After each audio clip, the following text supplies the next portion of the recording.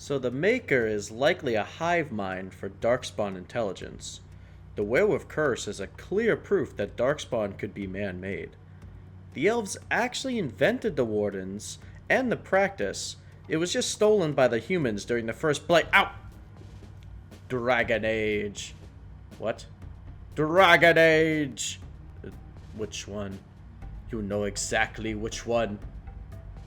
But that game has like 5 maps and no RPG elements. You know it's more complicated than that. You were there from the beginning. Now say the line. Welcome to the world of Dragon Age. I hope you enjoyed that, as that was about 90% of my creativity. Dragon Age 2 is a sprawling game.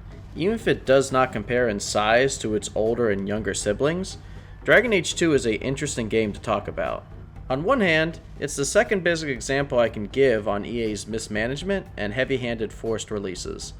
On the other hand, it's an impressive example of what the writers can do with a less is more mentality. Dragon Age 2 isn't just a rushed mess. Certain points of this game are well developed and possess good depth. The characters in this game, for the most part, are enjoyable and some of the most popular characters in the franchise. I started these videos 3 years ago because I noticed things in this franchise that a lot of people missed. And last year, I did a full analysis of Awakening, and it was my favorite video to date. I'm making this to challenge myself, but I'm also hoping I can give new depth to Dragon Age fans, both new and old. I'm writing this part first, so I don't know how long it will be, but I will timestamp as many sections as there will be in this video. I'm a huge fan of this game, so I'm not just going to dunk on it, but I will be fair when there's clunk or just frustrating points. I'm going to talk about everything, but I do just want to preface my love for this series as well as 2 before I go on. Alright, with all the preamble done, let's dive in, shall we? If you couldn't tell from my terrible skit, Dragon Age 2 starts with our narrator and companion Varric being carried off and interrogated by Seeker Cassandra of the Chantry. Varric half obliges by thrusting us into a tutorial. I like the scene for 2 reasons. One, and most obvious, it's over the top and shows Varric as an unreliable narrator, giving nerds like me what is called copium, for lore inconsistencies and the new faster paced combat. Less obvious is that we get a feel for how our selected class plays with. The tutorial giving us a late game array of skills to play around with. I love when games give this, though it's hard to transition seeing these powerful characters before switching to a weaker one, but the knowledge it provides to players is top tier. After Cassandra tells Varric to stop his bullshit so we can begin, we get a proper Dragon Age storybook animation and create our character. This is Hawke, a mage and apostate from the Circle. Hawke herself doesn't hate the Circle, but absolutely wants changes and doesn't really believe in giving the Circle a chance until it does change. Given that she's had to be both an apostate and the head of the home for some time, she's developed a no-nonsense leadership style, and keeps most people at a weapons distance. As cold as she may sound, she still has a good moral compass and will kill for her family and friends when it comes to it. Also, I chose FemHawk because I like the voice actress more, and you actually get good customization rather than Male Hawk, who really only looks good in his OG form.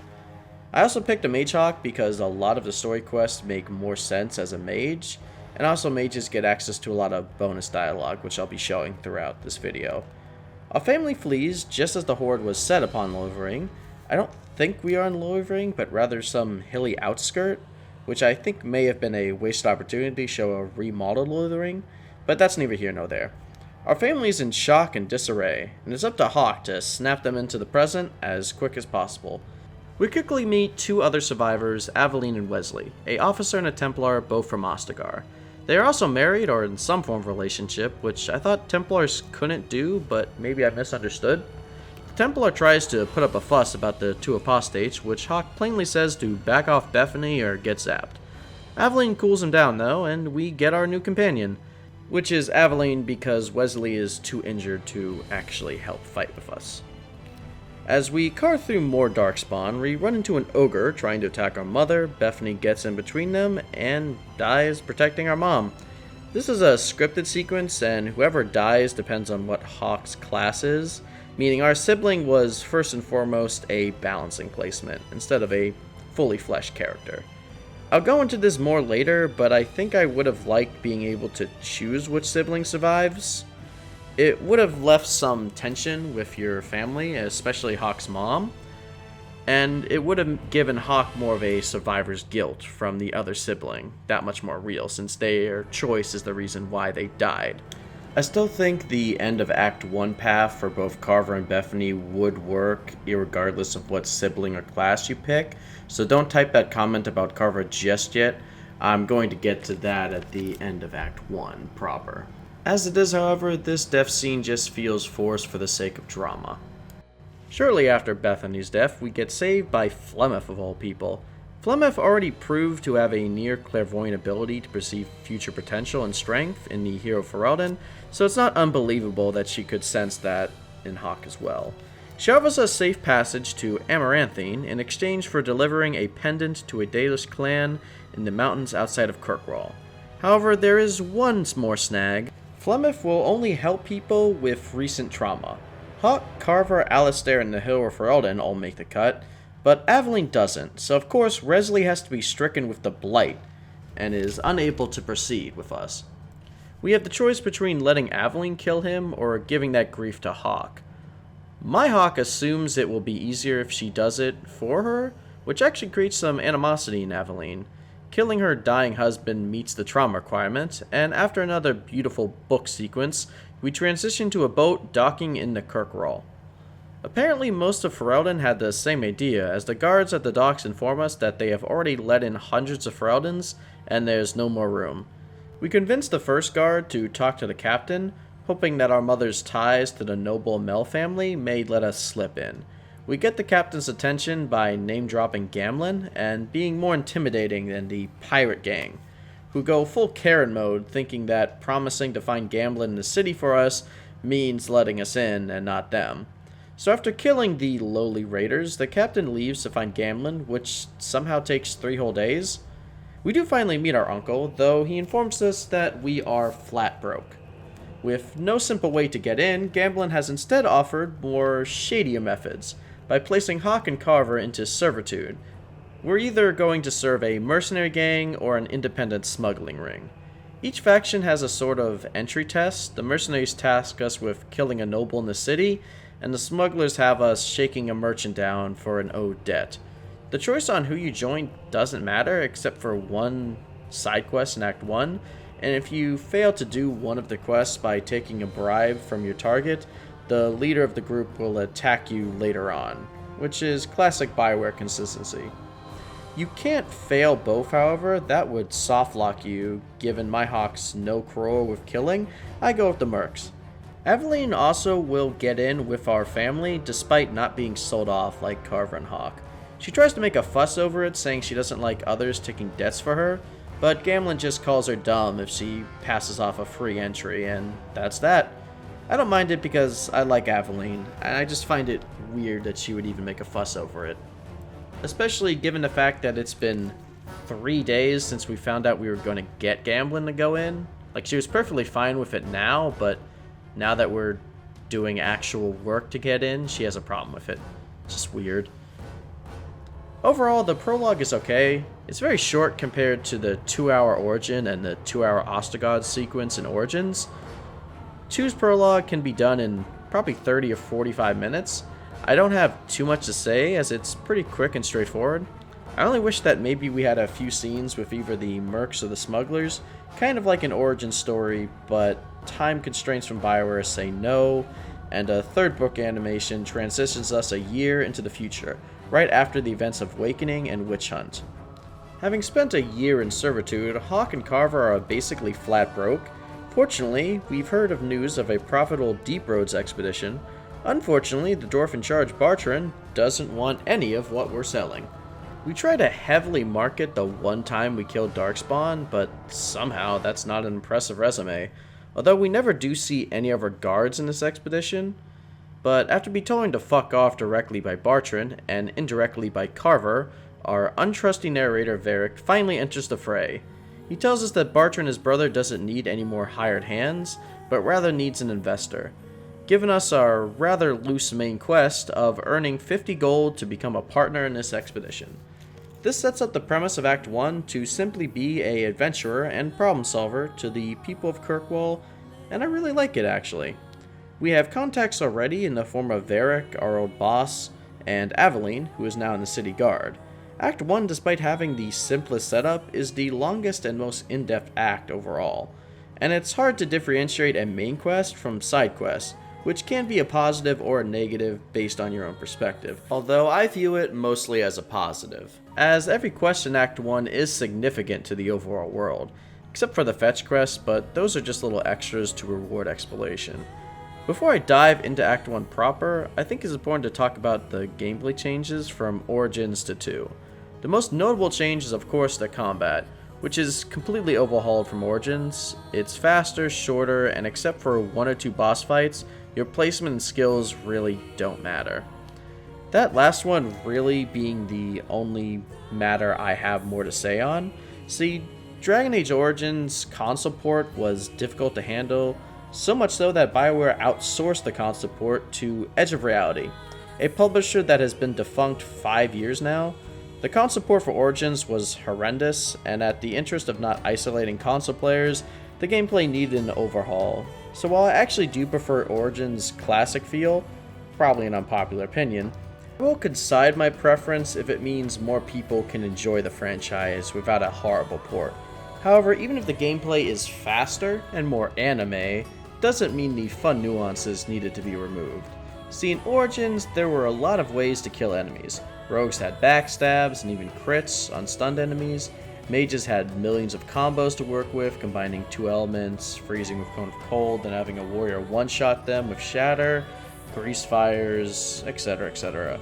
In 2, that's all gone, leaving the party's only focus to do damage, which means your party comp really doesn't matter that much. You probably still want a healer and a rogue to open locked chests and disarm traps, but that's as detailed as party comp gets into. The lack of combos and focus on raw damage essentially breaks down the classes like so. Warriors have a huge quality of life, as everything good about them stayed the same, but in addition, the faster combat means warriors do similar damage to rogues while being tankier.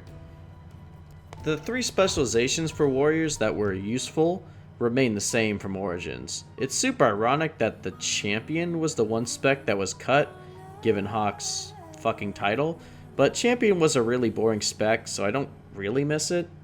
At rework for warriors, rogues basically play the same, except for the nerf to stealth and removal of passive backstab.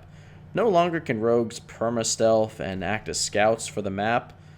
Rogues do have a similar concept to backstab in terms of they do more damage if an enemy isn't targeting them, but this damage is very minor as opposed to when a rogue got a backstab damage in Origins.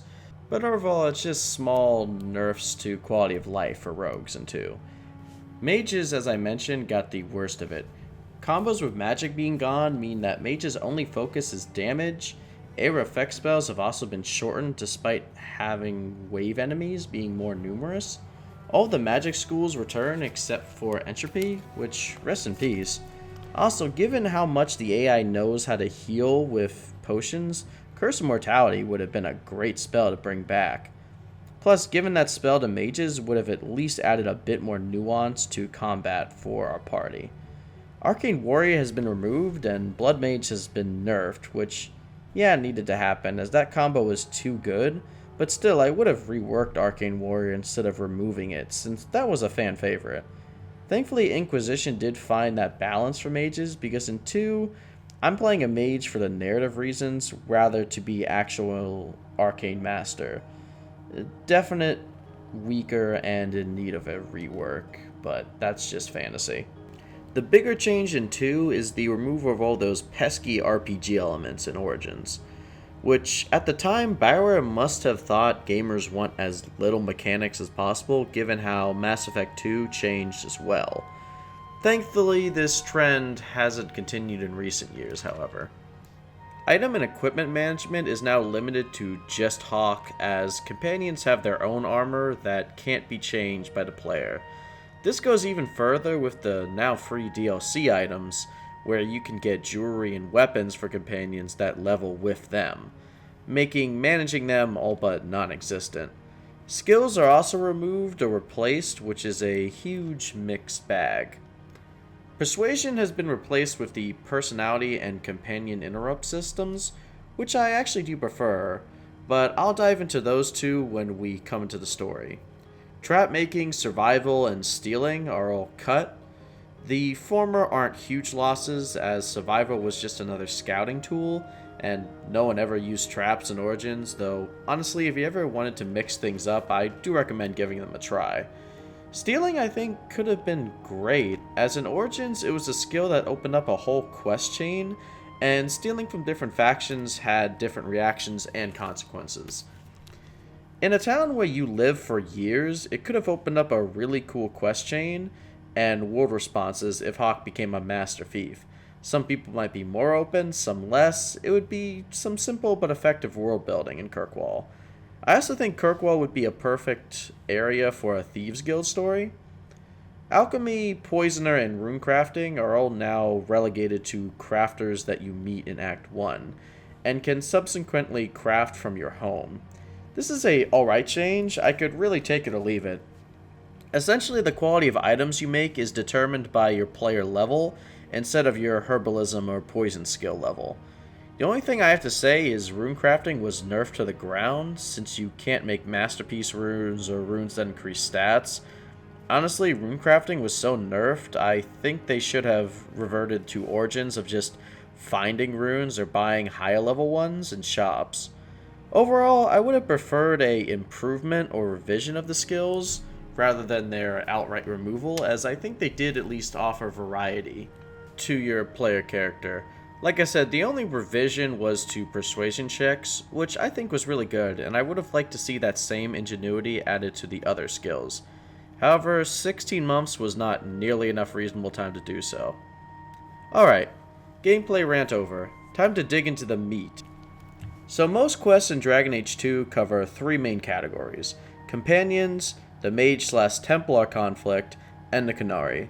There are a few notable standouts from this, which I'll throw into the companion segment, but since we can start in any order, I'll start with the companions, since they are the biggest highlight in this game. So, Varric is someone who really needs no introduction if you are at all familiar with Dragon Age prior to this video. We get Varric and Carver right at the start, and while Varric doesn't have a quest about him in this act, he is our contact for most of the quests we do receive. So he does bear mention here, though this is the only time I'll talk about him till my later segments. Aveline is the first suggestion we get right as we end our meeting with Varric and our siblings. The biggest tip we actually get from Carver is to see if Aveline has any paying work.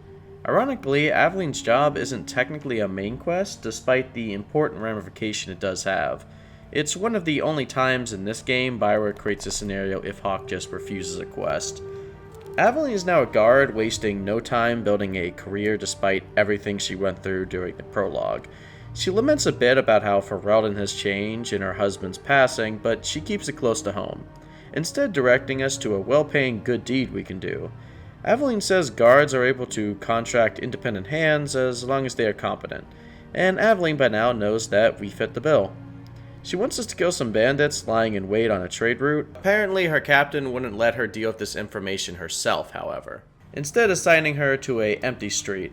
She decides that going over his head and showing initiative is the best call, which we will talk about later, but killing bandits and getting paid sounds like a nice afternoon to my Hawk. So we head to the road with Aveline, clear out the bandits who weren't expecting arm resistance, and go back to get paid. Only there is no pay. Unsurprisingly, the captain isn't thrilled that a guard disobeyed orders, but his reaction can't even be described as within the norm because he threatens to arrest Hawk, even though all she did was kill criminals. Smelling something's up, Hawk and Aveline talk to the guard who was assigned to the bandit road, and turns out it was a single guard who was told by the captain the road should be clear before Hawk and Aveline went there. More suspicious is she was carrying a satchel of sorts that had orders for guard outposts, but was way heavier than a satchel should be if it's just carrying orders. Following the guard who now has the satchel leads us to a bandit ambush in Lowtown. After saving Donick and witnessing a rather awkward stare between him and Aveline, we find out the satchel contains city records that were going to be given to the city's thieves guild, the Coterie. And Donick was likely going to be killed by getting caught in the middle. Confronted Captain reveals he's been doing this for months to pay off gambling debts.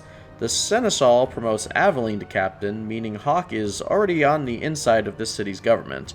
This promotion was so critical that even if we never start this quest, Aveline will find the evidence on her own to become Captain. But as is, we helped Aveline find her place, and now she's free to patrol with Hawk whenever Hawk wants to bash criminals.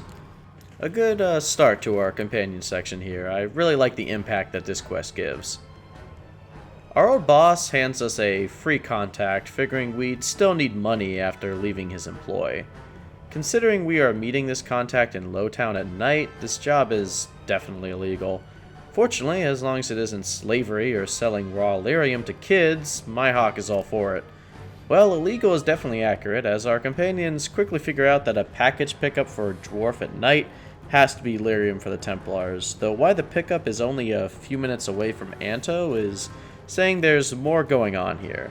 Well, the house where the lyrium was turns out to be empty, and we are ambushed when we exit, but not by guards, Templars, or bandits, but Tevinter slavers.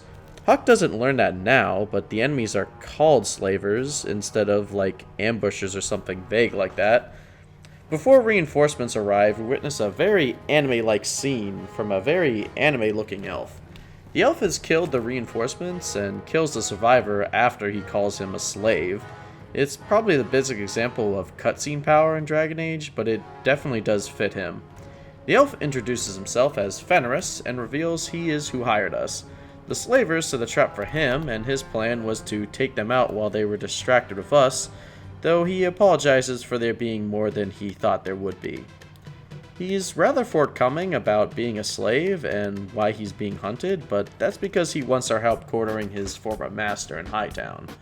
Hawk's willing to make one less slaver in the world, so she brings Fenris to the manor, where the place soon becomes a death trap, filled with nothing but demons.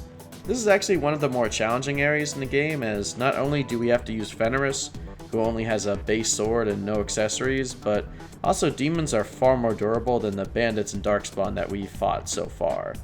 Unfortunately, after a long battle, we have no sign or trail of Fenris' master.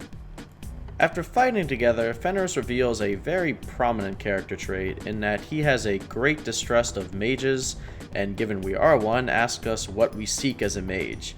We tell him we seek nothing out of our magic, as it's really just the hand she was dealt. Carver actually speaks out to defend us here, which is a nice vulnerable moment too. Fenris isn't completely unreasonable when it comes to mages. He does know they can do good, but his experience with the power-hungry mages of Tevinter has him very convinced of the dangers, and it tends to be all he really sees when he interacts with mages. Still, he's grateful for all our help and offers his sword arm in Hawk's adventures, and I plan on having him replace Carver down the line, mostly because I love Gideon Emery's voice.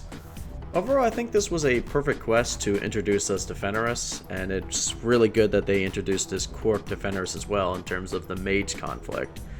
I also like the challenge here, though on Nightmare difficulty, this quest is just complete bullshit.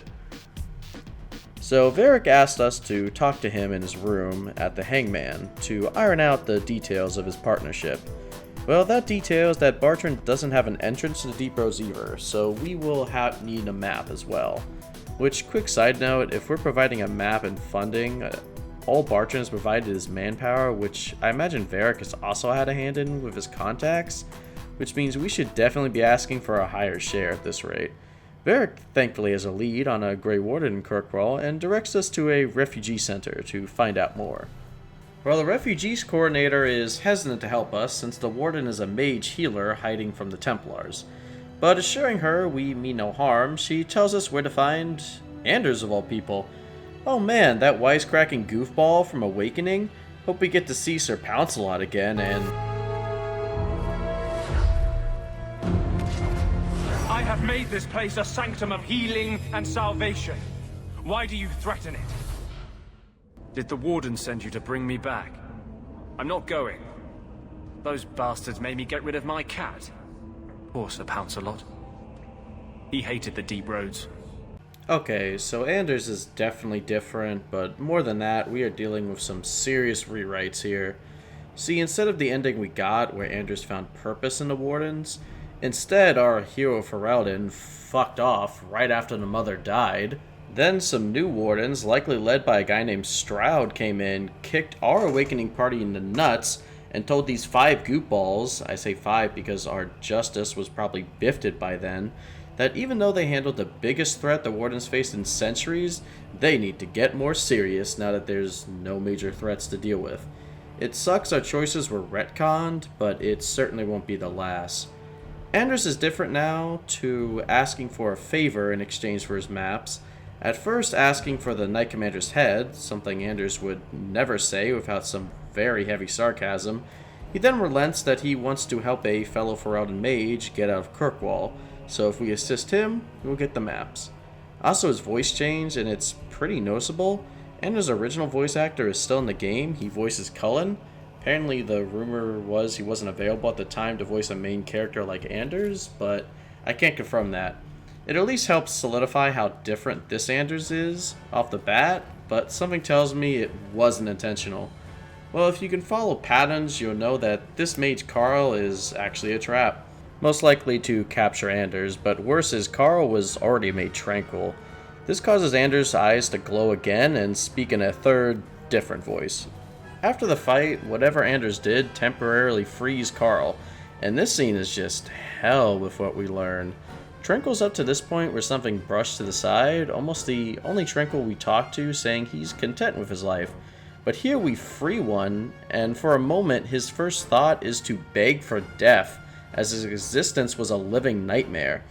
This is a part that always sticks with me when I think of Mages vs. Templars choices, and is made even worse when we find out in Inquisition that tranquility is 100% curable, and the Chantry knew this the whole time. Let me tell you, I was pissed at that revelation, but Hawke and Anders don't know this, so we are forced to kill Carl, then return to Anders' clinic.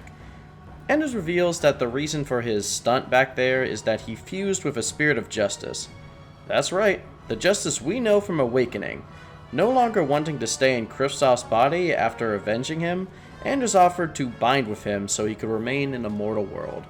However, a spirit doing this to a living host is not a simple possession, but rather the two melded into one new being, which is the Anders we see today. Sometimes old Anders pops out and sometimes Justice pops out, but usually it's this new being whose focus becomes freeing all mages and bringing vengeance on the Templars, as Anders' hatred corrupted Justice's views. Remember, in Awakening, where Anders didn't want the circle disbanded, just reformed? Well, this new Anders would call him a slave. Fortunately, new Anders' preoccupation with mages is accompanied by the fact it's the main plot of this game, so obviously Anders plays a big role. I won't be bringing him much since my Hawk is built too similar to him, which, god damn it, I said that in my Awakening video too. Look, mages in Dragon Age have too much lore to pass up. Ask my friends, I'm a warrior player in real life, but I'll be covering Anders like the others later on. So the next time we go to the Hanged Man after recruiting Anders, no idea why that's the trigger, we will see a scene where a rather unique woman 3v1s a group of thugs who failed a job they were on. Hawke, sensing a strong air of confidence in the otherwise dingy bar, sees what her deal is, and she's one of the few characters who addresses our gender, telling Hawke to keep her wits about her in a bar filled with rather scummy men.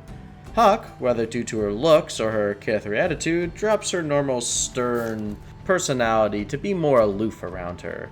She introduces herself as Isabella, a former pirate captain before she lost her ship. She seems to be in trouble with a crime organization from Antiva and challenged a lieutenant to end the feud between the two. Seeing as how this is the first woman besides Aveline who is self-made and confident that Hawke has met, since moving to Kirkwall anyway, Hawke agrees to watch her back. Well, of course, like everything else, this is an ambush. Carving our way through the raiders, we corner the lieutenant and quickly put an end to Isabella's current troubles. She tells us the real reason the raiders are after her is because she freed some slaves that the raiders were secretly trying to get her to transport. Combined with a relic she lost during the shipwreck, she's in debt deep to Castillon, the head raider. She's hoping that if she can at least find the relic for him, she can end the feud, so Hawke promises to help her out when she needs it, and Isabella rather flirtily offers the same. Isabella is probably my favorite out of the stellar cast so far, so she can have a bit more growth than the others, which we will cover later. I keep saying that. Her humor also gives us a bit of brevity at times, so I'll be bringing her around a lot. The only other matter I can bring up about this quest is its trigger. There isn't many reasons after Andrew's quest to go to the Hanged Man. In fact, there's only 2 side quests. One is Varric, and the other is turning in bounties for gang members in Lowtown. So Isabella is the easiest party member to miss, because at least we get a letter to start Fenris' quest. Definitely should have had a letter from Varric or our old boss to indicate this one. So Hawke still has that amulet given by Flemeth, and now ending her servitude from the Merc, she now has the time to go and do that. Not wanting to be cursed or confronted by the Dragon Witch, Hawke figures she might as well get around to it, so arrive at the Dalish encampment in the mountains outside of Kirkwall. And despite a cold reception, which is tradition for the Dalish to give to people without pointy ears, we are granted an audience with the Keeper, and it's here some Origin players will realize that this is the Dalish clan of the hero Ferelden. The Keeper will greet us, tell us that we are unfortunately only halfway done, as we need to bring the amulet to the top of the mountain and perform a rite. Don't worry though, our first will help with that. Great, perfect. Oh, also take her back to Kirkwall when you're done. Wait, what? Are we doing a marriage ritual right now? The Keeper is really vague as to why we have to take her, but maybe the first can give us more of an explanation. Well, no, she doesn't really tell us why, but this adorably socially awkward elf seems harmless enough, and since she's going to help us complete our promise, I suppose it's not any trouble to take her back to Kirkwall. So this is Merril, and she's a bit nervous to really talk about herself, so Hawke rather bluntly insists we get this job over with. As we progress up the mountain, we get bits and pieces of Merril's deal. She's a mage, and she has a fondness of the old magics of her people, which is the first topic we can explore that actually gets her talking with interest. As we go up further, a Dalish scout just has to tell us and Merril to fuck off, creating an awkward scene which gives us a hint as to why she wants to leave for Kirkwall. She apologizes for how cold everyone in her clan is being, but given past encounters with Dalish, her clan is being relatively warm, so far a pleasant flight up the mountain. Oh, there's a barrier. Well, I guess we better find a way past that. Wait, what are you doing?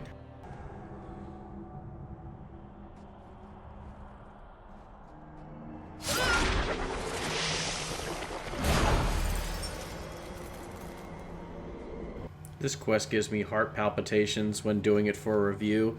So to add more twists, Merril is a blood mage, summoning a demon to clear the barrier, and again, despite Hawke knowing what she's doing, we can't press any further and fight our way to complete the ritual. The ritual reveals that the amulet contained Flemeth herself, or as she puts it, a fragment of her, revealing her fate even if the hero Ferelden kills her, which she even references that she figured it would happen, knowing Morgan. She analyzes one or two of our companions in this case, Isabella and Merril, displaying some level of clairvoyance before warning Hawke of the changes coming to the world. Very similar to Morgan's warning to the hero Ferelden. Hearing this again brings me back to a simpler time in Dragon Age where we were still theorizing what Flemeth was and her significance in Dragon Age's world. Sadly, Flemeth's arc has long been over, and while yes, making her the surviving god makes sense I guess, it wasn't the most interesting that it could have been. Flemeth flies off, and Merril says farewell to her clan as Hawke heads back to the city. We get Merril placed in the air lineage, and while it's worse than she thought, we at least promise to visit, fully completing our party for this chapter. While our sibling joins us right away, they do still have a quest for us. When we first enter Gamlen's home, we can witness our mother and Gamlen arguing over the Amel's will. Our mother is still trying to understand how the family left her nothing, and wants to finally see the will. Gamlen says the will is locked up in the vault of the estate, and couldn't retrieve it when he sold the house. Well, Carver and Hawke don't trust anything out of Gamlen's mouth, and find a secret passage into the Amel vault, which is now occupied by Tevinter slavers. Gamlin apparently sold it to just the first person that made the offer. While killing slavers for a second time, we clear the basement and loot the vault of its riches and the will. It turns out the Amels forgave our mother and left the estate and fortune to Leandra. Our mother is just relieved that her family forgave her, but Hawke and Carver want what's rightfully theirs. Leandra begins petitioning the Viscount with this new will, while Gamlin just sort of sods off. However, this situation is more gray than it originally comes across. Gamlin did get a raw deal, being left nothing in the will despite taking care of his parents on their deathbed. He still should have at least kept the estate. He's absolutely in the wrong for that, but I can't blame him for trying to use the money left. Honestly, if Gamlin just wrote to Leandra what happened, I imagine she may have just let Gamlin have the inheritance, or most of it. While exploring the basement vault, we can find a gift depending on our surviving sibling. Bethany just receives a portrait of Mother before she married, and laments what her life may have been like as a noble. Carver's is far more interesting and much more in-depth. We find some documents written between Tobias and our father, Malcolm Hawke. Well, we can find Tobias in the gallows, who tells us these were letters between a Templar and Malcolm. Apparently this Templar trusted Malcolm enough to let him leave Kirkwall with Leandra, and Hawke had some letters thanking this Templar. While retrieving this letter, we find out his family name was Carver. Malcolm named Carver from the Templar who helped him to honor his duty and kindness. See, Carver always felt in the shadow of Hawke and Bethany since the family always had to remain undetected for fear of the Templars. Carver also not being a mage meant that our father spent most of his time with us and Bethany, feeling left out and a bit neglected from his father. These letters give Carver some comfort, but also pride and a legacy, which feels like a far more satisfying quest than just giving Bethany a portrait. Given the sibling story ends around the end of Act 1, in several ways at least, it's better to give a quick evaluation of them now, as the remainder of their arc will be a small part later in the act. I'll cover both since I did 2 playthroughs, but I have far more to say on Carver. Bethany is someone who is very easy for us to like. She's very affectionate, kind, and protective.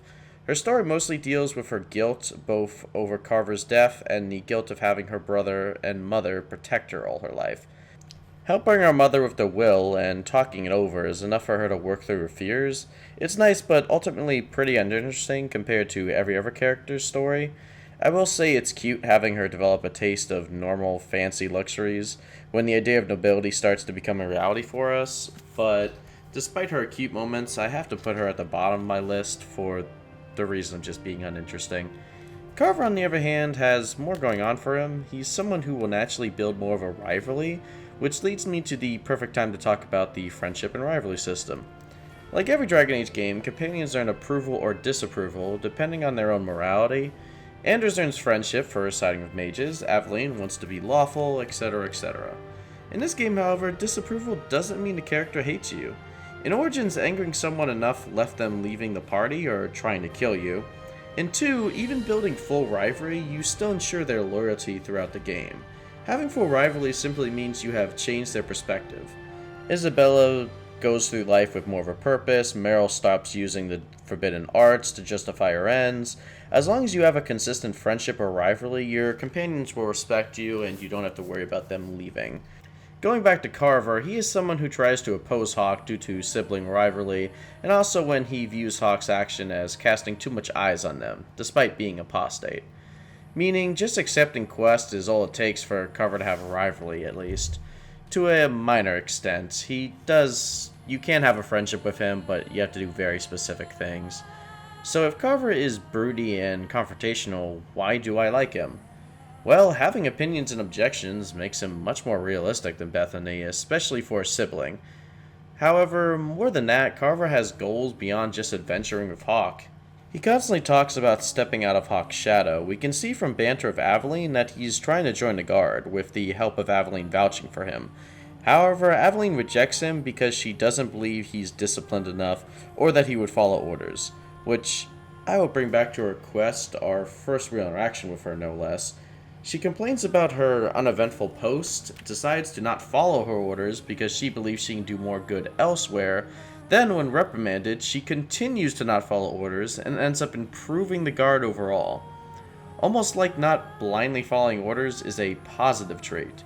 Plus, Carver is a good fighter who, as she points out, has served in the army and has a better head on his shoulders than some of Aveline's guards, who take bribes and sexually assault elven women, just to name a few.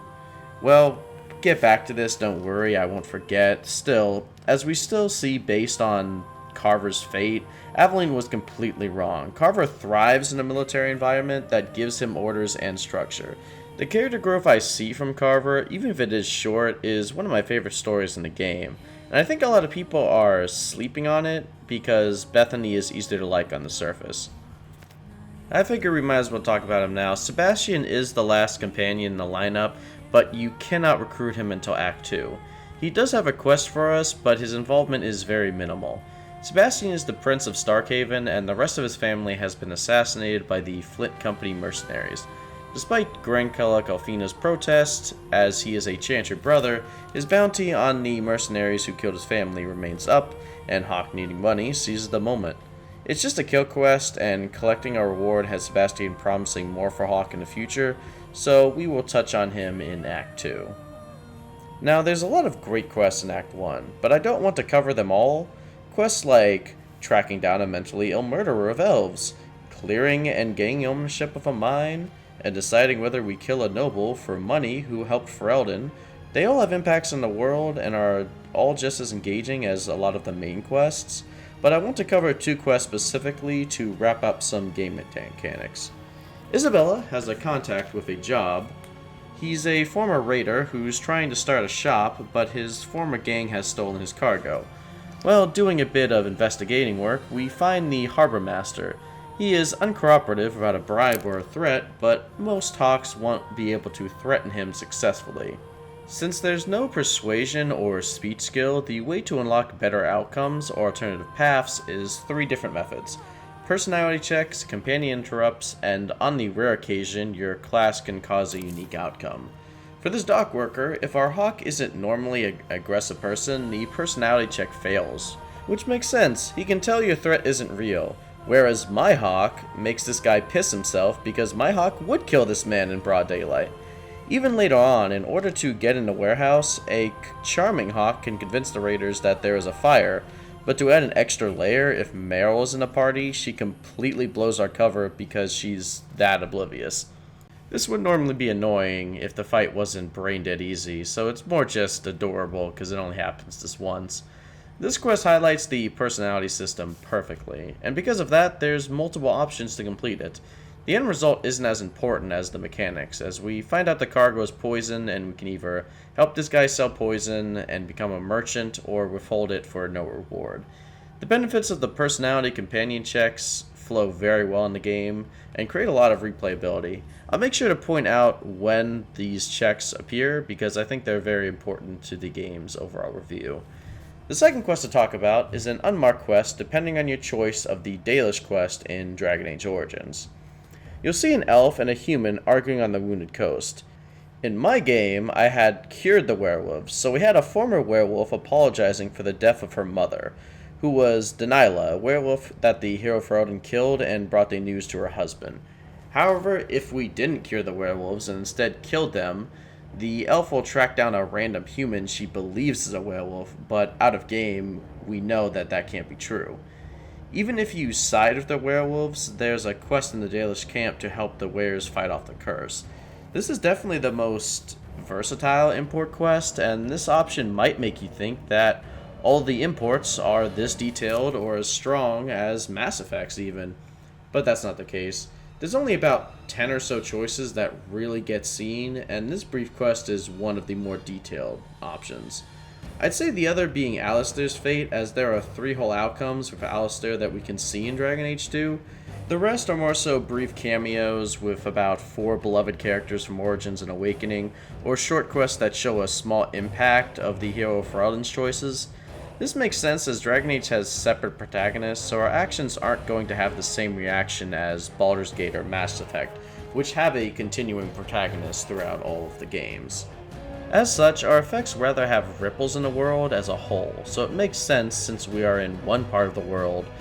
In fact, sometimes the cameos feel a bit contrived, like why would a fleeing nephew of Harrowmont come to Kirkwall of all places?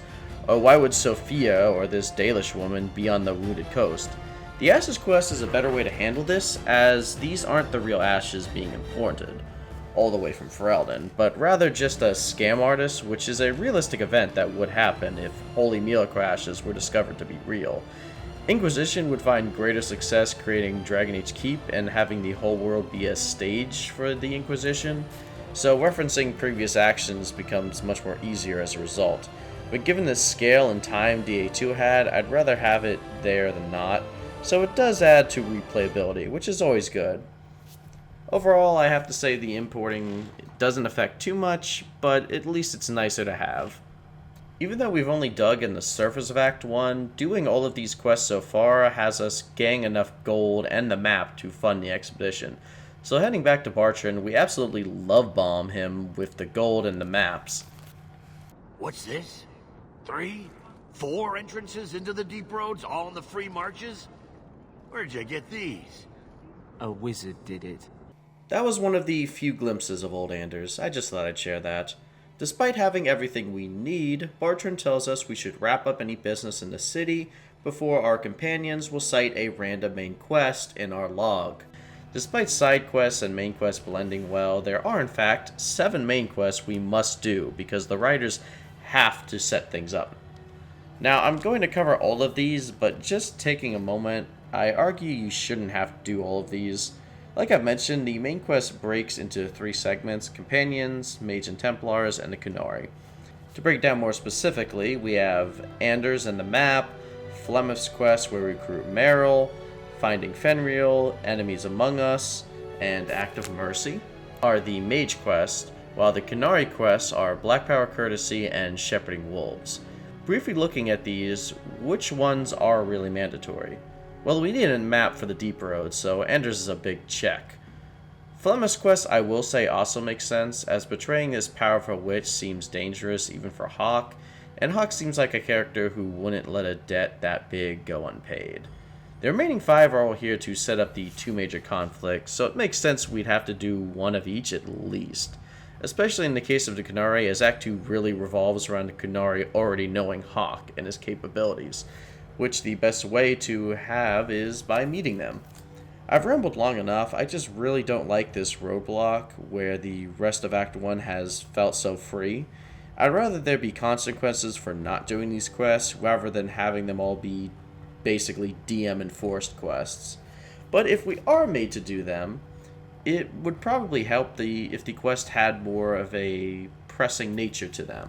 For example, make the Templar quest start by hearing rumors about Templars going missing and coming back more violent. Either being a mage ourselves or wanting to protect our mage sister, it would make sense we would want to put a stop to this overly aggressive Templar. For Black Proud of Promise, we could have Gervais do us a favor when we were working for the smugglers or mercs, and now he wants our help or to pay up. Wanting to save our money for the expedition, we help him naturally. At least these quests are fun, despite being mandatory fun, with flimsy reasoning for being enforced, but either way, I will still go over them, and I have complained long enough for now. While visiting Merril at the Air Lineage, we come across an elven woman and a Templar, who tells her to turn her son in for his own safety. Asking her what's wrong, she tells us her mage son is missing. She also gives us some info on Dalish perspectives, as she reveals that she was from the Dalish camp, but she went into Kirkwall years ago and had relations with a human merchant, where she became pregnant. Well, the merchant didn't want to raise an elven son out of racism, and the Dalish wouldn't accept her son for his human blood. Man, the Dalish are all about preservation of elven history, culture, and people. Unless you're a half Dalish, city elf, or Tevinter slave, then you can just go fuck yourself, as we only see pure-blooded Welsh Dales as our people. The game really makes it hard to like the Dalish, as for every clan of good-natured elves, we have an opposing clan engaging in hateful or gatekeeping practices among their own people. Moving on, knowing the fear being a mage in Kirkwall brings, Hawke agrees to find Fenris for her, and she suggests talking to either the Templar she just spoke to, or his father who just recently set up shop in Lowtown. You can only get something out of the father if you are a mage or you bring Bethany, otherwise he'll shut down. Going to Thrask has us taking a ship to the Gallows, the area we entered when we first came to Kirkwall, and home to the Circle Tower of Kirkwall. Of course, they keep the mages where slaves used to be kept, and unlike Forgotten Circle, visitors are forbidden, except on the outside. Fenris will have a scene when we first bring him here, commenting on the benefits of the Circle of Magi versus the Templars' Free Mage Society. It's a good chance to challenge or agree to Set Hawk's viewpoint, as well as earn some friendship or rivalry with Fenris. Approaching Thrask, he is quite a chatty Cathy actually, talking about how he's probably just a young boy scared of the Circle and how he wants to help him all before remembering he's a Templar and clams back up. We turn to Aveline and ask if a missing person in the city isn't also a guardsman concern, and Aveline agrees that yes it is, and sympathizes with Thrask that the Templars must be overworked. Because of Aveline's authority, Thrask relents that his best bet is that a lot of runaway mages go to a former Templar in Lowtown. He's a bit tight-lipped about why he's a former Templar, though. Well, the only peaceful NPC among all the violent ones is Samson, who, if you've played Inquisition, you'll know as a Giga Chad drug addict, but in this game he really is only a regular drug addict. Having to be forced out of the Templars for getting addicted to delirium, he now helps mages who pay to get out of Kirkwall to feed his own addiction. Merril didn't have money to pay, so he directed him to some pirates who sometimes ship mages out. While the pirates attack us on sight, and exploring the warehouse, we find a mage woman being tied up by pirates before becoming an abomination. Demons in Kirkwall seem to have some kind of 7-gig connection to distressed mages, killing everyone in the warehouse because I think the abomination mind controls the pirates. We find 2 letters. One saying Fenris was given to a slaver in Darktown, and the other letter is from the mage woman who is revealed to be Thrask's daughter. Taking the letter to him, he confirms he helped his daughter escape the Circle and thanks us for bringing this news to him. We can either be decent human beings and keep his secret, or we can blackmail him by threatening to tell the Order he helped a mage. If we want to be assholes, which causes rivalry from basically everyone in our party, as it's one of the few very cruel decisions in this game. Since we know one person who enjoys killing slavers more than Hawk, we decide to play bad cop, worst cop on this grime in our city. Make him talk. I can do that.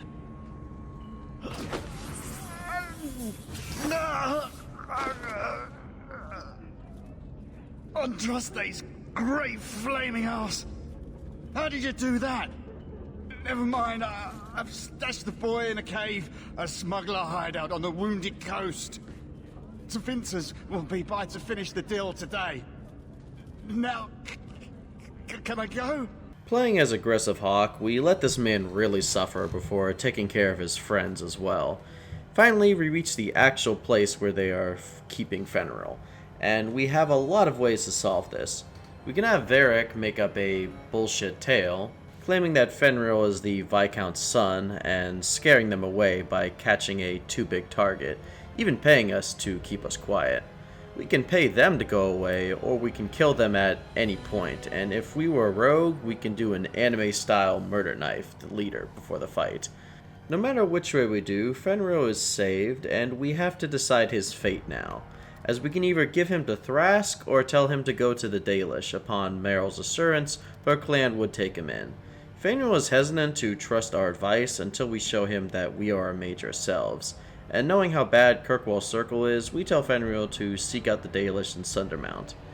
Reporting back to his mother, she thanks us for finding his son, and while she preferred he was safe at the Circle, at least she knows he's okay, and she pays us.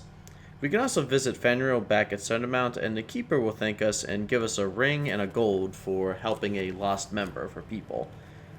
After finishing Wayward Son, we get an unnamed letter asking to meet near the Wounded Coast, as they are hoping we will show kindness like we did with Fenris. Well, it turns out Thrask is back at it trying to help mages, this time hoping we can convince a group of mages to surrender peacefully or help them escape, as there's a particularly violent Templar on the search for them. Well, what seems like a negotiation mission really isn't, as every mage we meet immediately summons undead to kill us, with only one mage being willing to surrender and flee without any convincing from us. I guess he's the only one that's actually that scared over this situation. Meeting the leader of these mages, a particularly bummy-looking individual, he immediately attacks us because a dwarf, a mage, and a guard are definitely Templars in his eyes. Well, unfortunately, Hawk is just built different and easily puts him down, where his girlfriend immediately lays into us for killing her boyfriend. She lays into us for being a self-hating mage, which her stupidity is not helping her case since her boyfriend was almost feral when he attacked us first. Fortunately, Hawk has pity on these fools, and he's going to have Varric do what he does best and spin a wild story to this violent Templar about how Hawk is with the Ferelden Circle and we took care of the mages, while the boss mage left for the coast already. If we are a charming Hawk, we can even spin a lie ourselves. Grace thanks us before heading out, and thus we finish a nice and short quest. Really, the only two options here are turning the mages into the Templar, or we help them escape, and no matter what we do, they end up getting captured by the end of Act 2, either way. While exploring Hightown, we meet a frantic woman trying to find her brother. Her brother is a Templar, and apparently the Order won't tell her anything. Being all but professional detectives now, we agree to help find him to save up enough money to buy that shiny 48 gold ring in the Black Emporium. This starts the quest. Well, hang on. We talked to his crew, who tells us that people are disappearing except for one, but he was acting sus. Moving on, we go to a meeting where he's being accused, but hang on. The sus guy is an imposter. Oh, god damn it.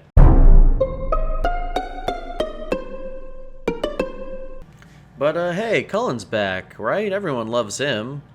So, fun fact, my first ever Origins playthrough, I saved the Circle and gave the Circle its independence, which according to the epilogue causes Cullen to snap, kill some apprentices, and flee, becoming some Dexter-level mage serial killer.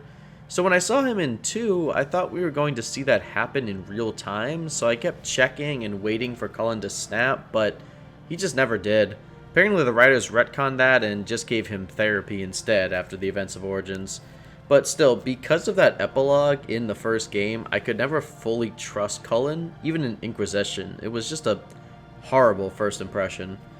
Cullen is now the second in command of the Kirkwall Circle, and was suspecting this Templar of working with mages, but could not have imagined that he was possessed, as up to this point, possession was only a concern for people who are mages.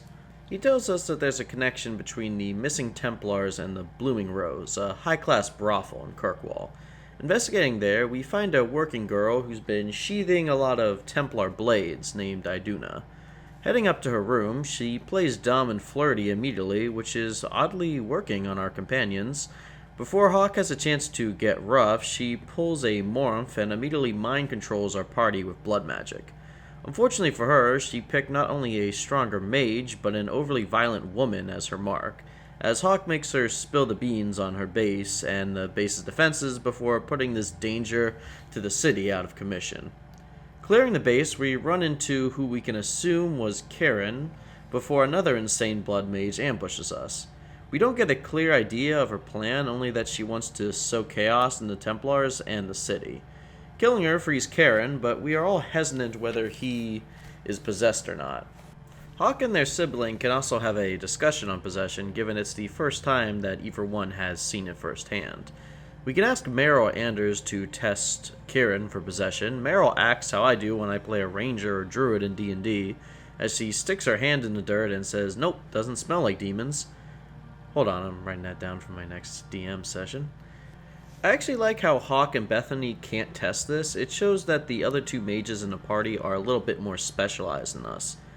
Going back to Cullen, Hawk bluntly tells Cullen about the possessed Templars and now dead blood mages. Cullen takes this opportunity to debate his anti-mage philosophy, using every trick other than mage slurs. Hawk, trying to keep her cool for once, just says Cullen is being way too harsh and using way too many generalizations for mages. Remembering Karen is still here, Cullen says he'll have to strip Karen of his rank until Hawk assures Cullen that Top people confirmed he isn't possessed. Cullen pays us, and we can call a wrap on Templar business. This mission sets up the Mage and Templar tension perfectly, and we can even get a conversation with Cullen where he goes into a bit more detail on his beliefs about the dangers of mages, and how far gone he is right now. We can have this conversation with him once the mission is over. While wandering around Hightown, we see a few bounty posters for a missing woman. Talking to her husband, he is absolutely foul, saying his wife is bound to him, and what a slut she is, and it's a wonder why the guards aren't taking him seriously.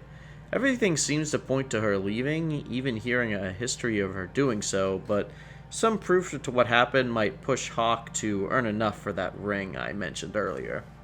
Talking to another working guy at the Blooming Rose, we found out a Templar of all people has been looking for Nanette. When we ask if she was a mage, he says no. Well, given all the problems Templars are having, Hawke figures she should look further into this. While saving him from getting bullied by some thugs in Darktown, he tells us that he suspects Nanette and a few other women have gone missing, which he believes they are all connected. He states that an older mage of the Circle was the first to disappear, which is what led a Templar to investigate all these disappearances in the first place. When we ask him why she thinks she was kidnapped and not just a runaway mage, he claims she was a loyal mage and had no reason to flee, which doesn't add up to everything else we've heard about the Circle so far. Every guard in Templar talks about how strict and radical Meredith has become over the last year or two. We see other examples of loyal mages turning to blood magic out of Meredith's harsh reactions. And wouldn't a previous loyal mage change her mind, considering all of this going on in the Circle right now? This is coupled with the fact that the game tells us Emmerich's notes are incoherent and rambly. It seemed to be setting up the subversion that Emmerich was another overly paranoid Templar, but no, his lead is 100% correct. As the foundry we find is just filled with demons, and we also find Nanette's severed hand. God, it was a really missed opportunity to narratively show how overzealous the Order is getting, but sadly the rambly old man is right, and we strengthen his resolve to care in the guards harder to investigate.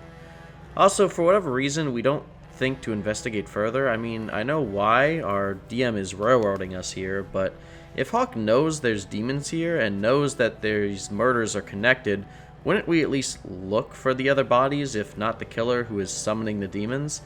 This isn't a main quest, but it does allude to a major quest down the line.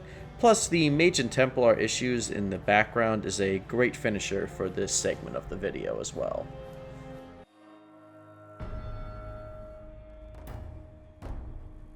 While traveling outside Kirkwall, we will eventually bump into a dwarf and his mercs attacked by spiders.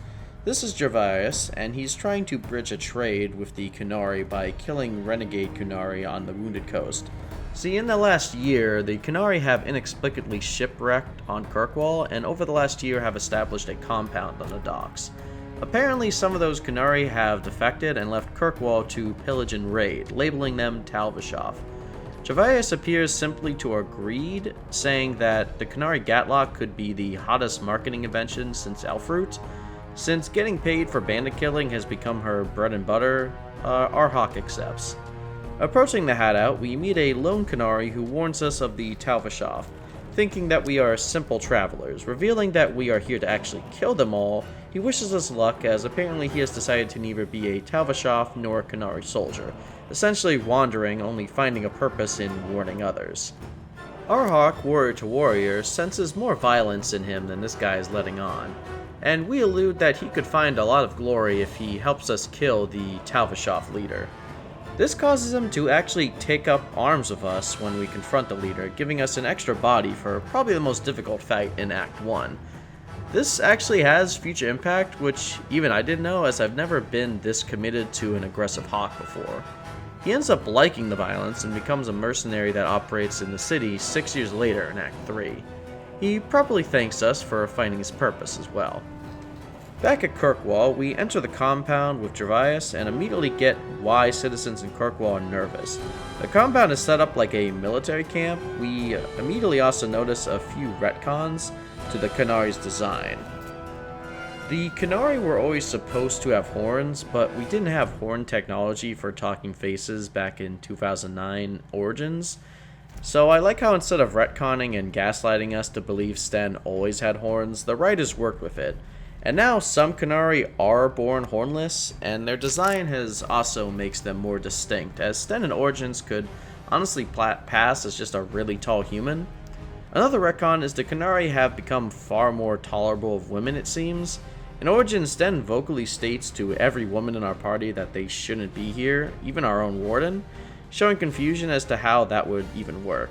Well, in 2 and Inquisition, while I believe women don't serve in the front lines, they still serve as spies, healers, and even command Qunari Black Ops.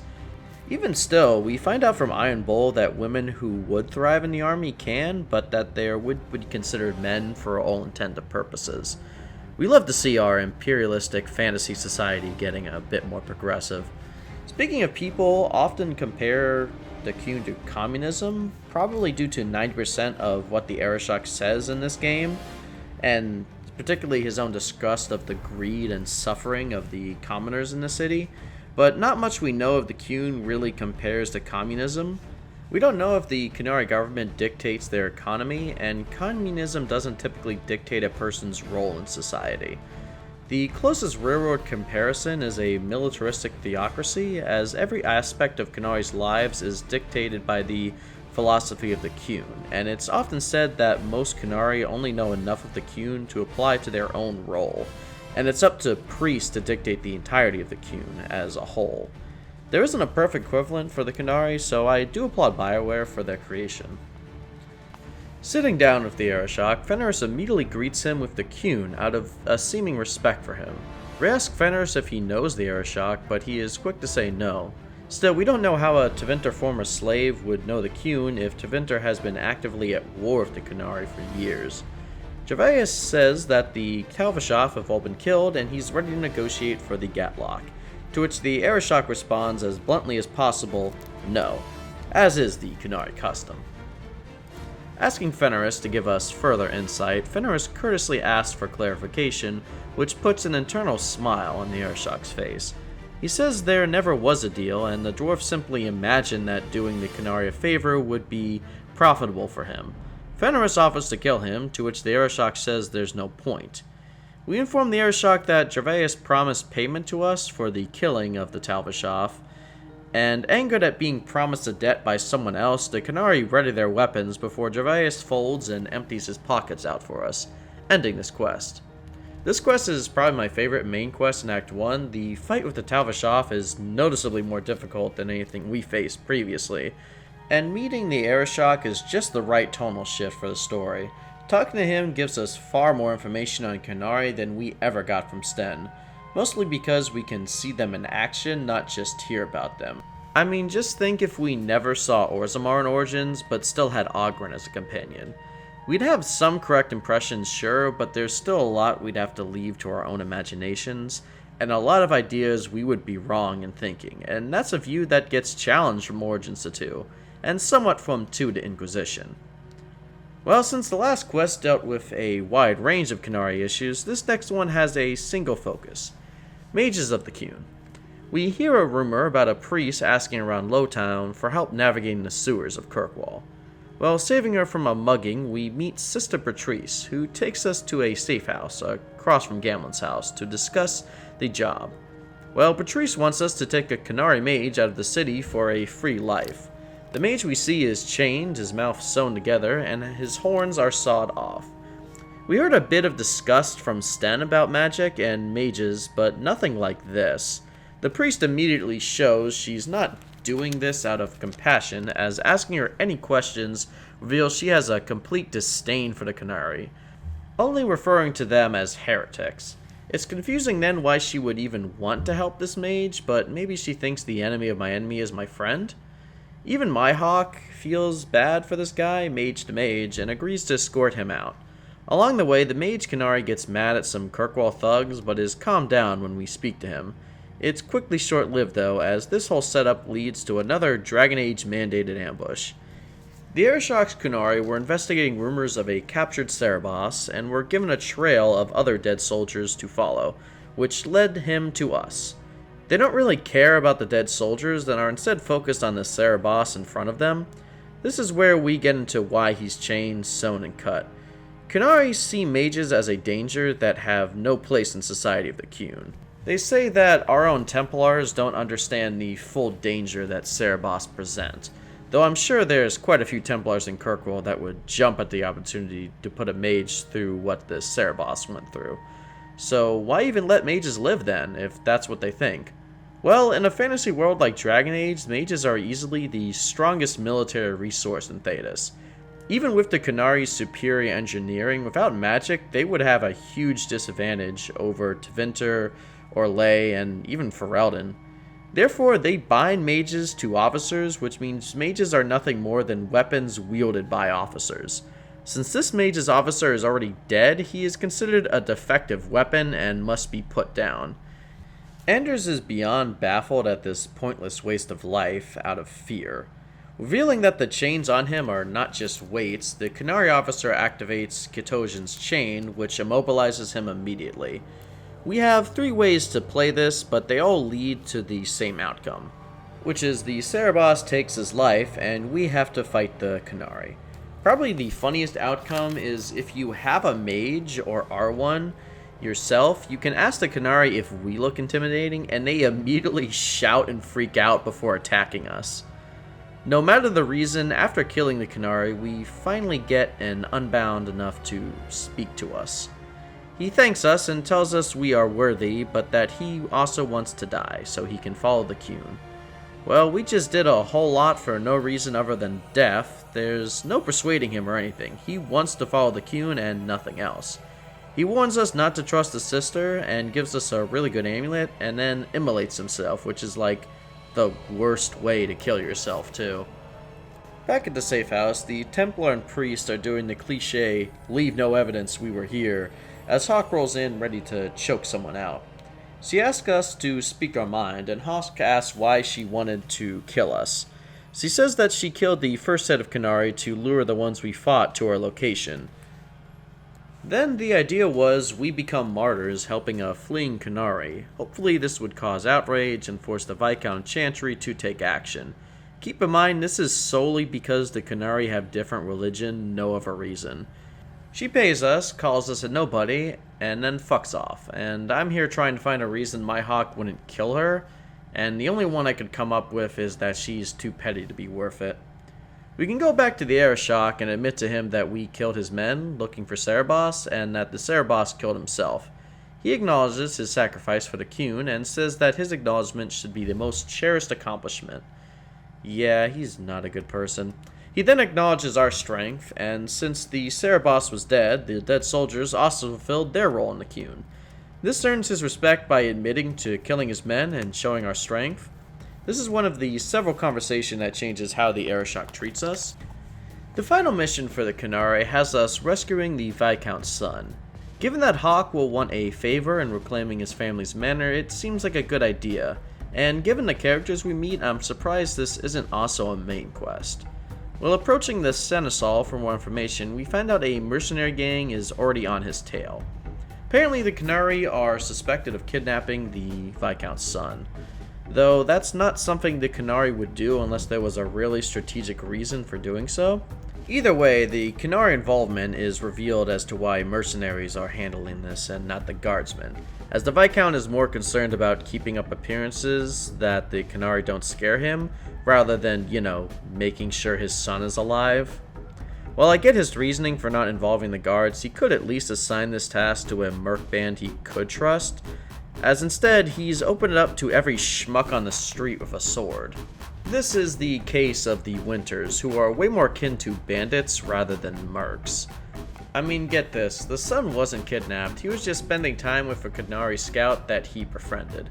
A professional merc band would walk up to him saying, "Hey, your father hired us to bring you home, we are here to do that, it's really important," maybe getting a bit pushy if he resisted.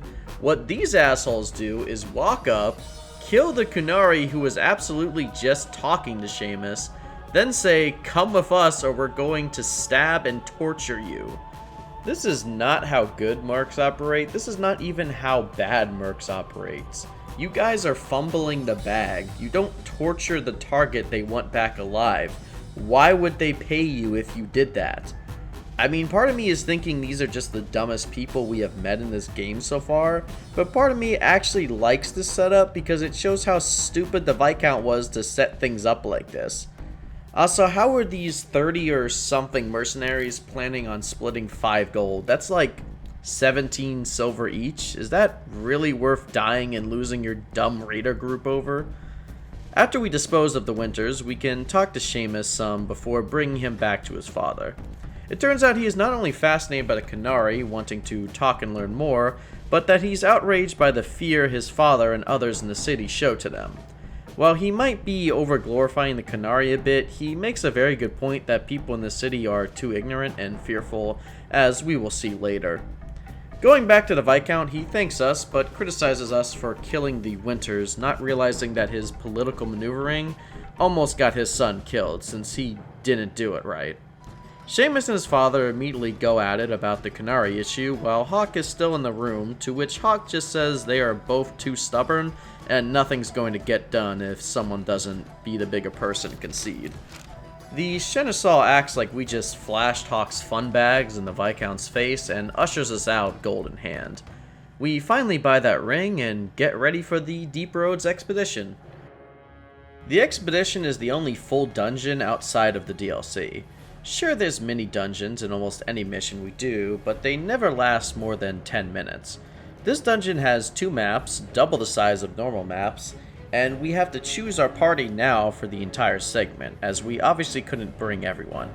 Our mother will plead with us to not take our sibling, but our sibling will always want to go. Bethany because she doesn't believe she can hide from the Templars for weeks, and Carver wants to prove himself and not be further in Hawk's shadow. Choosing whether to take them affects your sibling's outcome, and those of you who are more familiar with the game will know which path I'm choosing by taking Carver and Anders. Varric obviously has to come with, being Bartran's brother and all. We get a brief scene to remember that Varric is narrating all this to Cassandra as she summarizes all the companions we made. Listen here, Navarre, and I've been doing that for the last hour and 15 minutes. Once we arrive there, our objectives are clear. Considering the fact that us 4 are the only muscle, guess Bartran wanted to double dip muscle and investors, we have to carve through the Darkspawn to find another path, and we also have to find Badon's son Sandal. Right, Badon from Origins is back more or less, fulfilling the same role of being a merchant overshadowed by his overpowered son and the true god of this realm, Sandal. I mentioned earlier how Flemeth and a lot of other mysteries have been solved with Inquisition, which leaves Dragon Age 4 with surprisingly few left to solve. Mysteries are what make these worlds of fiction great. If we knew everything, there would be no intrigue left, and most YouTubers would go hungry. Thankfully, Sandal is one of those remaining mysteries. While I do hope he returns in Dreadwolf, I really hope we never fully solve what's going on with him, like he's revealed to be Fenrir's stepson or something, as he always finds himself in outlandish situations where the player character discovers him after an epic battle, revealing he's killed hundreds without even so much as a scratch on him. The Darkspawn are also in peak form, throwing emissaries, ogres that ambush us, and way more horde than we saw in the prologue. And to top it all off, we even have a dragon to fight at the end of the first segment. This really makes us feel like we are earning our keep at the end of this dungeon. Finding the path forward, we arrive at some ancient thaig. Bartran is amazed the rumors are true, and immediately begins summarizing that the runes aren't like any other thaig, nor do they have paragon statues, so these dwarves are either different or more ancient than recorded paragons. Badon thanks us for saving Sandal, even though Sandal saved himself, and promises to repay the debt he owes. Given his track record for repaying debts, we know that means enchantment and following us around. Deeper in, we find a statue made of pure lyrium, but not just any lyrium, red lyrium. Despite Anders' warnings, Hawk, Varric, and Bartran firmly grasp it with their hands, and Bartran, likely having the weakest willpower, is immediately affected by it, betraying us for the idol and locking us up in the thaig. Given what we learned about red lyrium, it appears that it can have different effects from blight disease at first, as it seems to amplify emotions in the earlier stages, but as we will see, eventually the end stages are the same as Blight Disease, as Barton eventually becomes very similar to Rucker the Mother, being obsessed with the music of the calling. With the only way to go being forward, we loot the rest of the Tig, fighting demons and these new creatures, rock wraiths. These are only ever seen in this section in Dragon Age 2, and no other game really touches on them. They are apparently dwarven spirits that feel dejected or separated from the rest and feed on nothing more than lyrium. These things are really cool, making rocks as weapons, and I wonder if they are rejected titans given their similarity to the Titan Guardian in Inquisition. It's definitely something for its own video, but to summarize, please include these things in Dragon Age 4. We meet an entity that seems to command these rock wraiths, and after a brief conversation, our mage hawk can sense that this is a hunger demon.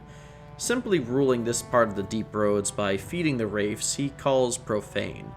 He offers us a deal to help us escape if we kill the guardian, but Hawk doesn't make deals with demons, and quickly dispatches the abomination. Interestingly, if you bring Merril, you can get a unique kill animation trivializing this fight.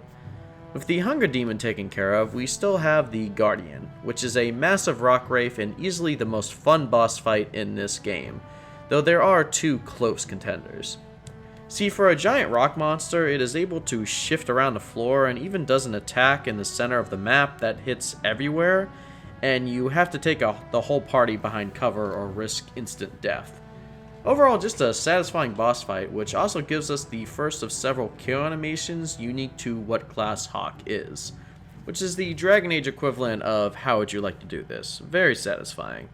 After that, we can loot the Guardian stash, earning us about 35 gold, meaning if you looted everything, you would already be close to making your 50 gold investment back. Oh right, also we find a key to leave, so we don't die. If we didn't kill that hunger demon earlier, it will ambush us here where we will have to kill it. Interestingly, our aggressive hawk could have immediately ended him, but I always kill them the first time around, because there's really no reason to trust him. The expedition in Act 1 is over, but that still leaves the fate of our sibling. If we took them with us after heading back to the surface, our sibling will collapse, revealing that they have blight poisoning, similar to Resley in the prologue. If Anders isn't with us, we will have to mercy kill our sibling in a rather anticlimactic manner. With Anders with us, he will reveal he stole the maps from Grey Wardens who were planning their own expedition from Kirkwall. Still having the Grey Warden's blight sense, Anders tracks down the expedition led by Stroud, the nutkicker I mentioned during Anders' introduction.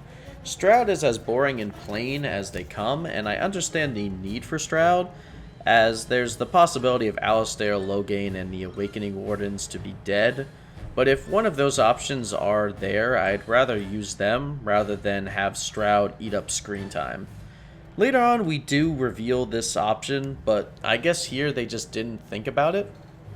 Regardless of my rant, we can convince Stroud with the help of Anders to accept Carver into the Wardens, and we will see the consequences of this down the line. If we didn't bring our sibling with us, they will either be forced into the Circle or join the Templars willingly to protect us, depending on who survives. We will get a letter based on the two surviving options with a general look at each.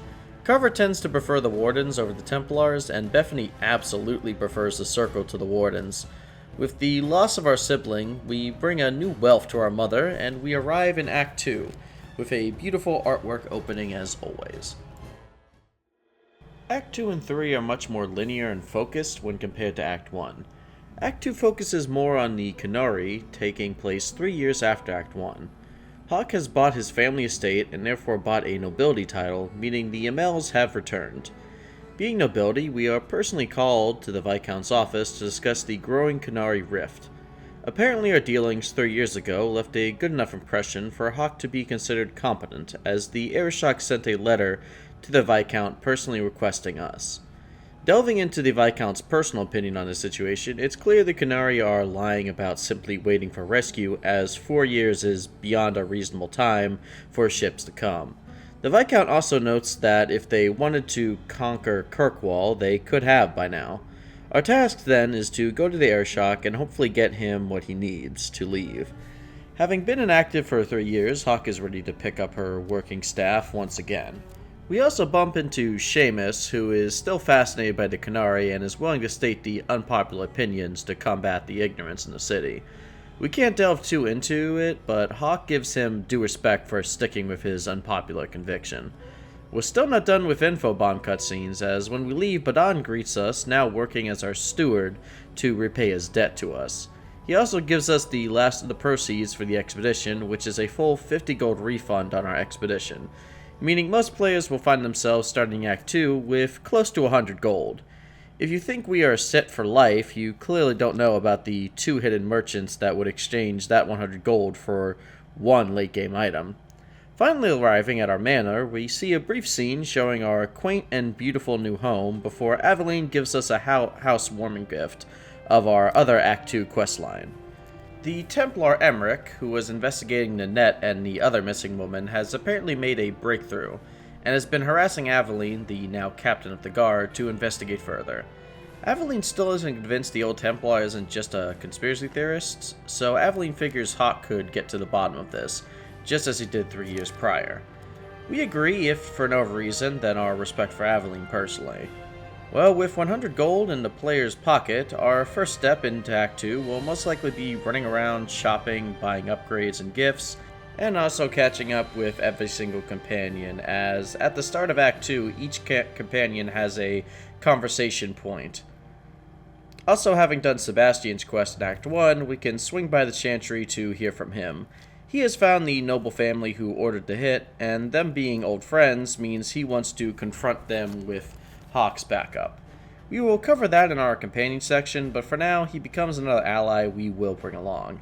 However, it's time we cover the small matter of the best quest in Dragon Age 2. Merril, the half-elf we rescued in Act 1, has begun experiencing strange powers, and is now trapped in the Fade.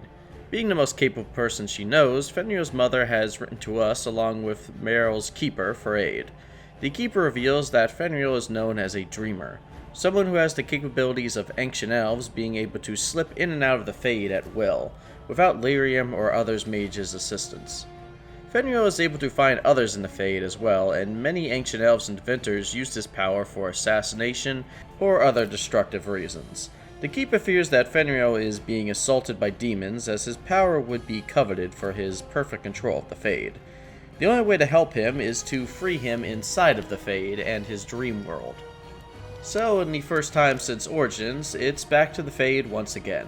The Keeper does warn us that if we can't give Fenrir control over his power, we will have to kill him in the Fade, which would make him tranquil. Our Hawk would rather just kill every demon than make another mage tranquil after seeing Carl, however. So she brings her 2 oldest friends, Aveline and Varric, as well as Anders, who she knows has been in the Fade twice before. The Keeper warns the demons are going to be extra convincing in the Fade, so Hawk figures she better put her best team she can. Entering the Fade, we meet Justice, the spirit Anders fused with. Apparently the power of the Fade brings him out. While not exactly comforting to see our friend controlled, it's at least reassuring to have someone who knows all the insides and outs of the Fade. It wouldn't be a Fade sequence if there weren't opportunities to strengthen ourselves. This time, we actually find some puzzles in the form of a running book and 2 barrel puzzles, which at least mix up gameplay in a nice way. It isn't long till we meet our first demon, but this one isn't interested in directly challenging Fenrir, instead offering to work with us. If we can kill the stronger demons, he can take over Fenrir and give us a power increase as a reward. This turns Fenrir into one of the strongest abominations in the world, and is one of the very few truly evil choices. My Hawk though isn't interested, and quickly dispatches the Shade. We now have to clear Fenrir's mind of these separate demons, the first one we find being Desire. The demon is playing a false memory of Fenrir having a father-son time, his inner desire, and one we know is false because this asshole wanted nothing to do with him because of his race. Betraying his mother, we have him think back to prove he has never even met the man he's spending time with. The Desire demon is none too happy about this, and that's when shit hits the fan. The Desire demon portrays Wesley next, appealing to a vulnerability in Aveline's life and promising to bring Wesley back if she turns on Hawk. A lot of players were probably pissed that there's no way to persuade companions even at max friendship, but the Fade does something to people. It's sort of like a drug, making people more susceptible to trickery like this. We saw in Origins where every party member was convinced of something that didn't quite add up. Plus, it really portrays these characters as imperfect and broken, especially Aveline. If Aveline isn't here, Isabella is another victim, which, yeah, checks out with Desire. Facing the other demon, we see a scene where Fenris is being propped up by the Keeper as the new savior of the Dales. We take on the form of the first enchanter, which is bound to be confusing, seeing as how we have never met him, nor would first-time players know who this is. As the first enchanter, we tell him his power isn't going to bring glory to the Dales, only danger, which slowly has him realize that this too isn't the Keeper, saving him a second time. As always, this pride demon isn't too happy, and this time appeals to Varric for a chance at revenge against his brother Bartran. Again, while normally Varric wouldn't be so easily bought off, the Fade works its magic once again. If we didn't have Varric, Fenris and Merril can also succumb to the pride demon, bringing an extra side-eye at Fenris for his hypocrisy, but we will get to that. Since Anders is possessed, he is immune to the Fade's nonsense, but will attack you if you side with the first demon we meet. Now that the danger has passed, we can have one more conversation with Fenris. Doing the choices we made, we have given Fenris enough confidence to wield his power without fear, and seek out the Tevinter Imperium for more knowledge to use his power. While it's not ideal to be giving Tevinter that level of power, we at least know he will be safe, and he has a better head on his shoulder than most Tevinter mages will. We could also give him so much fear and trauma that he begs to be made tranquil if we don't want this power existing at all. This quest highlights some of the strongest elements in the Fade in Origins, which is companion-centric moments which flesh them out a little more. Each corruption we see shows how broken every character is. We can get an apology scene from each character who does fight us in the Fade, but I use the word apology loosely. Almost everyone apologizes and admits something was going on in the Fade. Hawk, knowing the effects that come with the Fade, forgives them, but Aveline and Fenris are not content with apologizing. Fenris ignores his hypocrisy about succumbing to a demon, instead double backing on the whole mages are dangerous and wishing we had just killed Fenris instead of going into the Fade. Almost like this whole experience never happened. Aveline, though, oh boy. Aveline starts by taking this experience as a reason to lock up mages, saying that if what she dealt with is the norm for them, it's too dangerous. Keep in mind, my Hawk is a mage. Her other point is a bit more understandable. After seeing what mages contend with in the Fade, she's not sure she can consider them like normal humans either, having insane willpower or something more pushing them. Given it's a world without a huge understanding of how people work, it's a understandable viewpoint. If you're keeping track at home though, at no point does she apologize for a betrayal in the Fade. She immediately goes into the mage rant and gives us rivalry if we don't agree with her views. It's just, whew, a really bold choice from her. Well, overall, we have a quest that gives us characters, insight, and multiple endings. Great! There must be other bangers in Act 2 side quests, right? Well, most of the Act 2 quests are short and don't really get into too much. There's an encounter with some Templars in the Dalish looking for Fenris, some pinned down guards, both of which have interactions with the personality system. A lot of the quests continue the Mind storyline if you obtain the partnership in Act 1, but there's not much substance to any quests. Act 2 is largely about exploration, as every area is opened up more, especially Sundermount and the Wounded Coast, which both have secret areas and hidden merchants. The most interesting is Sundermount, though after fighting a cave filled with demons, we encounter a Nexus Golem, who is apparently connected with the Tigers around the world, including Omgarok, though most of what he says is cryptic. So speaking of exploration, it's time to talk about what Dragon Age 2 is known for by everybody. See, in Act 1, the repeating maps were hardly noticeable. There were probably about 2 or 3 repeats if you really did every quest and looked hard enough, but it wasn't what I would deem a problem yet. Well, in Act 2, it has officially reached problem status, as there is only 2 unique maps in Act 2 that we haven't seen in Act 1. One is the Fade, and the other is a DLC map during Sebastion's quest. It's definitely a problem, and is linked to the 15-month developmental time in Dragon Age 2. As for me, I don't have too much to say about it that hasn't been said a million times. I don't even see it as a problem sometimes, as I'd rather they focus on the story and game mechanics than the maps. I mean, even Dragon Age Origins, my top game of all time, had repeating maps. It's just most were tucked behind minor quests and random encounters, so it wasn't as in your face. I think the main problem was summed up really well in Salt Factory's video. The main issue isn't reusing maps by itself, but rather it was so blatant that it caused a burnout in players in just a single playthrough. By the end of Act 2, you want to get through combat and exploration as much as possible because the same images being bored into your brain gets exhausting. I think simply hiding the overview map on each location and maybe shifting assets around a bit, sort of like Elder Scrolls dungeons, could have done wonders to at least ease our brain from burnout. Overall, I admit it hurts the game, and if I was to give a little score, I'd probably have to dock something for it. But if your main argument or aversion to 2 is the repeating maps, I mean fair, but I also think you're not giving the game a fair shot or the credit it deserves. As for me, it really doesn't bother me because I'm not playing Dragon Age for the awe-inspiring backdrops, but I will admit even my sense of exploration gets tested here. On a more positive note, given how open Act 2's map is, one of the most interesting quests is an unmarked quest, Forbidden Knowledge.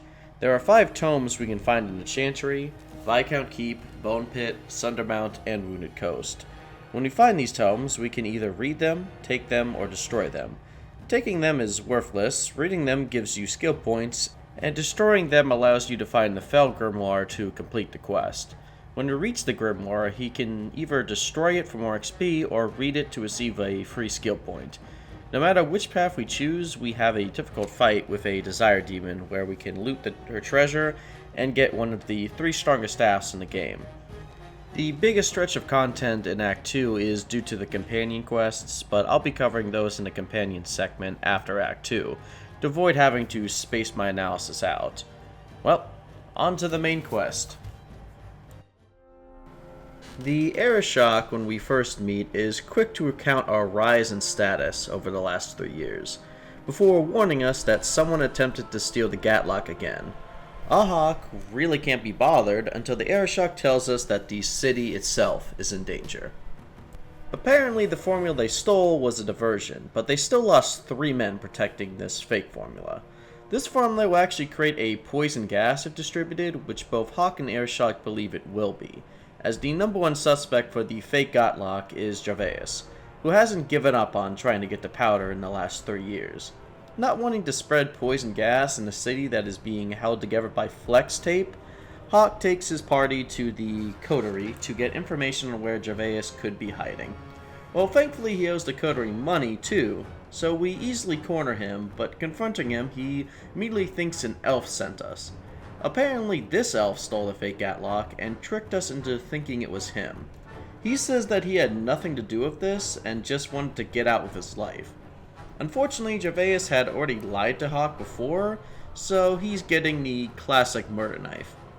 Arriving at Lowtown, we see guards are containing the situation as poison gas is already flooding into the town block. Hawk doesn't adhere to personal safety though, figuring if we don't deal with this now, this stuff is getting in the air and we'll be condemning the whole city. This fight tries to be different, but the poison gas doesn't really do a whole lot of damage. Instead, it apparently is a sort of neurotoxin that gives people madness as they slowly die. The fight is standard wave combat where we shut the barrels one by one, weakening the gas in the area. After closing enough barrels, the leader elf comes out, revealing that she is angry over elves converting to the Qun. So she figured blowing up some buildings would be enough to stir the ignorant fanatics in pushing the Qunari out. But slowly killing people with gas was not in the plan. We kill her and report to a hopefully content Arishok, but instead we have apparently opened him up enough to get a reaction. A simple act of greed has bound me. We are all denied Parvolin until I alone recover what was lost under my command. That is why this elf and her shadows are unimportant. That is why I do not simply walk from this pustule of a city. Fixing your mess is not the demand of the Qun, and you should all be grateful! Deciphering that outburst reveals that the Qunari lost an artifact during the shipwreck, and the Arishok is positive that the artifact is here in Kirkwall and they cannot return home without it. We remember from Origins what would happen to Sten if he returned home without his sword, so that does add up. This is why the Qunari don't really care about the Zealots poking at them, as they have one objective and one only. However, considering this is the first time we've seen emotion out of the Arishok, that being frustration, this situation is clearly deteriorating, and the Zealots are certainly close to getting a more violent reaction from him. Reporting to the Viscount what needs to be done quickly has him dumping more problems on our lap. It appears the Zealots the elf was trying to rile up have made their move. The Arishok sent an envoy to the Viscount to warn him about the poison gas in case we failed. The meeting was very civil, however the envoy apparently went missing right after leaving the Viscount's hold. Putting on our detective staff again, Hawke immediately grills the most competent man in the hold, the Seneschal. He feels a bit guilty having asked the envoy to tie their swords to their hilt, which was a compromise to their culture as Qunari cannot part with their swords. However, he notes given the vicinity they disappeared, someone in the guard must have known, and given that several guards haven't reported back, he figures some guard was paid off. When we ask him if anyone has informed the Arishok yet, he says no, as he would be sending the messenger to their death. Hawke, however, has learned the Qunari like to be direct, so going to the docks and informing him his envoy is missing. To which he replies, if it wasn't us saying that, he would have killed us. Seneschal is really earning his competence sats today. The Arishok says he will wait for Hawke's investigation before taking action, out of respect for him, but that he is ready to respond to the Zealots with war and that he could finish his search easier if the city was demolished. Yeah, it's time we find that bribe garb as soon as possible. Fortunately, every companion taps into their observation hockey, as they all mention the Hanged Man. There's a guard there gloating about coming into some casts recently. Unfortunately for him, we brought Aveline to sort this out. Guard Captain, would you like to have a word with your man? Guard captain? Who? What? Who? Who what? I don't... Who bought you? Who bought the honor of a proud guard of Kirkwall and made him a drunken Mabari bitch? I don't know. He was a Templar, I swear. He had the seal of the Grand Cleric and everything. It's true. The penalty for abandoning your post is 10 days on the wall. I expect you to report in the morning. Aside from that last sentence, that scene is probably my favorite moment of Aveline's. She's a drill sergeant that could go toe-to-toe with Sergeant Dorian in Fallout 2. Well, we mentioned a Templar, so it's time to go to the source, that being the Grand Cleric. Sebastion is quick to defend Mommy Athena, but Hawke wants answers, not character witnesses.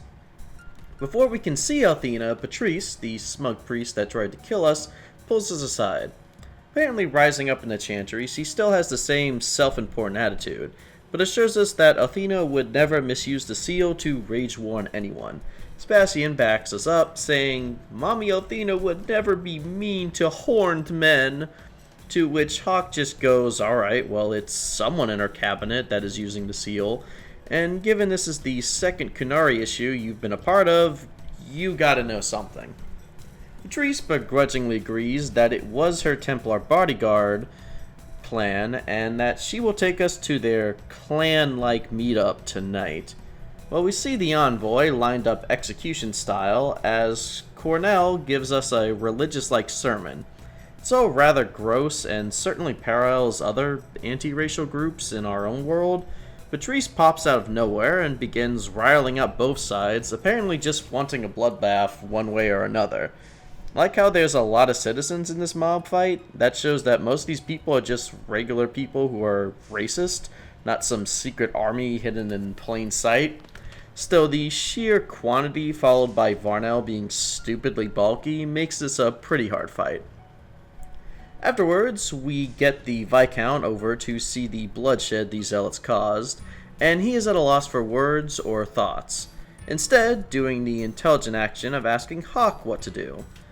Knowing again that directness is the best policy, we tell the Viscount to be honest about what happened with his men. This turns out to be the right call, as he will find out anyway, but if we do hide it, he will note that the only reason we must have done that was that Hawke and the city were afraid of him. However, since we didn't do that, Hawke has earned his respect.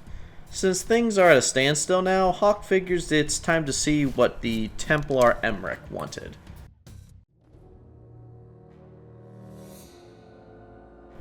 So Emmerich, after investigating for 3 years, finally has a lead on who the killer is. However, after pushing the guard to investigate his home, they found nothing that implicates him. Emmerich was reprimanded by Meredith and now can no longer pursue the killer further. Aveline is still unconvinced by his theories, and truthfully Hawke has no reason to believe Emmerich either, but somehow his gut hunches have always been right, so uncharacteristically Hawke follows along and breaks into the Dupuis manor to see if she can get a confession out of him. Well, things aren't looking good for Dupuis as we trip a demon home defense system right in the main entrance.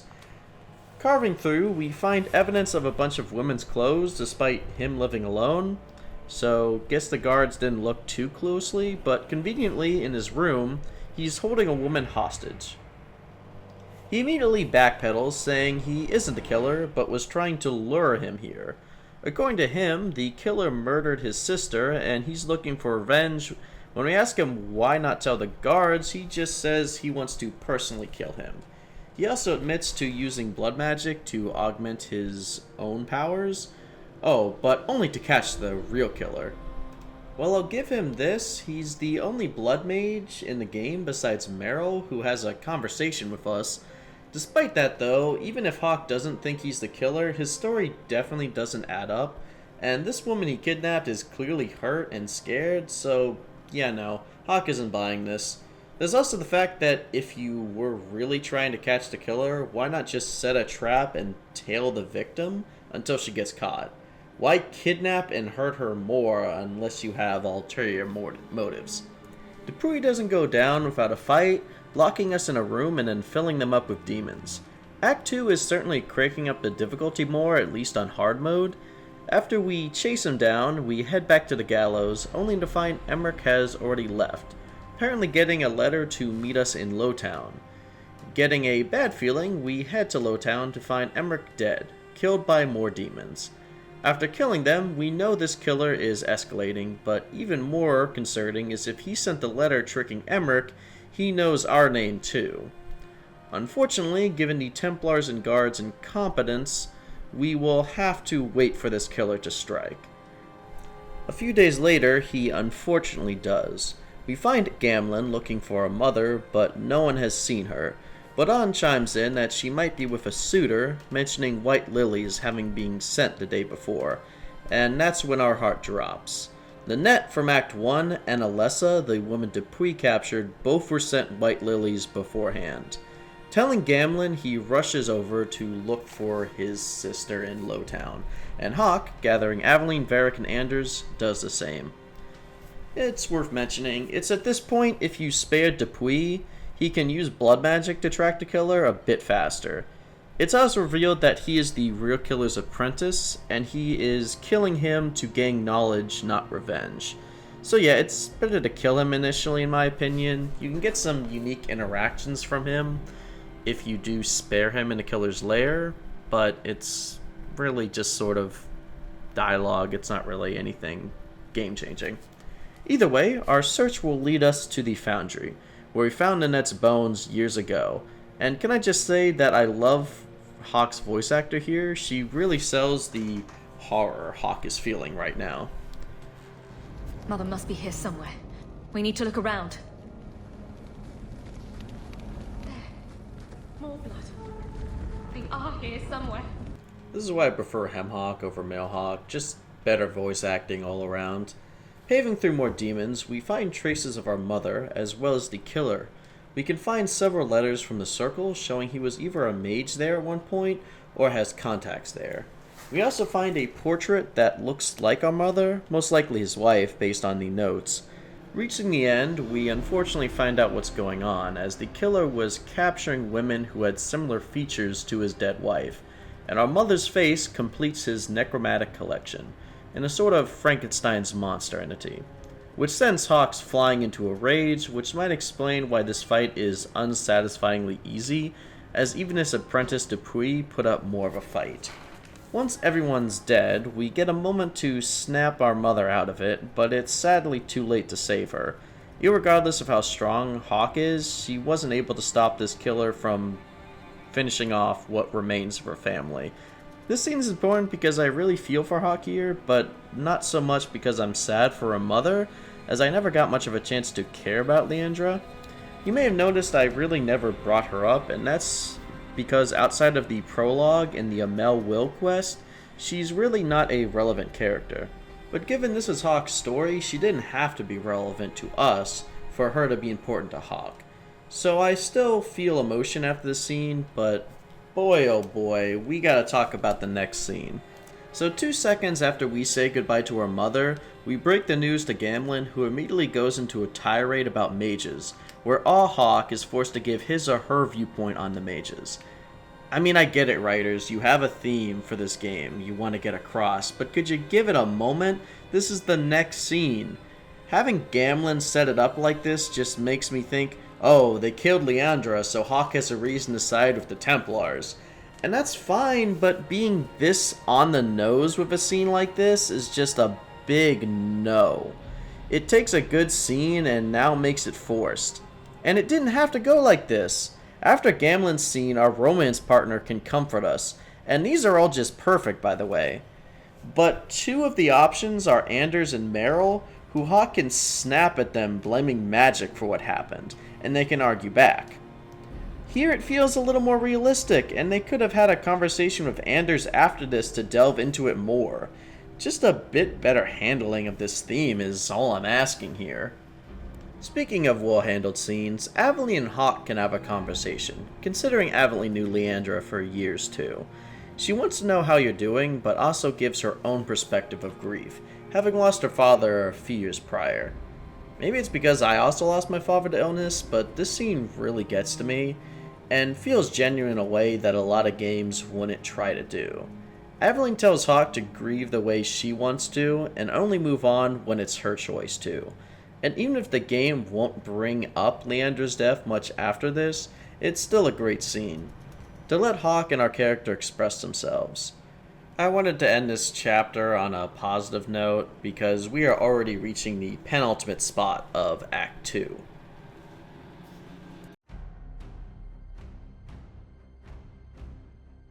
Now that Hawk has been sufficiently traumatized, the Qunari have deemed now to make their next move. The Viscount informs us that Seamus has converted to the Qun, and is already staying at the compound. Fearing the political blowback he would get of his own son being allied with the Qunari, the Viscount is making a aimless gamble that Hawk can convince the Arishok to refuse Seamus's conversion. While my Hawk doesn't believe in refusing someone's personal choice, it couldn't hurt to at least try to convince Seamus to come home to keep the peace. On our way there, we get ambushed by mercs, so it's clear the racist zealots are also aware of the situation.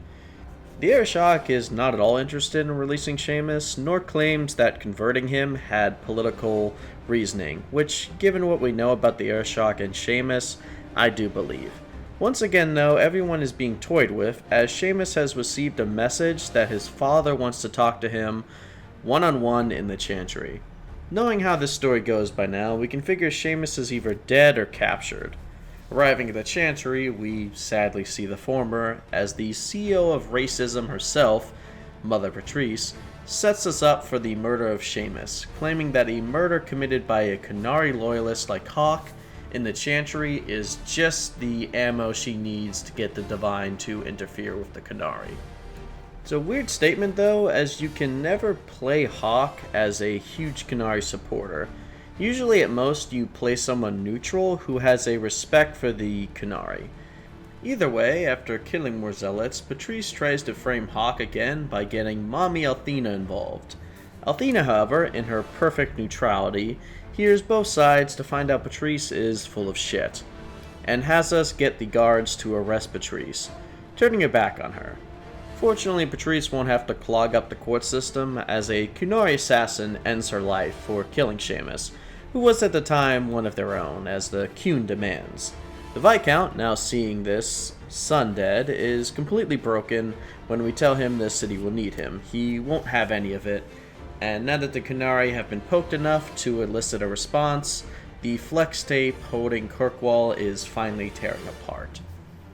Meanwhile in our manor, Isabella and Aveline are having a huge fight in our house over who gets to talk to us first, before deciding we will just talk to both of them at the same time.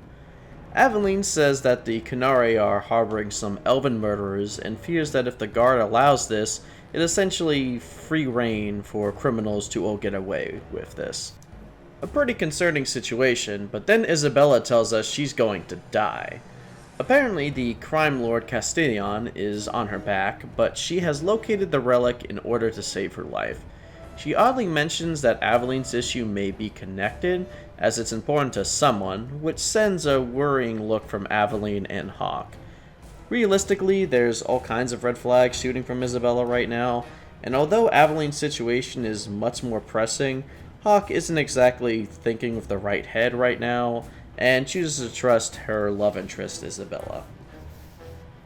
Our red flags are confirmed when Qunari ambush Isabella at the meetup point for her relic. That's when Isabella finally fesses up to being the thief from 4 years ago that the Arishok mentioned, and is the reason why the Qunari are stuck here. See, anytime we tried to enter the compound, Isabella would make up a weak excuse to not enter there. This should have made Hawke connect the dots years ago, but Hawke has a real soft spot for Isabella, and it's one of the few weaknesses with Isabella being her romance choice in this playthrough. Fenris tells us a bit more details about the relic, saying it's a holy text of their prophet, who founded the Qun, meaning this artifact is essentially the Qunari Bill of Rights. As much pain as it would solve, Hawke lets Isabella have the relic anyway, figuring she will just find another way for the Qunari to leave, likely through violence. However, as the meeting takes place, Isabella chases down the seller, leaving Hawke to fight pissed off Tevinter and Qunari.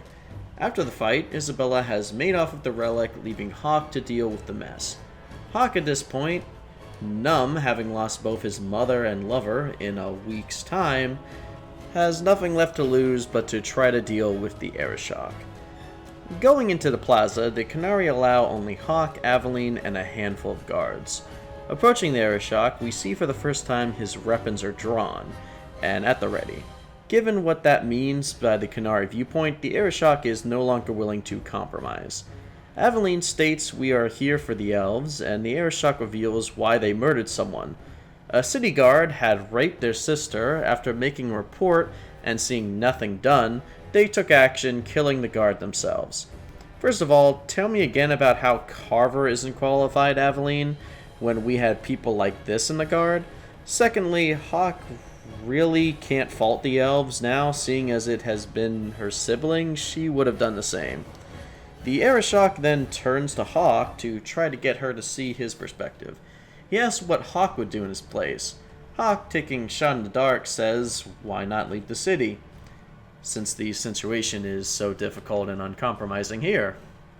Obviously, this doesn't work, and the situation goes into the inevitable outcome. The Qunari begin their invasion, and Hawke and Aveline may be the last capable people left to deal with them. We travel through the city, fighting Qunari and elven converts, until we run into a warden patrol led by Stroud, kicked in the nuts, as well as our sibling Carver, now a full-fledged warden. We try to talk to Carver about what happened to Mother, but he already knows and is rather cold to us, giving us one-worded answers. Also, it's possible for Alistair to replace Stroud here if Alistair remained in the Wardens instead of becoming king. Not many people know this, as it's not a popular choice.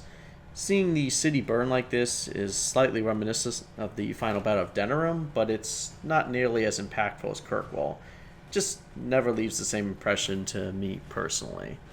Further in, we can meet the Knight Commander. Considering Hawke's magical status and Meredith's awareness of it now, this would be a fatal encounter under most circumstances.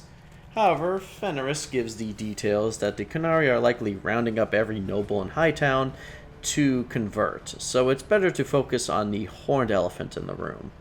Further in, we meet the first enchanter as well, and if Hawke's sibling joined the circle or Templars, we will meet them now as well. Unfortunately, the first enchanter and Meredith can't be civil or focus on anything more important going on, and quickly devolve into bickering every chance they get. Hawke needs to put an end to it, and sensing a competent military leader, Hawke says we go with Meredith's plan, leading her in charge. Truthfully, this is a irrelevant choice, besides dialogue, so I just went with Meredith's choice because my Hawke would take the direct approach. No matter, we choose how we enter the vigil, and soon after we meet the Arishok face to face. We find the Viscount beheaded, truthfully not much of a difference honestly, but he didn't deserve all that.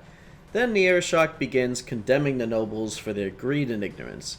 Truthfully, hearing his rhetoric here, I can see why people think the Qunari are akin to communism, but truthfully this might just be this particular Arishok's personal take on Kirkwall's world. This scene can go a number of ways depending on how much respect Hawke has earned with the Arishok. With max respect, this is how the scene plays out. But we have guests.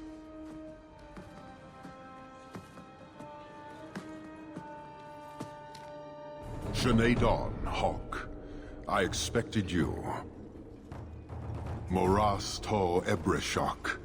You alone are Basilidan. This is what respect looks like, boss. Some of you will never earn it. So tell me, Hawke. You know I am denied Parvalin until the Tome of Kozlun is found. How would you see this conflict resolved without it?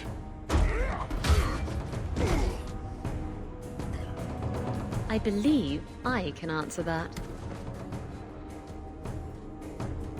I'm sure you'll find it mostly undamaged. Isabella returns due to her relationship with Hawke, and the Qunari now have the tome needed to return to Parvalin. Except for one caveat. He wants Isabella in chains returned with him to Parvalin. Well, yes, she is partly responsible for this. Whatever the Qunari have in store for her outweighs the cost of thievery, making this one of the more evil choices that come up rarely in DA2. Also, you learn in Inquisition what happens if you pick this op, and Isabella ends up escaping anyway. If you know Hawke simping thus far, you know she is not allowing this. Our other two options are a large scene battle, killing all the Qunari, or a lone duel with the Arishok, provided he respects you. Honestly, I pick the duel every time, and while mechanically it's one of the worst designed fights in gaming history, thematically I really love it. See, if you picked a rogue or a mage, this fight is tolerable while still annoying. But for a warrior, it's downright horrible, as warriors don't have range, nor do they do enough damage, and honestly without range you are doomed to suffer through knockback after knockback, as well as this annoying stab he does where he lifts you up over him and makes you contemplate the life choices. I'm not kidding when I watched this streamer try for a month to beat this fight on Nightmare. Shout out if you're still watching my vids, A for effort, I miss you a lot streaming. But as a reward for making it 2 hours in at this point, I'll give you some tips to make this fight easier, even on Nightmare, which I'm currently playing on just for this clip. First, load up on your best poison you can afford before going on with Aveline, so you'll want every ounce of damage you can. Second, get a cold weapon, whether this is a cold staff or a cold weapon with cold runes, get something. Third, buy as many combustion grenades as you can, as they are one of the few things that can stun him. Finally, after kiting him around as much as possible, you've defeated the Arishok. With the Arishok dead, the Qunari are free to return to Parvalin, the tome once again in their possession, and Meredith arrives after the battle to award Hawke the title of Champion of Kirkwall, finally building the blocks of why Hawke has been such a major player in current events. Overall, the Qunari in Dragon Age 2 perfectly show a foreign and alien culture in media. The Qunari were fascinating and became fully explored, not just explained, like in Origins. The intimidation they exude and the ability to earn the respect of the Arishok through conversations that we aren't even told to have are unparalleled. And all these themes combined make Act 2 the strongest act in Dragon Age 2 overall. Act 1 was a bit too focused on the setup of Kirkwall, but focusing it into a singular threat really helped in telling a capturing story with choices that matter. The fact that the final scene can have 3 different outcomes is also peak BioWare, and the conclusion leaves me with the same satisfaction as the Landsmeet in Origins. Obviously only shadowed a bit by Simon Templeman's peak performance, as well as the final duel with Loghain being far simpler. But if there was ever a villain to center this game around, the Arishok is the unparalleled victor. Now, I was going to break into a companion analysis in Act 3, but there is still a little bit left on the Qunari to talk about with the Mark of the Assassin DLC. Now, just a full disclaimer here, I know typically in every long-form analysis video, the DLC is always covered at the end of the video. So I apologize for breaking it up like this for all the long-form video perfectionists out there, but I do believe that there's a few reasons that I can justify this. And just know that Legacy will be covered at the end, just like every other long-form video out there. Firstly, when I was going over the DLCs, I was planning on making a separate video for them entirely, but I found myself not having as much to say about Mark of the Assassin as Legacy. So making a separate video would mean just be talking about Legacy and mentioning Mark of the Assassin. 2. Mark of the Assassin actually does have a good conclusion to the Qunari and also gives us a little bit more info, so I think it's relevant to talk about it now while I'm still fresh on the topic currently. Third and finally, Act 3 has nothing to do with the Qunari, and their presence is almost absent in Act 3. So Act 2 is really the last time besides this DLC that we get to interact or find out lore about them. So I still think this is justified, and it's my video, so let's get into it. So Mark of the Assassin was heavily advertised as a celebrity cameo DLC with Felicia Day, though I don't believe that was actually the main focus of this DLC. It's more so a marketing tool than the actual draw of the DLC. A lot of people aren't fans of celebrity cameos in games where the celebrity can create and have their own self-insert. I've never minded it too much as long as the character isn't the focal point of the entire game. Also, this DLC came out when Dr. Horrible's sing-along blog was still fresh in my mind, so that probably added to a lot of my personal enjoyment. Also, most people I've talked to or watched never really minded Felicia Day voicing and creating this character, so it's definitely one of the more acceptable uses of a character like this. The DLC starts with a classic Varric and Cassandra banter to set the scene as Varric leads Hawk into a meeting with a contact of his before the party receives the daily dose of ambush. Babe, it's time for your 7th daily ambush fight. Yes, BioWare. Oh, but this time they make a joke about it. That means it's okay, right? Anyways, Felicia Day joins us in this fight in a rather epic introduction, and after the fight she asks for our help. This ambush has nothing to do with the DLC, it's simply a plot device to introduce us to Talus. Interestingly, the note reveals that whoever Hawk screwed over in the prologue when he sided with the smugglers or mercs sent the Antivan crows after us, meaning the noble we killed or the merchant that we shook down. This is so the ambush can happen even in Act 1, but now that we are in Act 3, the whole event happened 10 years ago and it's a rather delayed reaction for revenge. Either way, Talus has a heist offer for us and she needs us because being the champion of Kirkwall means we can get into a hunting party at Chantry-Inon, a manor in the mountains owned by an Orlesian noble, Duke Prosper. The premise of this DLC is a heist story with Talus leading the reins. It gives the impression that it's centered in Orlais, but it's actually centered in a sort of Orlesian summer house in the mountains. The only Orlesian thing about this area is the inhabitants, so actually getting a better view of Orlesian lore and culture will have to be saved for Inquisition. You could glean more from Orlesian culture from Liliana and her 1 hour long DLC in Origins than in this expansion. Honestly, I think they just chose Orlesians for this heist because in Dragon Age 2, Orlesians are more or less a meme, with either Orlesians being jokes or supervillains, and both of those traits are well present here. We meet our supervillain for this DLC, Duke Prosper, who actually has unique dialogue since we brought an all-woman group to this DLC, and begin to hunt a wyvern. The good part of this is the area is pretty fun to explore. There's a secret challenge boss that can lead to some good loot, a Mabari that we can cure of the wyvern poison, and a naked guy. And we can even choose to fight a regular or alpha wyvern if we want more of a challenge by finding all the clues we need scattered around the area. We also fight a new enemy type in the form of ghasts, which are more akin to a Dragon Age version of goblins rather than D&D ghasts, as they live in packs and caves. These are only present in this DLC too though. I'm surprised they didn't make an appearance in Inquisition. Now the bad. This DLC is very heavy on humor, more so than any other DLC in 2 or Origins. The character Talus starts off very sarcastic, with every second sentence usually being a joke or sarcasm, likely to make the character like her more for what is to come in the future. Talus parallels pretty heavily with Sigrun from Awakening, a comparison that will make far more sense in a moment, but the sarcastic rogue bit already is a bit of a fair parallel to make.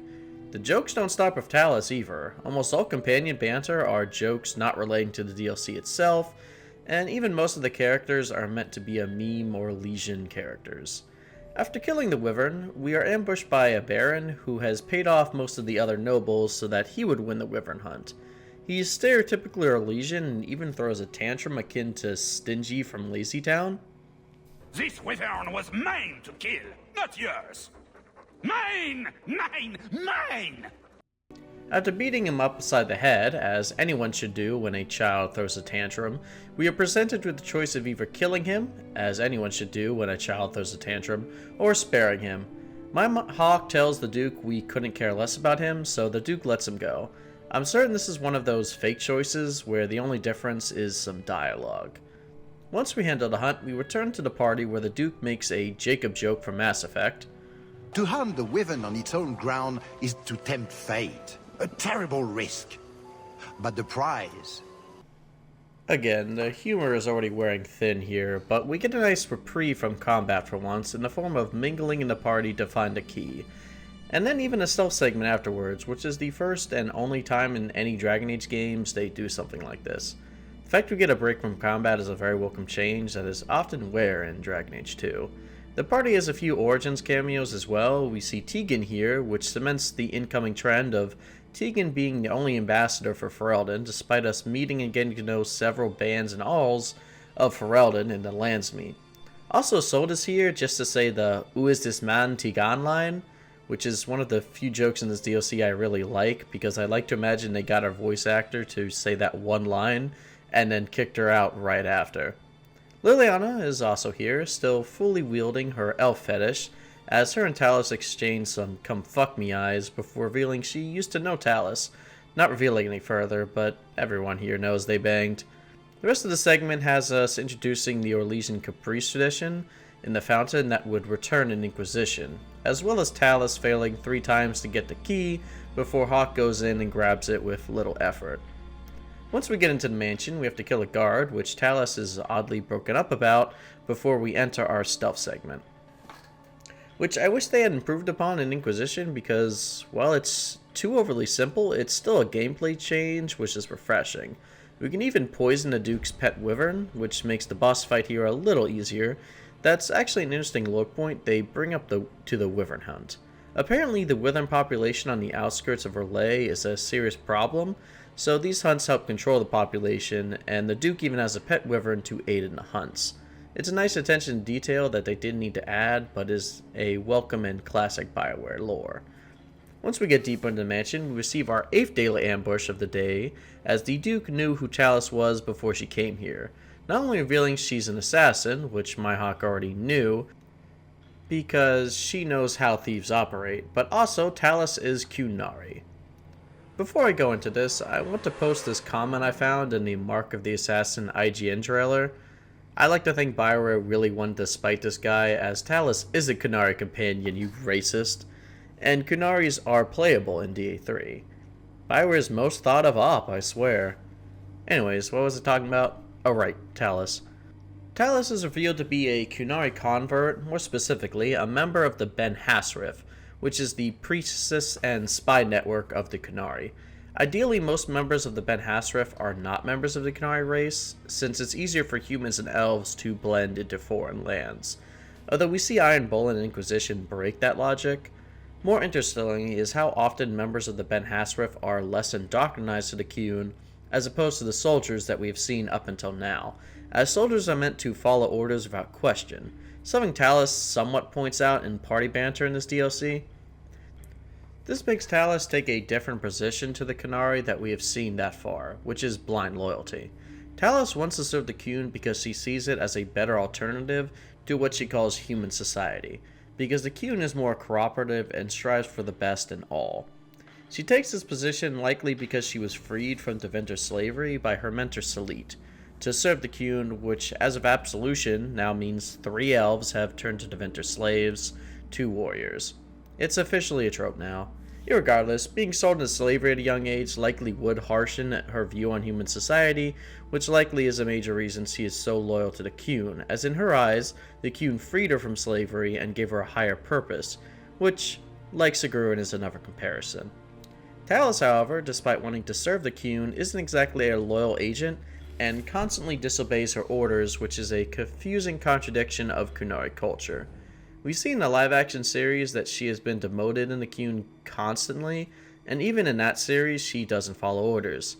She's even breaking orders now by pursuing her former master Salit for turning Talvis off and giving information to her lay, but the Qun didn't outright forbid her either, so this is more of a gray area, I suppose.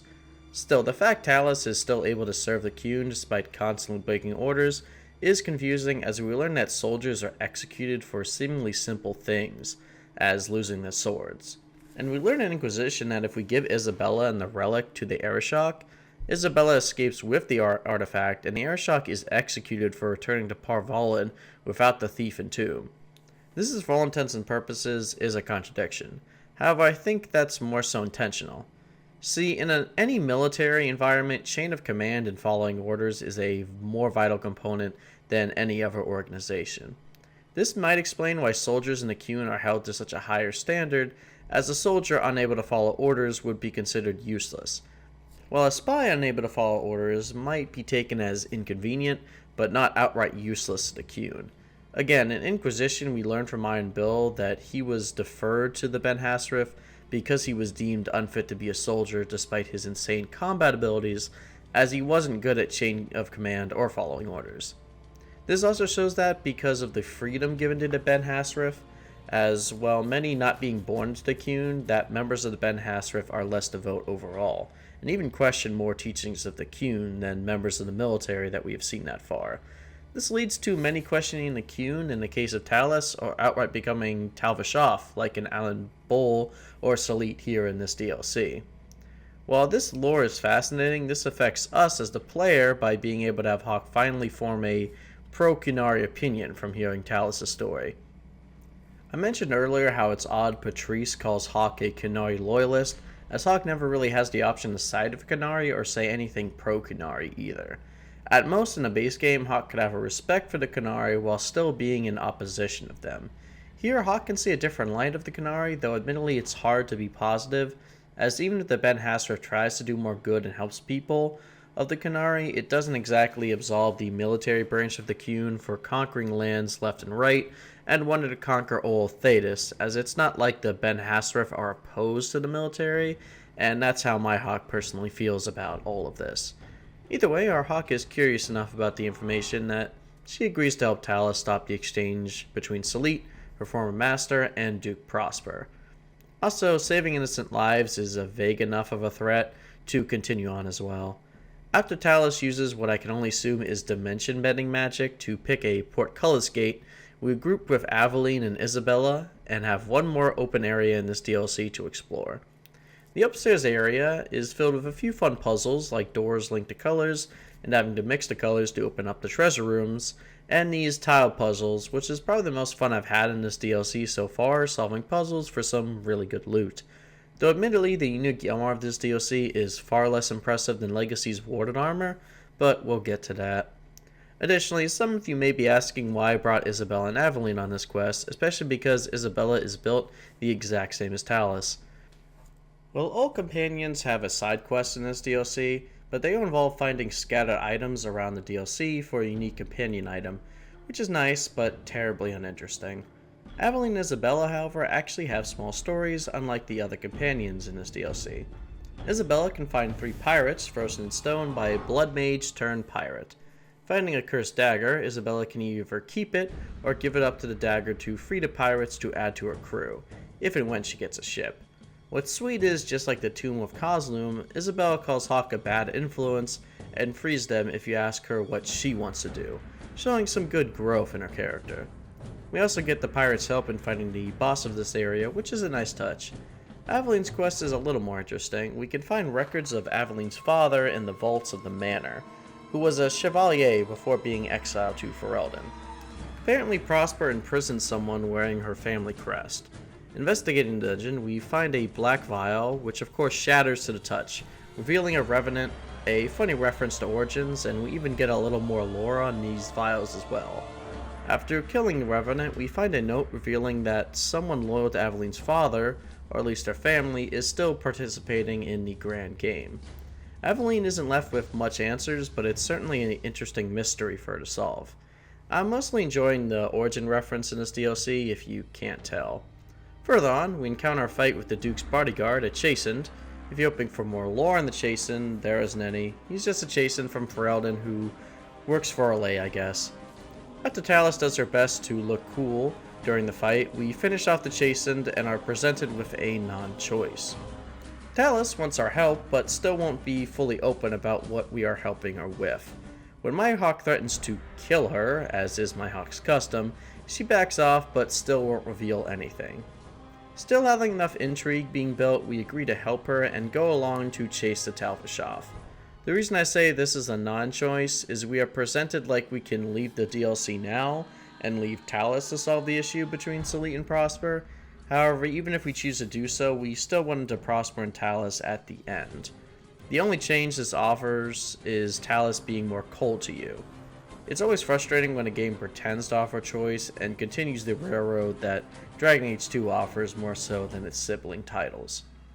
Our Hawk sighting with Talus, however, gets ambushed by the Baron who threw the temper tantrum earlier. I'm sure even if we killed him earlier, we would get ambushed by other people instead. We then fight through some Talvashov before finding out we've been going the wrong direction to interrupt the meetup. Finding the meetup, we finally get a clear understanding of what Talus was trying to stop. Salit, who has the most unique Qunari model in the entire game, hands Prosper some documents which are a list of names, which are the list of all Ben Hassrath agents in Thedas, as well as their allies and families. The Duke, however, is pissed as he was hoping for military technology like black powder, and only values the might of Qunari, not their spies. His reaction is probably why the Ben Hassrath didn't deem it necessary to interfere, as they probably realized the Duke couldn't utilize the information to create a real threat, like only interfering operations in Orlays and the lives of a few agents, which is never of concern to the Qun.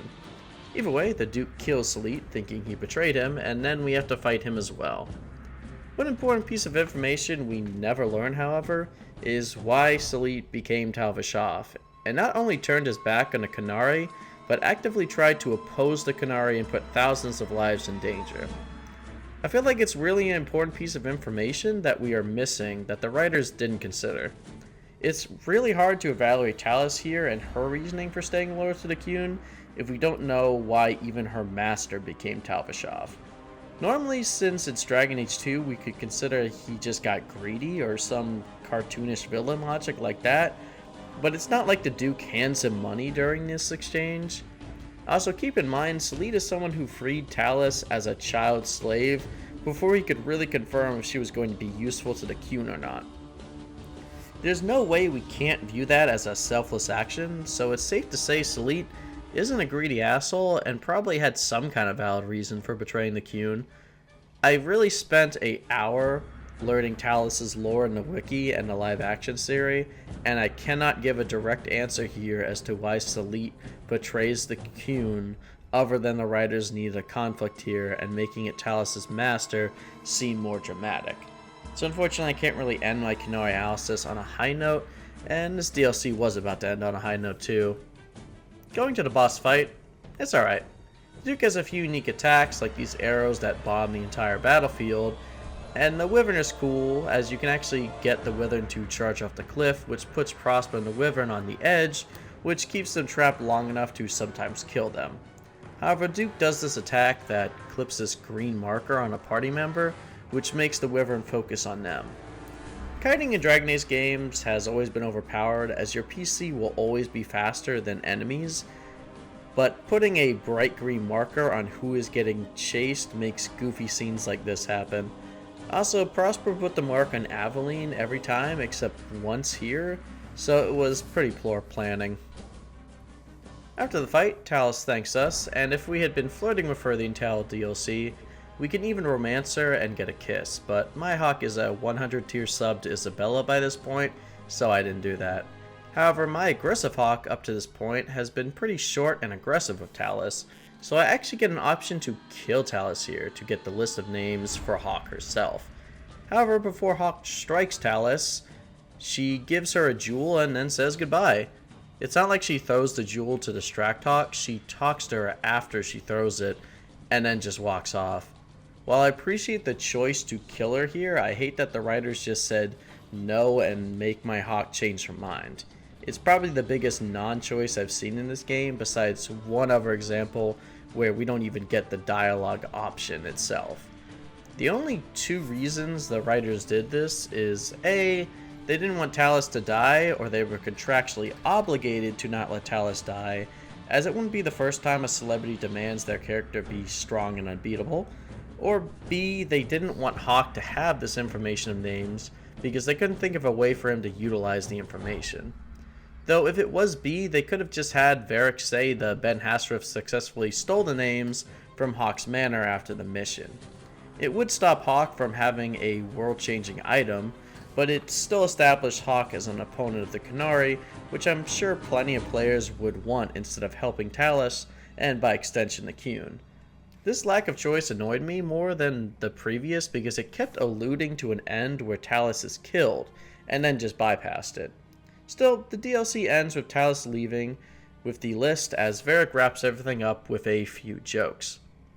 So this would be the point where I transition into my character analysis by briefly analyzing Talos, but truthfully we don't get enough out of Talos in this DLC to do a full analysis of her, as most of what's interesting about her character is her role and perspective on the Qun. This DLC is 2 hours long and half of that is her cracking jokes, so it's really hard for me to deep dive into her character like this. I will say my initial comparison of Sigrun from Awakening is fairly accurate, as she is a rogue who often uses sarcasm to deflect, as well as someone who was forced into an organization, but ended up liking it and began seeking a cause greater than her own. It's not a perfect comparison, but it's as close as I'm willing to go with her character. I think she does set up the Ben Hassriff well, however, and is a good setup for Iron Bull and Inquisition, who is a fully fleshed out character, unlike Talos. This DLC was fun, but very lighthearted, and it's more noticeable because this came out after Legacy, so the expectation was already set, but we will cover that later. Giving us insight into another branch of the Qunari helps us finally understand the appeal of the Qun, particularly with elves. Although Talos doesn't directly reveal in the DLC that she was a former slave, you have to watch the live action for that. Still, when empires such as Orlais promote elves as servants, and Tevinter outright promotes slavery to elves, it's no wonder why we see so many elves convert to the Qun, where the race is all but irrelevant, as everyone has a base form of equality and purpose. While yes, the Qunari are strict and wish to conquer, when those empires are at risk for being conquered and destroyed all humans, who treat elves as second-class citizens, it's hard for them not to care. One of the few things Talos actually brings to the table that is a valid defense is how the Qun does promote a sense of equality and purpose for all that human society is currently lacking. Though, like I said, her mentioning her slave upbringing would do a lot for her character to explain why she thinks this way. Overall, the best closing statement I can say for Mark of the Assassin is it's very similar to Nuka World in Fallout 4. Nuka World is a very fun DLC. It has good quests and characters, but when compared to Far Harbor, which came before it, the DLC starts to feel lacking in depth. Though still worth a play, and I don't regret purchasing it years ago. With the Qunari wrapped up, we only have one remaining act to go. I think, though, we have all the setup that we finally need to discuss the companions. Since I didn't want to split up the discussion, we'll be going over everyone's Act 2 and Act 3 quest. Just be aware of everything that happened in the 3 years between Act 2 and 3, because, yes, Act 3 has another 3-year time skip that doesn't actually feel like 3 years should. Well, without further ado, let's finally get into why fans love Dragon Age 2. So just like with my Awakening video, I'll be using the companion recruitment order for my analysis.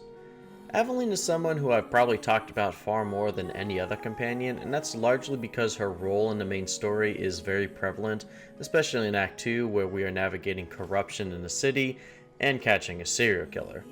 A lot of my comments about Aveline may make you think I dislike her, but that really isn't the case, as I really do respect her and admire her ability to really carve her life in Kirkwall in a way that no one besides Hawke themselves does.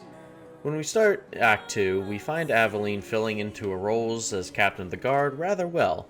As far as she knows, she works her guards hard, and that's the measure she sets for doing well.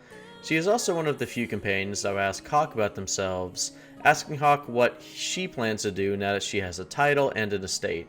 We can spawn a lot of ways, but Aveline really wants to know if Hawke is going to make a difference in the city with her influence, or is she simply going to ignore the problems out there?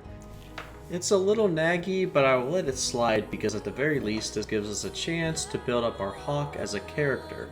If you told me that Aveline was one of the characters I would have the most to say about before doing this review, I would think that you were lying, as I wrote her off as just the lawful good guard who was straight-laced and headstrong. But the truth is a bit more complicated than that. Truthfully, the difference between then and now is that I brought her along as much as I could and learned about her unique interactions and quests, and her banter with other companions. The banter, especially in Dragon Age 2, is one of the few ways between acts that we can fill in the gaps at the time that we're not playing Hawke. More than that, the banter helps tell stories that these companions actually do things around town without Hawke being present. Varric hosts card nights, Aveline gets a house and hosts dinner parties, Isabella visits the Blooming Rose a lot of course, but hey, it's okay, Hawke will still stand by her girl. It's something that only Dragon Age 2 can get away with, as the other two Dragon Age games there are world-ending conflicts, and the party has to stay in the base unless they are traveling with the player character. But in Dragon Age 2, because the stakes are lower, our companions can naturally have more downtime, which also helps the city of Kirkwall feel just a little bit more lived in. Speaking of lower stakes, Aveline's Act 2 quest is probably the least dramatic quest in the entire game, which actually helps it stand out more from the others. When we come to Aveline, she has this look on her like there's something she's been holding back for a while now. When we ask her what's been going on, she tells us to simply hand this package to Guardsman Donick, the guard we saved from the Satchel ambush 3 years ago. Doing so, we see it was engraved marigolds, and we both have this awkward moment of wanting to know what it means, but clearly neither of us do. Going back to Aveline, she seems disappointed by his reaction and then sends us to post the duty roster, wanting to see Donick's reaction again. By this point, you can tell Aveline is acting like a schoolgirl with a crush, and once again, her indirect way of courting ends up backfiring as the other guard members mock him for being the boss's pet, as Aveline gave him one of the safest guard patrols. Still not understand why he isn't appreciating the gifts, Aveline kind of short-circuits a bit and asks us to send a dowry tradition for her before Isabella picks up what's going on, as well that she is sweet on Donick. I haven't mentioned it because it's pretty well known. Isabella and Aveline have one of the most interesting relationships in this game. I'll let this scene play out as an example.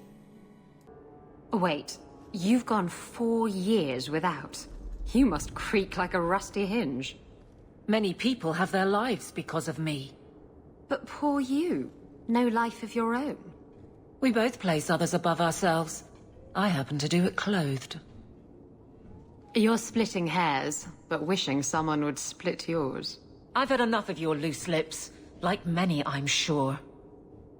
Oh, touché, prig. Slattern! If I might put this back on track. See, Aveline and Isabella are of course people with two very different paths, pirate and guardsman. Isabella is a very free spirit, living moment to moment, while Aveline is more rigid and orderly, so naturally early on they are seconds from tearing each other apart at all times. Something happens between Act 2 though, where both Aveline and Isabella realize they are both women that know who they are and what they want, and are both independently happy. They still give each other shit, but it goes from actual frustration to just good-natured banter, which I love, and is probably the most unique relationship among all the other companions. Anyways, back to courting Donnic. Hawke suggests that Aveline go on a casual date with Donnic, like a drink after work at the Hangman. Aveline, though, can't muster the courage to directly ask, so Hawke makes up a lie to him that the guards are all going out for drinks. We sit Donnic down at the Hangman, but Aveline never shows. Instead, Hawke ends up getting drunk, likely to prevent a social anxiety flare-up at how awkward this is, sitting around saying nothing, before Donnic gets up and leaves, believing all this was a weird attempt at Hawke courting him. If you're Merril, he thinks you're trying to make him your wingman for Aveline. Tired of the game, Hawke tells Aveline it's time to be direct, so Aveline arranges a romantic patrol on the Wounded Coast. Hawke clears the way for Aveline so they can have time to talk, and watching each other fight, Aveline becomes more and more awkward. The only thing I can say about this is did it have to be combat here? Most of the companion quests it makes sense that there's combat due to the conflict, but here was a perfect opportunity to mix it up, maybe have Hawke give Aveline different approaches to talking to Donnic, while Hawke tails her only to see her mess her up each approach, until Hawke finally steps in to confront what's going on. It just feels the designers were like, how can we include combat in this quest, rather than does combat make sense for this quest? Either way, you are eventually discovered by Aveline and Donnic, and as long as you push Aveline when you're discovered on the patrol quest, it ends rather cutely, with Aveline and Donnic being together. I don't have too much to say with Donnic himself, as he's not much more than a background character that can marry Aveline. You do hear some banter where Donnic plays cards with Varric and Fenris, but you never see that, or see him, unless it has to do with Aveline specifically. Still, with Donnic in her life, Aveline grows a bit more compassion in her work life towards her guardsmen, which is why, interestingly enough, this first quest determines how her Act 3 quest plays out. 3 years after dating, Aveline and Donnic are married now, apparently taking a honeymoon in Orlais of all places.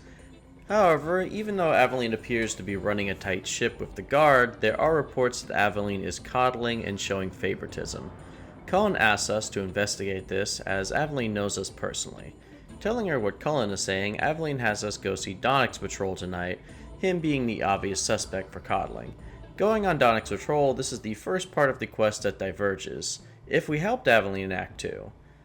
If we helped, then obviously Donnic and Aveline are married, but Aveline is still running a tight ship, allowing guards to pick their own routes and rewarding guards who take more dangerous or hard-working routes.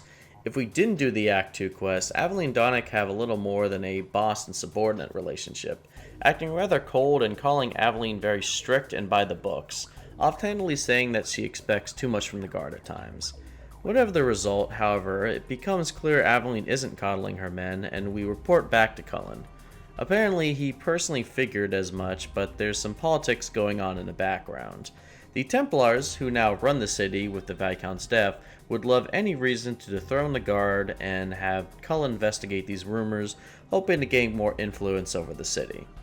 Cullen says the rumors were coming from Lowtown and apologizes for having Hawke investigating this. Aveline knows the guard assigned to Lowtown being Brennan, the guard we saved from the ambush all the way in Act 1. Confronting her, we find out the rumors were coming from Jevon, the former captain we got fired for selling out guards and city secrets. Brennan apologizes for not telling Aveline, either saying she felt ashamed for him, as none of the guards would stand with him, or if Donnic and Aveline aren't married, saying she felt ashamed for the guards that are now standing with him.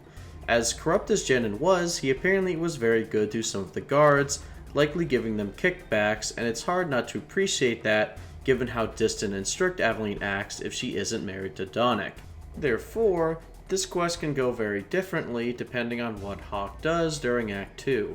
In my game, Jevon has instead rallied leftover racist zealots from when the Qunari still occupied Kirkwall, going on a tirade over how Feraldans are now taking over and stealing jobs from Kirkwallers ironically calling Ferelden of all places a wealthy foreign nation. Aveline can blow away Jevon's smokescreen, saying he doesn't really care about foreign invaders, but instead is just a corrupt loser who could only get a bunch of zealots to follow him, as no guards stand with him. This causes a lot of his supporters to leave, and we quickly kill Jevon, ending any sort of road bump in Aveline's career. If Aveline doesn't have the support of all the guards, there will be quite a few guards standing with Jevon at this rally, making the situation a bit more standoffish. Aveline, instead of focusing on Jevon's shortcomings, admits her own, and promises a chance to improve, to which the guards will actually respond and back off. Hawke can also take the reins from Aveline and convince the guards to back down, but this upsets her as it appears like the captain of the guard can't lead and is hiding behind the champion. No matter how this finishes, as long as no guards were killed while taking down Jevon, Aveline remains confident enough to remain the captain of the guard, though with a few doubts that Hawke can help shake off, and even more so if she's married to Donnic, as we see a very sweet scene if we helped Aveline get a better life. If, however, we couldn't convince the guards to not side with Jevon, Aveline will doubt her leadership and retire from the city guard following the events of Dragon Age 2, possibly seeking a place in the Ferelden army again. I like how there are two outcomes here. My only wish is that maybe there was a third option which addresses my biggest gripe with Aveline's character, how she leads the city guard. I've been addressing my gripes with Aveline throughout my analysis, and the best example I can show is during the main quest where she confronts the corrupt guard. This is a guy who took a bribe which ultimately leads to the death of foreign representatives. However, Aveline punishes him by going on the wall, acting like the biggest crime he did was abandon his post, instead of basically treason. This is the type of punishment a sergeant would give, but not the captain of the police, which Aveline is. And the difference is how her action looks in the long term and politically. Now, Aveline is an amazing officer. She knows how to lead men, give orders, and is excellent in combat. However, thinking about politics or the long-term consequences of her actions isn't something she's shown she can do. Giving a punishment to a cop who just openly took a bribe and betrayed the city as a whole, Aveline's choice of punishment isn't what you do in that situation, as if he still keeps his job, it's only going to encourage that kind of behavior, as the guards will learn that they can take bribes and still keep the bribe and their job. Instead, firing this guy once it's confirmed he took the bribe is absolutely what you do, or possibly investigate him and suspend him, depending on the system. This might sound like I'm nitpicking, but I don't think Aveline is fully aware of how much her decisions do affect the city in Kirkwall. Looking at all this now, I wish there was an option to address how Aveline's running things in Act 3 after all we've seen, and have a way to get her to think more about how she's running things and change her leadership style, or keep it, depending on how Hawke sees things in Kirkwall. Of course, this would change Aveline's aspect too. If we keep it the same, the city guard still runs, but corruption on the inside is still a prevalent issue. But if we change it, perhaps corruption goes down, but Aveline becomes a little more distant with her job as a result of being more politically minded. This would absolutely fix my biggest gripe with Aveline, however I still really do have an appreciation for her, especially as the oldest friend Hawke has, as she lets us delve into Hawke's beliefs in a way that a lot of games don't take the time to do. I really do appreciate the story of helping someone find their place in the city, when many of the other companions are just trying to get by or survive some truly dangerous situations. Here we have Aveline, who keeps most of her feelings to herself and knows who she is, but still needs a bit of support along the way to decide what her role really means. Aveline also has the most detailed gift quest in the game, as you can give her a shield of Sir Aveline, which is her namesake. The immediate factor that sets us apart from other gift quests is that Aveline will comment what she already had a shield, that being her ex-husband Wesley's. I usually always sell this shield, as it's just a standard shield that gets outclassed easily, but Aveline will actually call Hawke out if she does this and be rather upset. Likewise, she will comment if she kept Wesley's shield the entire game. After I realized this, I felt terrible for making her part with the shield, and I always let her keep Wesley's shield until I give her this one. She also goes a bit into how she's embarrassed by her name being a failed knight in her eyes that her father named her after, but even though she doesn't like her namesake, she appreciates the fact that Hawke gave her a sentimental gift in a very short but sweet scene. Aveline's relationship with Hawke is what makes me rate her rather highly in the companions overall. Varric is someone that you almost have to like in order to play Dragon Age 2. He's not only Hawke's best buddy, but essentially the titular secondary character, and of course our copium-induced narrator. Varric is a storyteller by trade. He strikes me as someone who, if things went ideally, he would be a writer full-time, but his brother, the Merchants Guild, and Hawke drags him into situations that have gotten in the way of that. However, unlike, say, a lot of animes where the author is this type of self-writer insert type, Varric is more so just a creative and charismatic person who enjoys storytelling, which is definitely a far better take if you want to make a character who is an artist or writer for your own works. Varric, of course, tells Hawke that he enjoys storytelling simply because he likes seeing people's reactions, though since he is a self-published author, there is a little bit more to that. Varric, being a close friend, and rather just fascinated by Hawke overall, is the other character besides Aveline who asks Hawke questions about himself. In fact, you learn more about Hawke through Varric's conversations than you can ever really learn about Varric. At the start of Act 2, Varric asks Hawke what he plans to do now that he's bought the estate and made a name for himself. You can give all sorts of answers. For example, my Hawke showed interest in owning a business, but most of the answers actually create a bit of a rivalry with Varric, probably because they are a bit on the boring side to him. Additionally, when you start romancing someone, Varric will pull you aside and ask, are you serious about them, as most of our romance options are pretty insane in the membrane. He's really the only one to do this besides, I guess, Anders, but we will get to that. Interestingly, we know that there are shared spoils with Varric that he must have gotten into some serious gold after the expedition, but we don't know what he does with it besides putting our companions on his tab, having a permanent room in the Hangman. If I had to guess, Varric probably put a lot of gold into his Merchants Guild contacts, and maybe some into publishing his book Hard in Hightown, a romance action novel inspired by Aveline and Donick, which is pretty hilarious. Varric's storyline overall naturally has to do with his brother, as being betrayed by him is the last straw for his family ties. Well, after 3 years of radio silence, Bartrand has been found in the estate in Hightown. Considering Hawke has just as much beef as Varric does after losing his brother to the Wardens due to his betrayal, Hawke and Varric tag along and break into his manor. Well, when we enter it, Varric is by himself and starts fighting off a whole merc army while one-shotting most of them, even killing 3 mercs with 1 arrow, before Cassandra stops the story to tell a somewhat more believable version, as this is the first and only time Varric has skewed the story since the beginning. Well, retracing our steps, we find the estate ransacked with crazy guards everywhere, most likely affected by the lyrium idol. The only sane person we find is outside Bartrand's room, that being his steward, who tells us Bartrand has been worshipping the lyrium idol until he eventually sold the idol, but things got worse for him after that, and he apparently returned to Kirkwall to get it back from the seller.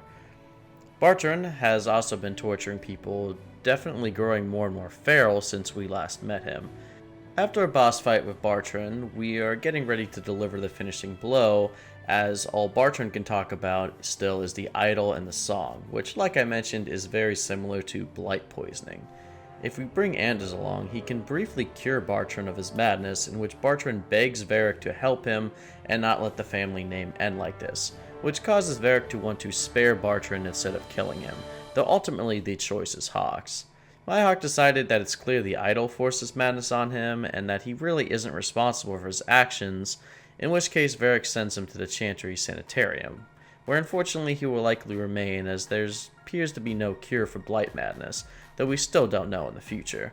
3 years later, and we find Varric has been trying to sell Bartrand's house, and eventually sold it to a merchant who is claiming that it is haunted. Varric suspects that the idol must be the cause, and asks Hawke, given the fact that she's a mage, and can probably magically disinfect the house, for lack of a better word. While exploring the mansion, we find Varric now hearing voices and singing, which is concerning given these are the same problems Bartrand had. It's all rather foreboding as we see Varric get worse and worse, and even see items floating by themselves and even attacking us with those objects. Eventually, we find a survivor in the house running for her life to which Varric gets uncharacteristically aggressive, demanding to know where the idol is, and that she must be hiding it. Well, as the servant tries to flee, she ends up killed by a ethereal golem. Killing the golem reveals a single shard of lyrium, something that Bartrand must have hidden in the house for himself. Varric stares at the idol like it's the Run Ring and says that he needs to keep this idol to save his brother.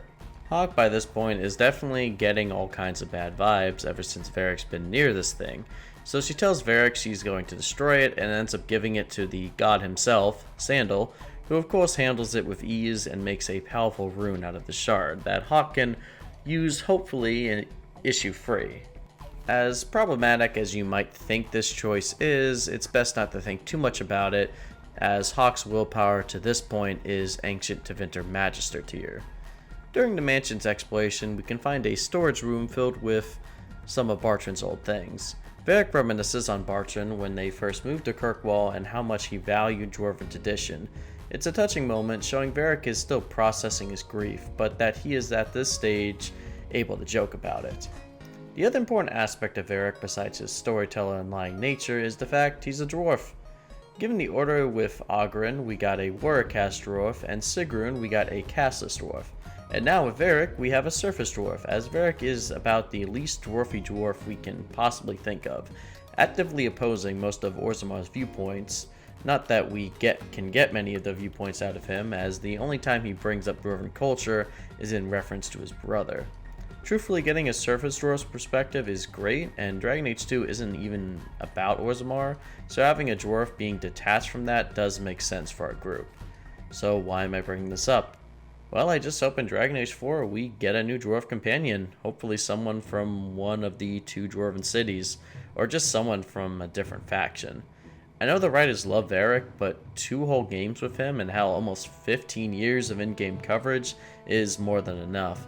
This is mostly just about Varric's inclusion in Inquisition, as while I don't dislike it, it just feels like BioWare went, we've made 3 dwarven companions with different backgrounds.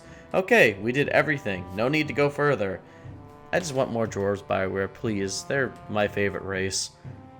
Varric is certainly a worthy narrator for Hawke's tale. He asks questions about Hawke, has intrigue in 2 with his crossbow Bianca, thanks Inquisition, is a useful companion that uses his charisma in a perfect manner, and is overall Hawke's best friend. It's really hard not to like Varric, as he's not all over the top or controversial like some other companions. Unless you don't find him funny, but even then it's easy to find him endearing. My only complaint is that he just doesn't reach the emotional depths as some of the other companions, and his companion quests are maybe a bit too simple. But I will admit his Act 3 quest is definitely in my top 10. Fenris is the anime lord of the Dragon Age community. Okay, it's not that bad, it's just he's a bit of a victim of that early 2010s marketing strategy of oops, all edgelord. He really is about the right amount of edge, it's really just his design that bothers me. I mean seriously, all the spikes, the black sleeveless, it just irks me. But I won't be docking him too much for it because don't worry, I do like him. Speaking on his edge, one of the first conversations we have with Fenris is that he has no memories of his time before being a slave, meaning he has no idea if he has a family, a childhood, or a home. But unlike the edgy rogue in your D&D group, Fenris actually does have all those, and he's not just mysterious to be edgy, but rather a plot point that can be resolved. Most of Fenris' story revolves around him trying to find a place in the world now that he is free. The second conversation Fenris has is about his opinion on finding a home, and he asks Hawke where he feels his home lies. It's the only time Fenris asks Hawke about himself, and is overall the last companion that really asks about us. In terms of Fenris' home, he never really finds one in this game as he travels with Hawke, but he doesn't immediately claim Hawke or any other companions as his home. Honestly, he doesn't really have much of a relationship with any companion.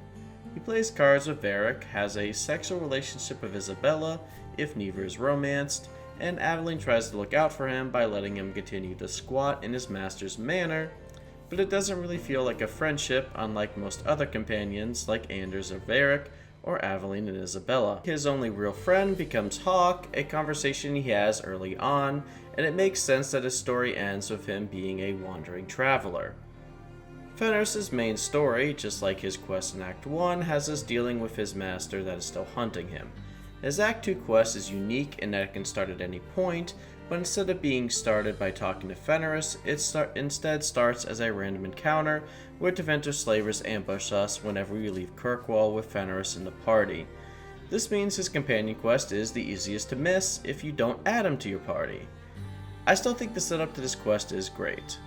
Fenris finds information on the body of one of the slavers that his master's apprentice Hadriana is in a hideout nearby outside of Kirkwall, likely going there to please her master by bringing Fenris back. Fenris hates her as much as his former master, as she was someone who was cruel to Fenris in order to appear more powerful in Magister culture, as well as appease her master.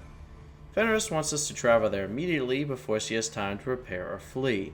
If we refuse, we'll be attacked again, in which he would be furious that he was attacked again when Hawk could have put a stop to this.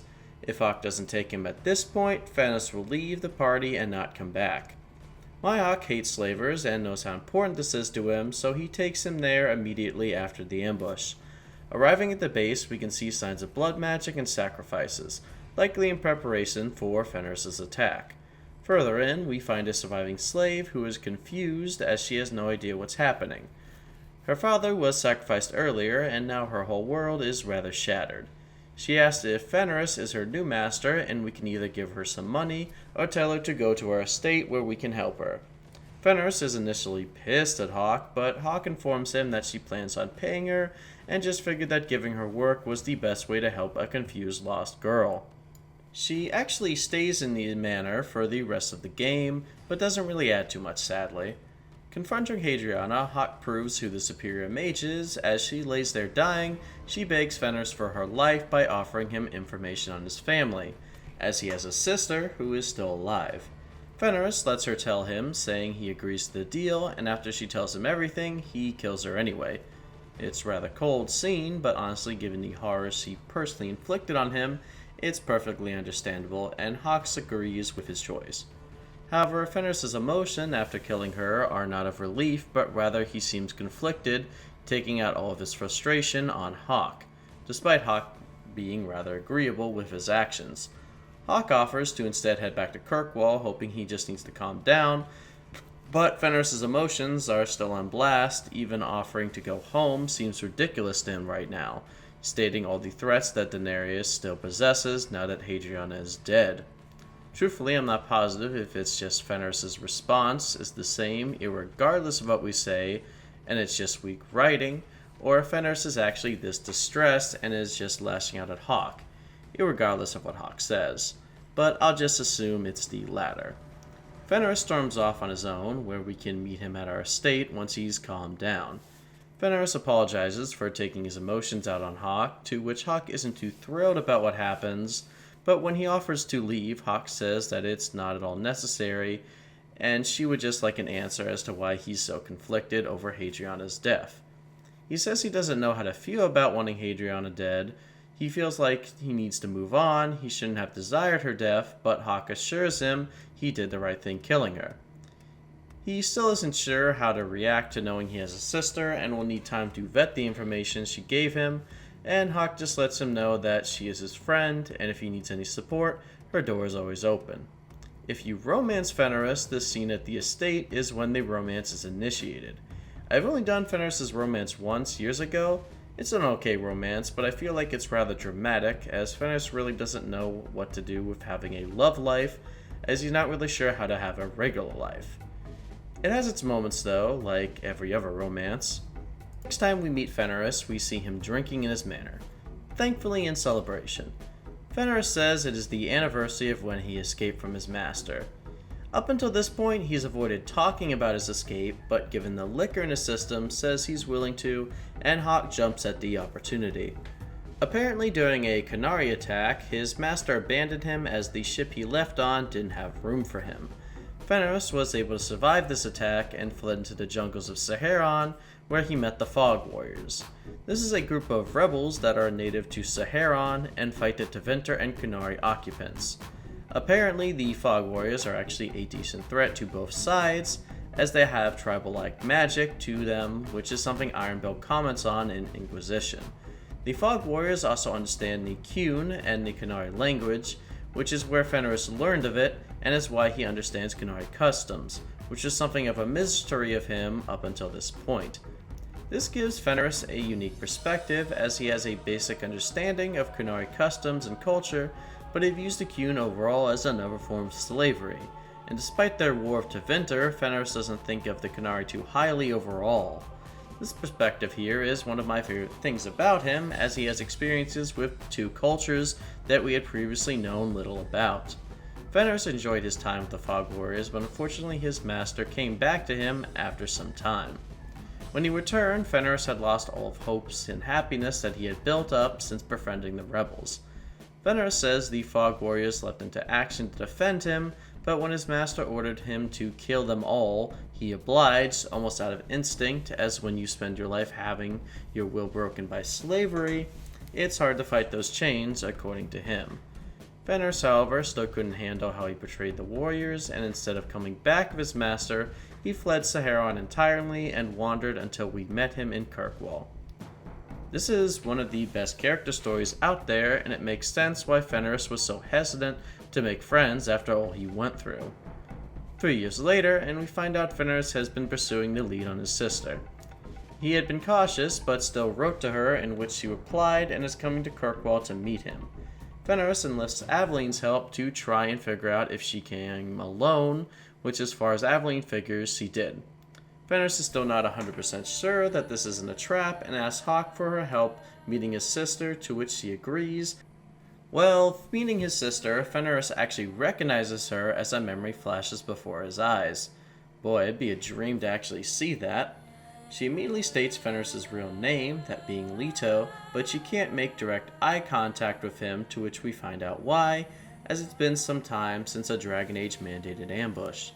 Fenris' master Daenerys descends from the back rooms of the Hanged Man, and we are quickly surrounded by slavers, as it is revealed that his sister led him here, as she is a full-fledged Tevinter citizen. We actually have an option to turn Fenris over here in what is clearly the most evil decision in this game. Even if you hate Fenris, it's a horrible choice, as we later discover that Fenris is not only going to be enslaved again, but that he is going to lose all of his memories once again in order to become more obedient. Also, in one of the most controversial moments, Anders gains friendship for this choice, something that scholars to this day are still debating, as Anders wouldn't approve of slavery, and Justice wouldn't either. I get there's a new being in there, but still, how is slavery vengeance? Of course, my Hawke would never deal with slavers, and is more than excited to test herself against a Magister, which proves to be a pretty satisfying fight, in which a mage in small quarters who can shield himself regularly as more and more guards flood in. Pretty soon we win, as Fenris uses his lyrium tattoos to crush Daenerys' heart, a fitting end for the one who gave these to him. Fenris isn't done, however, quickly turning his attention to his sister, who says probably the worst thing she could in this situation, that she led Daenerys here so that he would make her his new apprentice, so she can become a Magister. As it turns out, she's a mage herself. Fenris is ready to kill her now, but Hawke tells him not to, saying that she is ultimately a victim in all this too. Interestingly, Varric has unique dialogue if he has killed Bartran, telling Fenris that he knows firsthand it won't make him feel any better, which is one of the few times Varric gets rather down to earth in these games. Fenris tells her to leave, realizing this won't solve anything, and his sister decides to spill the whole story before she goes. Apparently, before the lyrium tattoos, Fenris competed in a tournament likely to become Daenerys' pet. As a boon for winning the tournament, Fenris had his sister and mother freed. However, being a freed slave with no prospects wasn't much of a reward, as they had little in the way of making coin. Seeing how Fenris is now a powerful warrior with freedom and an ally of the champion of Kirkwall, she sees him as getting the better end of the deal. Well, from her perspective it makes sense, but she really doesn't know the horrors inflicted on Fenris, so this is really a bullshit statement. Fenris himself, for the first time in his life, is truly free, but has no idea what freedom means, as even after all this time, he has been living on survival instinct. He was always cautious, as everything we the player have experienced with Fenris has been about his master. Now that they are all dead, he feels empty. It's a very real moment. It's not a high adrenaline or deeply shocking moment. It's just still as Fenris tries to find the next step. Hawke promises that as a friend, she will be there for him whatever comes next, and besides one more dig at mages, he agrees and thanks Hawke for showing him what a friend really is. Fenris' future is really well paved. As an Inquisition, we can learn from Varric that he is hunting Dementor slavers, and we have a detailed stories from the Karmic series, Dragon Age Blue Wraith, and Dark Fortress, which perfectly show our favorite edgelord. Even though Fenris may be a bit over the top, I still think he has some of the best story moments in this game, and he is certainly a very influential character in the world of Dragon Age. Given my knowledge of Dragon Age fans, I know that there were a huge following waiting on Anders. Before I talk about that though, I think it's important to look at Anders again in Awakening. Now I did a full analysis of Anders here, shameless plug I know. Essentially my main synopsis is that Anders was the first pivotal character that allowed us to digest the Circle Tower issues in the world of Thedas. He was also someone who would hide his lack of confidence with comedy. It wasn't world-breaking character design, but it was something to work with, and having that simple canvas be edited by then experiencing the war in Awakening, where he fought and befriended one of the most important figures of all time, as well as fighting two entities that were near Archdemon level threats. Going into Dragon Age 2 critically, Anders would be a different person. He might not be cracking as many jokes, or it might be more insecure about himself. He may be more experienced, hell, he may even have darker as the realization of the taint inside him is slowly eating away. Well, Anders is different, but not in a gradual sort of way. No. Instead, he is a whole different being. New voice, new beliefs, new outlook, and only fragments and glimpses of the character we recognize from Awakening. If you didn't play the expansion, well, this is no big deal for you, but then Anders isn't quite made for you either, as Anders still has these little tidbits of Awakening references or Grey Warden references that if you didn't play Origins, you're not going to fully experience his character the same either. Essentially, this is like going on a tabletop adventure with a character you just started getting the hang of and enjoying. Then in Session 6, the DM just tells you, okay, you are now possessed by a demon, change your alignment, ideals, traits, history, oh, and change his voice. But you can still be a healer, we really need that for party cohesion, thanks. Now I will say, what they did with this change is really strong. Don't worry, I'm not bashing Anders as a whole. In fact, I can say he is what makes Dragon Age 2 a great game. However, it's just this retcon that has left a bad taste in my mouth as someone who honestly loved Awakening's experience. I do think that a new character, or someone that we didn't get to know, would have been a better role for taking on Justice's mantle. Truthfully, Anders did deserve better in returning, but maybe that's the point, as so much of this game is tragedy. Maybe Anders doesn't get to be a cool veteran like Nathaniel. Instead, his fate was always meant to be tragic because he was a mage who always desired more out of life. It's something to consider, but the execution still wasn't handled properly in my opinion. Anders was originally written by David Gator in Awakening, the lead writer of Dragon Age. Gator is also responsible for writing of Morrigan and Alistair, so you would think with Gator's excellent handling of plot essential companions, he would be the natural choice to handle Anders in 2, but alas, in an interesting decision, Anders was handled by Jennifer Hepler, another senior writer. Surprise, surprise, she also wrote the Mage and Templar conflict in this game. So yeah, that makes perfect sense given Anders' story involvement. Hepler is an excellent writer, and we will get more into her later. I do think she handled Anders well, but the transfer of writers probably could have used a bit more supervision had Gator had more time before release. More than likely, Hepler had full confidence, which explains a lot of small scenes where a player familiar with Origins might go, wait a minute, what is this? To clarify, looking at Anders' relevance in the main story, I think Hepler was the right call to write for him in 2, as no one else could have woven Anders in the main story as well as its actual writer. I just think Anders' dialogue could have been handled with a fine-tooth comb by his original creator, especially given Gator wrote Justice as well. As we learn in Act 1, Anders originally came to Kirkwall to help his friend in the Circle, Carl, escape. However, since Carl was made tranquil for no other reason than trying to escape, Anders now cannot ignore the brutality and abuse in the Kirkwall Circle, and thus stays to help as many mages as he can. Carl's death is clearly the spark that set this up, but the reason for that isn't just what happens to Carl, but the fact that Carl and Anders are former lovers. Brief quirk here though, Anders will only mention this to a male hawk pursuing a romance. The femme hawk who I romanced Anders with never found out this fact, which sort of muddles Carl's and Anders' relationship.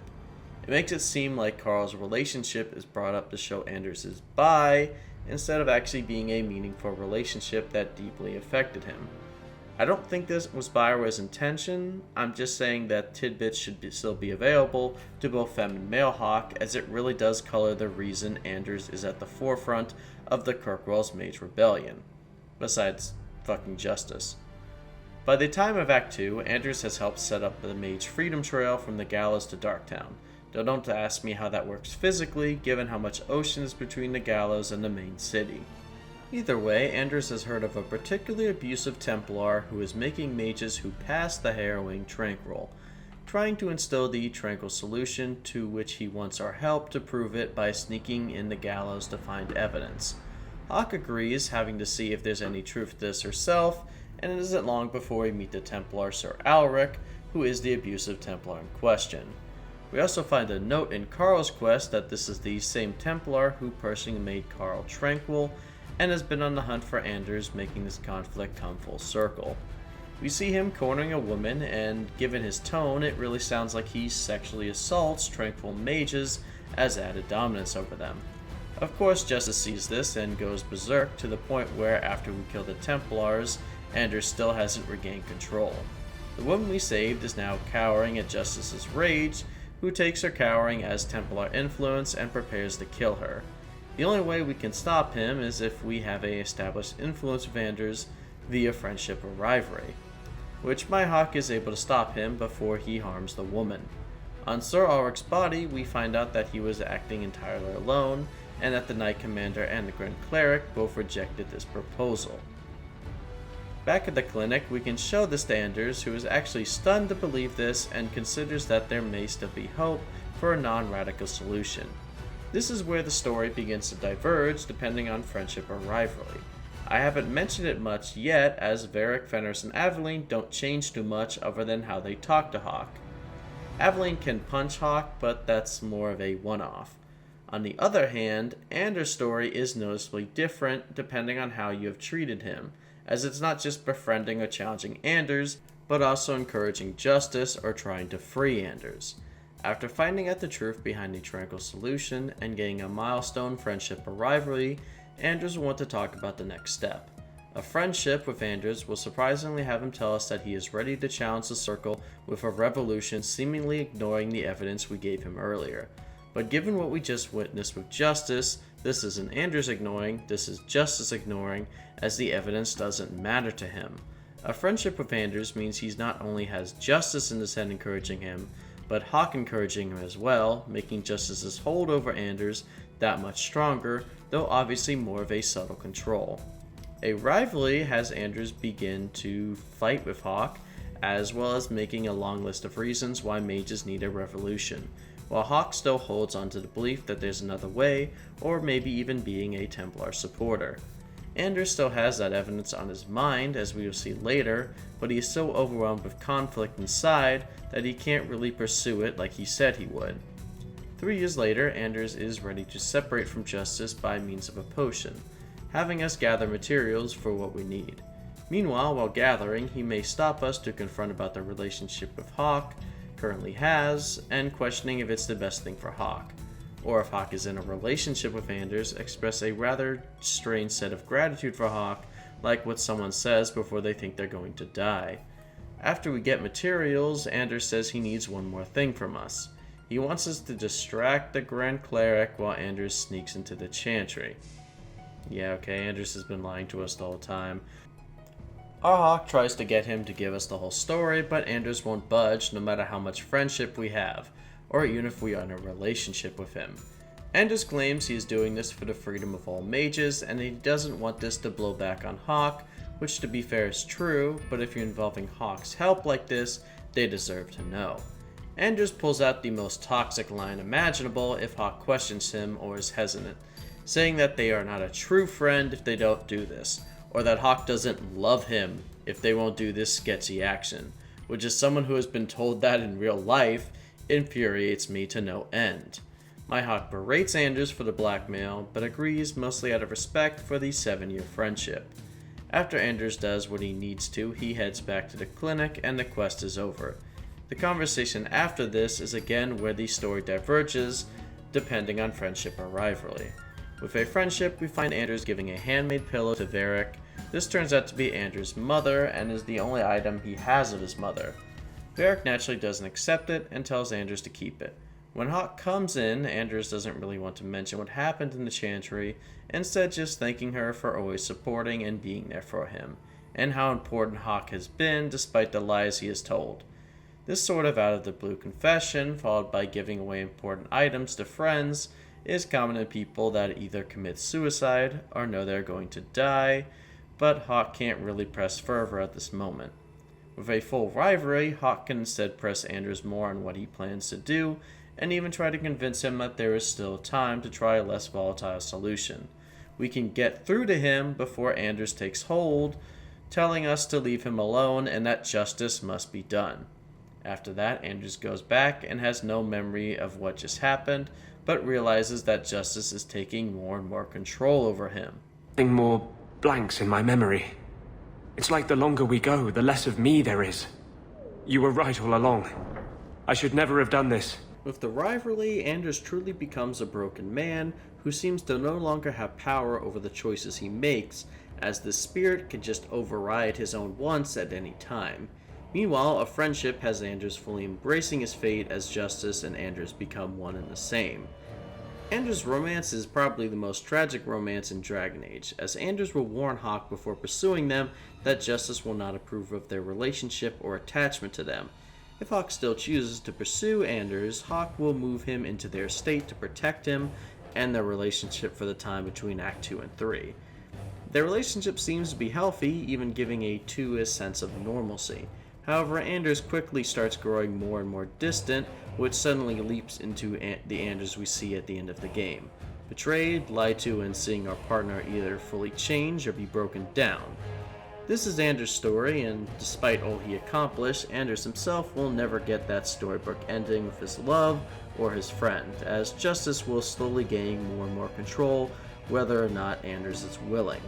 While again, I love the handling of his story, it really is some of the strongest writing in Dragon Age 2. The fact of the abrupt transition from Awakening prevents me from putting him any higher on my list. Isabella is another character intertwined to the plot of this game, which is the Qunari. You're probably not surprised to hear that she is my favorite given my Hawke's endless simping for her in the analysis so far. Isabella is someone who, like Anders, keeps information from Hawke. The only real difference is Isabella wasn't proactively planning the Qunari attack, but rather the attack was the consequences of her holding out on information, something that we find her struggling with in between Act 2 and 3, as when we talked to her the first time, 3 years after the Qunari invasion, she is drowning away her sorrows in the Hanged Man, not really wanting anything to do with us, as she thinks that Hawke is someone who has risen to a height that she has no place even associating with. This is really just a projection of her guilt over Hawke having to deal with her mess, and even putting her life on the line in a duel for her, which is probably all kinds of confusing to her when you take in consideration her past. Her mother was very distant, with her focusing more on scams and thievery instead of her own daughter. Eventually, she was handed off to an Antivan man who coveted her simply for her looks and nothing else. This went on for years until she was freed by Zevran from Origins, who killed her husband. Afterwards, she took her husband's ship and eventually worked her way into becoming a famed pirate captain before her ship was sunk by the Qunari at the start of the game. This is the story Isabella tells us, however, she is being so withholding in the game about the truth that it's hard to exactly separate what's fact and what's not. See, her mother actually converted to the Qun, and when Isabella refused to convert as well, her mother had her married off. Isabella describes it in game like this man approached her mother with some coin and some cattle and she just took it, but it's more likely her mother approached a man and it's unclear as to whether there was an exchange of coin or this was just a convenient choice for her mother. Her husband did marry her for her looks, but had hoped to tame her over time into becoming a refined and stately woman, but Isabella instead began sleeping with Severin and learning to be a duelist since she could see the marriage was loveless. Eventually, the husband plotted to give Isabella away to an associate, to which she told Severin about, which ended up being the spark that set up her husband's murder. Though the fact she leaves all these details out still tells Hawke she didn't have her husband killed is a bit suspicious. In my opinion though, I think this was Severin's choice to kill him after hearing what was going on to happen, and it's more likely that Isabella just didn't stop him. We learn in Origins that Severin is very passionately against slavery, and Isabella's marriage with her husband was slavery with extra steps. Perhaps Isabella doesn't share this detail because she was simply embarrassed that 2 times in her life she was traded to someone like little more than an object. When we look at how she was treated in her past, it makes sense why she is so frustrated at the start of Act 3, as she has almost never had something done to her by someone without some ulterior motive, as she has only dealt with selfish people before, besides maybe Severin, but he isn't exactly the pinnacle of selflessness. The fact that Hawke may be the first person that just helps her because she is her friend is what drives her to come back with the relic after she sailed off with it, and it's why if we portray her to Qunari that she is shocked and hurt beyond description. Making this choice and betraying someone who for the first time put their trust in someone else, the game will then show someone who is hurt by this and that they likely won't ever trust again. Similarly, even if we don't portray her, Isabella still has doubts over whether she made the right choice, as her trauma is still telling her the other shoe is going to drop eventually. And only through her actions in this act will she find out there is no catch, and that she does have people who care or even love her, which slides nicely into her romance. As you can certainly tell by now, Isabella is the romance option that my Hawke chose, and is overall one of my favorite romances in the Dragon Age series. I'm certainly the type of person who enjoys the happy ending romances as opposed to the more tragic romances that BioWare loves to include with Anders, Solus, and even Morgan before the Witch Hunt DLC. Isabella is unique in that unlike Anders or Merril, who will outright confess to you and stay in a committed relationship, Isabella will only confess to you towards the final moments in Act 3. However, Isabella will also proposition Hawke for sex regardless of if they initiated romance or regardless of Isabella's even friends with Hawke at this point, as Isabella mostly views sex as nothing more than physical, given her past and her now focus on living a free life with no attachments. It's only directly after sex, when Hawke asks to bring love into the picture, can we sit Isabella down and find out that she is afraid of being loved. This is the only romance that you actually have to explore and get her to open up about her past by asking her questions, as the other 4 romance options simply have you select a hard option with no chance of failure. We find out that Isabella is afraid of being loved or hurt, and so that's why she wants to keep love out of any relationship she may be in. It's only when Hawke proves that they would do anything for her, and that they aren't going anywhere, that Isabella is finally able to confess that she is in love with Hawke, before they embrace each other in a rather cute scene. This scene only plays out, however, if we do Isabella's quest in Act 3, which is a fairly simple quest when compared to many other companions. See, the Qunari were given the tomb at the end of Act 2 to prevent further conflict with them. However, like Isabella said during that confrontation with Aveline, she needs that tome in order to not be killed by the crime lord Castellon, who has definitely closed in on her after 7 years of running. Isabella plans to confront Castellon with the help of Hawke, and given Hawke's success at killing anything that stands in her way, she's confident the 2 of them can handle him now. In order to draw him out, they need a plan in which Hawke gets the idea to pretend to turn Isabella into the crime lord's lieutenant so that they can follow and lay a trap. Well, Hawke does this, putting on a convincing performance by being her normal aggressive self and knocking her on her ass to be dragged away while Hawke follows. We set up the ambush in the docks, kill the lieutenant, and try to see if there's anything of note that we can find in his warehouse, to which we find slaver documents that, surprise surprise, prove he's a slaver. Confronting him, Isabella tries to blackmail him for his ship if we give him the documents, which is a decision ultimately up to Hawke, as we can either kill him now or let Isabella blackmail him. When Hawke asks why we can't just kill him and take the ship, she replies that it's not really pirate code to do that, as it's better to outsmart or best someone instead. Hawke normally would never allow this, but knows this is what Isabella really wants, and lets her give him the documents, which is, surprisingly, is a decision Aveline approves of as well, likely just because of her friendship with Isabella. Back at the tavern, Isabella offers Hawke to join her in her new ship, to which Hawke agrees after her business is done here, of course. And this is where Isabella will confess, as they plan on sailing out into the sunset together. A perfect end for two women who have been missing love in their life for so long. Isabella is absolutely my favorite companion, just both in her attitude and her overall story. I actually enjoy the fact that she leaves details out of her past, as it just feels very human to leave out details in a past as tumultuous as hers. This, combined with her personality being usually less serious, but not as cheesy as Varric, is something that is also refreshing and makes me want to bring her more to counteract the seriousness of Anders, Aveline, etc. So she's absolutely going at the top of the list. Merril is another character I don't think I have really mentioned since Act 1. Checking the script, the last time I mentioned her in more than passing was that Jura joke in Act 1. This might make you think I don't like her, but just like Isabella, her less serious attitude at times, due to her naivete, gives a refreshing change of pace from the more brooding companions. She is also the best Dalish companion we could ask for, as she has plenty of stories and lore about the Dalish people in her conversations, companion quests, and banter, so obviously I think rather highly of her. It's not all sunshine and rainbows, however, as her quests have to do with her delving further into blood magic, with her obsession over the destroyed Alluvian from the Dalish origins in the first game. Also, like Anders, her story is fairly more divergent if you have rivalry with her, though not as much detail. By the time of Act 2, Merril has recovered the Alluvian and brought it into her home in Kirkwall. We find out the reason she turned to blood magic was to utilize a pride demon to cleanse the shard of the Darkspawn taint. She initially wanted to try and save Tamlin, the friend or lover of the possible Dalish Grey Warden, but given it's been years, Merril has given up on that goal, instead figuring that restoring the artifact could bring the Dalish closer to the history of their ancestors, and maybe even improve the overall life of the Dalish.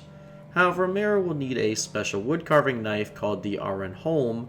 It's apparently as ancient as Arlathan itself, and Merril believes that this could be the key to finally restoring the Alluvian. However, I have to stress this is a woodcarving knife, and we are trying to repair a mirror. The only connection is they're both ancient elven artifacts. The Keeper doesn't even explain why this artifact is important to restoring the mirror, but she figures it could too. I don't know, surprisingly it doesn't work, but the Dalish tend to misunderstand their ancestors' culture, as we will later find out, so maybe the Dalish believe that the woodcarving knife is like a Swiss army knife and it can just fix everything. While this part makes no sense, this quest is still rather fun. Merril invokes a Dalish ritual that allows her to borrow a sacred Dalish artifacts if that Dalish does a non-trivial task for them. Given that Hawke is now a professional non-trivial task solver, Merril brings her along. The Keeper was given a paycheck by EA to tell us that we have to slay a Vaulteril, the ancient elven spider-like creature made of ancient wood that was teased back in the Witch Hunt DLC. Given these things' obsessions with Alluvians, we should be thankful this thing hasn't smelled Merril's and started resource guarding her house in Kirkwall. Also, wait a minute, you want me to slay it? Okay, I love Merril's clan, but the Keeper's knowledge of elven lore can thin into a thumbtack. These things are actually immortal. Killing one only delays it, as it will eventually regenerate and come back. Therefore, killing this thing is mostly pointless, but given that the Keeper does not want to leave Sundermount, I guess a brief reprieve is good enough. I don't know, this quest is giving me 2 headaches. Let's just get into the Vaulteril. So the beast has slain 3 of the Dalish hunters, so Hawke can collect these amulets as well, out of respect for the clan. But what the Keeper didn't tell us is that her newest hunter, Paul, was also here, somehow surviving. Paul was originally a city elf and an old friend of the city Grey Warden from Denerim, if we played that origin. However, when Paul sees Merril, he freaks out and runs further into the Voltaire's lair, and the beast kills him before Hawke can even get there.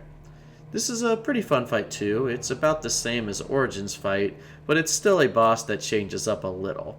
After Paul dies, Merril is desperately trying to figure out what happened, and in a rare instance of recognizing our class as a spirit healer, Merril asks Hawke to help heal Paul, to which Hawke says there's nothing left to revive.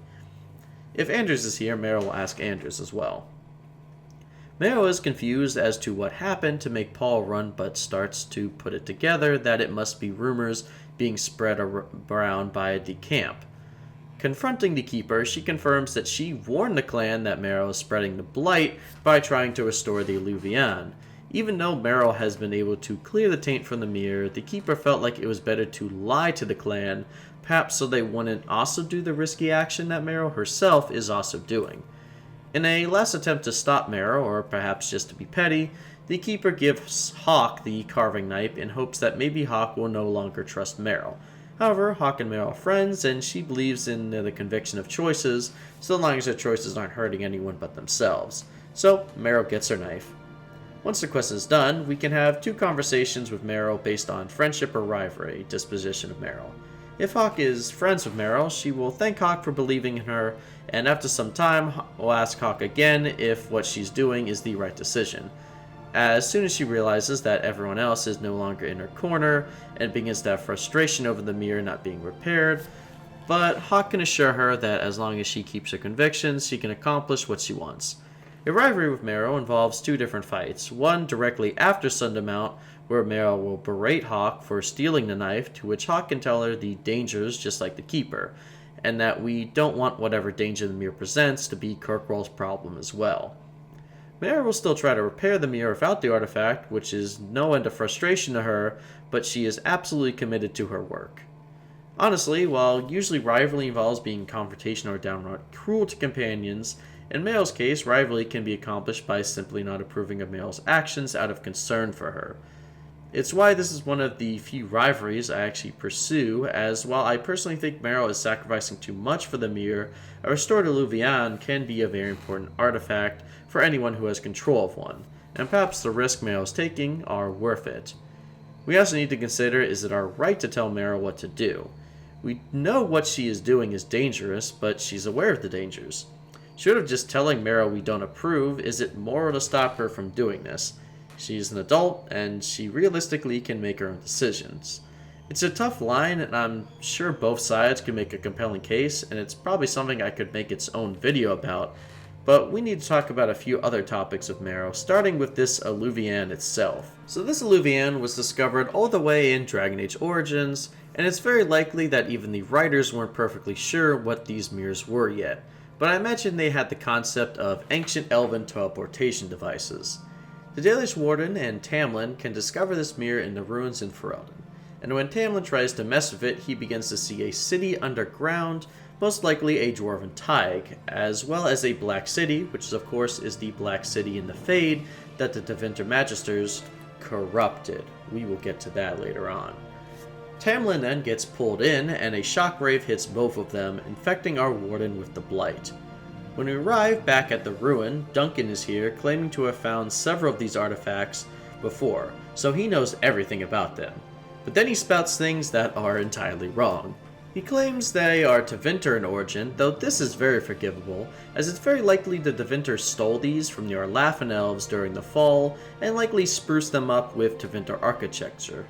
They also say they were used for communication, which I guess is true in the same way a car can be used for communication. Like, if you can drive to someone faster than you can run, I guess a car could be considered a communication device. Look, Duncan's not a historian, he's a soldier, it's totally forgivable. I just love how absolutely, without any hesitation, he spouts what he knows about them like they are facts. It's really funny 2 games later.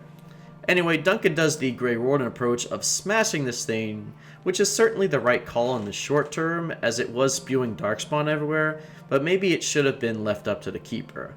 Now, with all this set up, there's still one thing super confusing about all this. Why did Tamlin directly see a Tig and the Black City when the crossroads is revealed in Inquisition to be its own realm beyond the Fade. And why are Darkspawn there? Were they just vibing between the crossroads, and when Tamlin touched it, they got really excited and started pouring out? There's really two options. Blight caused the mirror to be linked to the Black City, and Tamlin simply saw another mirror in a Tig that was also infected. Or this is a retcon, and the crossroads simply weren't invented yet, so therefore they again just thought of teleportation devices. It's again something that probably deserves its own video. Like many other companions, after her first companion quest is done, Merril can be pursued romantically. It's a rather sweet scene and a cute romance overall, and like Anders, you can invite her to live with you, which she does, but still keeps her home in the alienage to work on the Eluvian, which is an indicator that she doesn't want any of her work to cause Hawke trouble, which is very sweet. Merril's romance is another one of my favorites, as just like Liliana or Alistair, it's a very drama-free relationship. It's two people who care about each other and don't take long to show it. It does move fast, but that's mostly due to Merril's lack of knowledge on relationships and Hawke's willingness to love and accept her for her. It's a sweet and caring relationship, which just gives us a break from all the trauma that Dragon Age 2 presents to us. Finally, in Act 3, Merril has exhausted all of her options, whether we gave her the tool or not. Seeing no other way forward, Merril wants to bargain with the Pride Demon in Sundermount, as that was truly the last time she made any progress with the mirror. Hawke really doesn't like the sound of this, but figures with both her and Merril here, one demon shouldn't be too much trouble. On the way there, we can have one more conversation with the Keeper, where Merril can point out that the clan shouldn't still be here, given how risky it is for the humans to kick the Dalish out violently. However, the Keeper says she still has business here, and she won't be leaving until that business is concluded. We can ask the Keeper if they have a cure for possession, to which of course she doesn't, though interestingly, she says it's physically possible, but with that the person could be so warped that killing them would be a mercy. We can also ask the Keeper to repair the mirror, in which she is adamant she will not, though it's 100% likely she has no idea how to fix it, even if she wanted to. The demon is all the way in the mountain peak, and we can learn a lot of lore about Sundermount and the Dalish along the way. The most interesting of these lore scenes is that Merril will pray at the altar where we rescued Flemeth. She will say that she is praying to Mythal, not out of reverence, but rather not to anger Mythal. The fact that we resurrected Flemeth on a shrine of Mythal is insane foreshadowing, and truthfully I didn't know about this scene until I started working on this video. Great job with the hint, BioWare. We also learn a bit more about the Arlathan Tevinter War, as apparently one of the last battles fought was in the demon's chamber here, and that's why the demon was sealed here. And yes, I do mean was. The Keeper confronts us here and reveals she decided to take the demon herself in order to protect Merril. Now Merril has no choice but to kill her own mother figure, as the Pride Demon fully takes control over her to try and get at Merril. Varric certainly put a lot of detail into this fight, as the demon summons spectral visages of the 4 hunters that were killed in the Vartero quest, most likely to break Merril even more as they hurl insults at her and blame her for their death. Halfway through the fight, the demon will heal itself and comment on Hawke, and this scene actually differs depending on Hawke's personality, which means there's 3 different cutscenes players can see here. Finally, in a last-ditch effort, the demon will transform back into the Keeper and say that Merril is so strong she saved her. Hawke sees through this charade, as the Keeper pointed out just beforehand that nothing can save someone who is possessed, and Merril is forced to stab the image of her mother, killing the demon. Still, if we do fall for this, Merril will be stabbed in the back by the demon, and we have one last fight. However, we finish this, Merril will be heartbroken at the loss of the Keeper. Hawke gets a bit more upset than she should at this tragedy, accusing Merril of not listening to her warnings, but Hawke has nothing on the coldness of what Anders says to Merril. Anders admires the selfishness that the Keeper showed to Merril, and goes as far to say that the world is lesser because Merril is still alive and the Keeper isn't. Like, holy fuck, dude, Actor Anders is fucking cruel. Stepping out of the cave, after mourning the Keeper, we find the clan sent a search party looking for her. It takes everything out of Merril to tell them she's dead, to which the clan will immediately arm themselves to kill Merril, certain that she caused the Keeper's death. most likely because of all the rumors that the Keeper herself have planted since then. The only way to prevent the clan from attacking is for Hawke to personally take responsibility for Merril and the Keeper's death and promise that Merril will never harm anyone else. My Hawke did this, trying to let Merril know she doesn't have the burden of this loss alone. My favorite part of this scene is the main person confronting us is the Dalish man named Fenris. I know, close consideration to Fenris, probably intentional, who also happened to be the third member who went to look for Tamlin along with the Dalish Warden and Merril all the way back in Dragon Age Origins. The fact that he and Merril are on opposite sides now after once coming together over the loss of Tamlin is a really subtle moment, as Tamlin's loss is what sparked all of this. But while Fenris likely cared about Tamlin as much as Merril, he was still able to move on while Merril has been stuck in the past. Now, as powerful as this scene is, and realistically my Hawke would scold Merril a bit at the loss of someone over this obsession, the information we know as of Inquisition means that the Keeper made an unfortunately short-sighted decision based on her own wrong assumptions. See, during the Keeper's confrontation, she tells us that the demon was planning on confronting and killing Merril once the mirror was restored, believing it to be a portal to the Fade. However, the Luvian is not a portal to the Fade, but rather the Crossroads, which is a dimension beyond the Fade, and spirits don't seem to roam the same way as in the Fade, most likely just like our realm spirits cannot enter the Crossroads at will. Therefore, the Keeper's belief the spirit would come out of the mirror is entirely wrong. She either misunderstands how Luvians work, or perhaps the Pride Demon told her that was the plan so that they could easily take control of the Keeper, maybe believing Merril was too strong in blood magic to be possessed. To add more to this Pride Demon's name is Audacity, which is really the underlying theme of both of the Keeper and Merril's story. Merril had the audacity to restore this mirror and bring this artifact to her people, even at the cost of all of her relationships.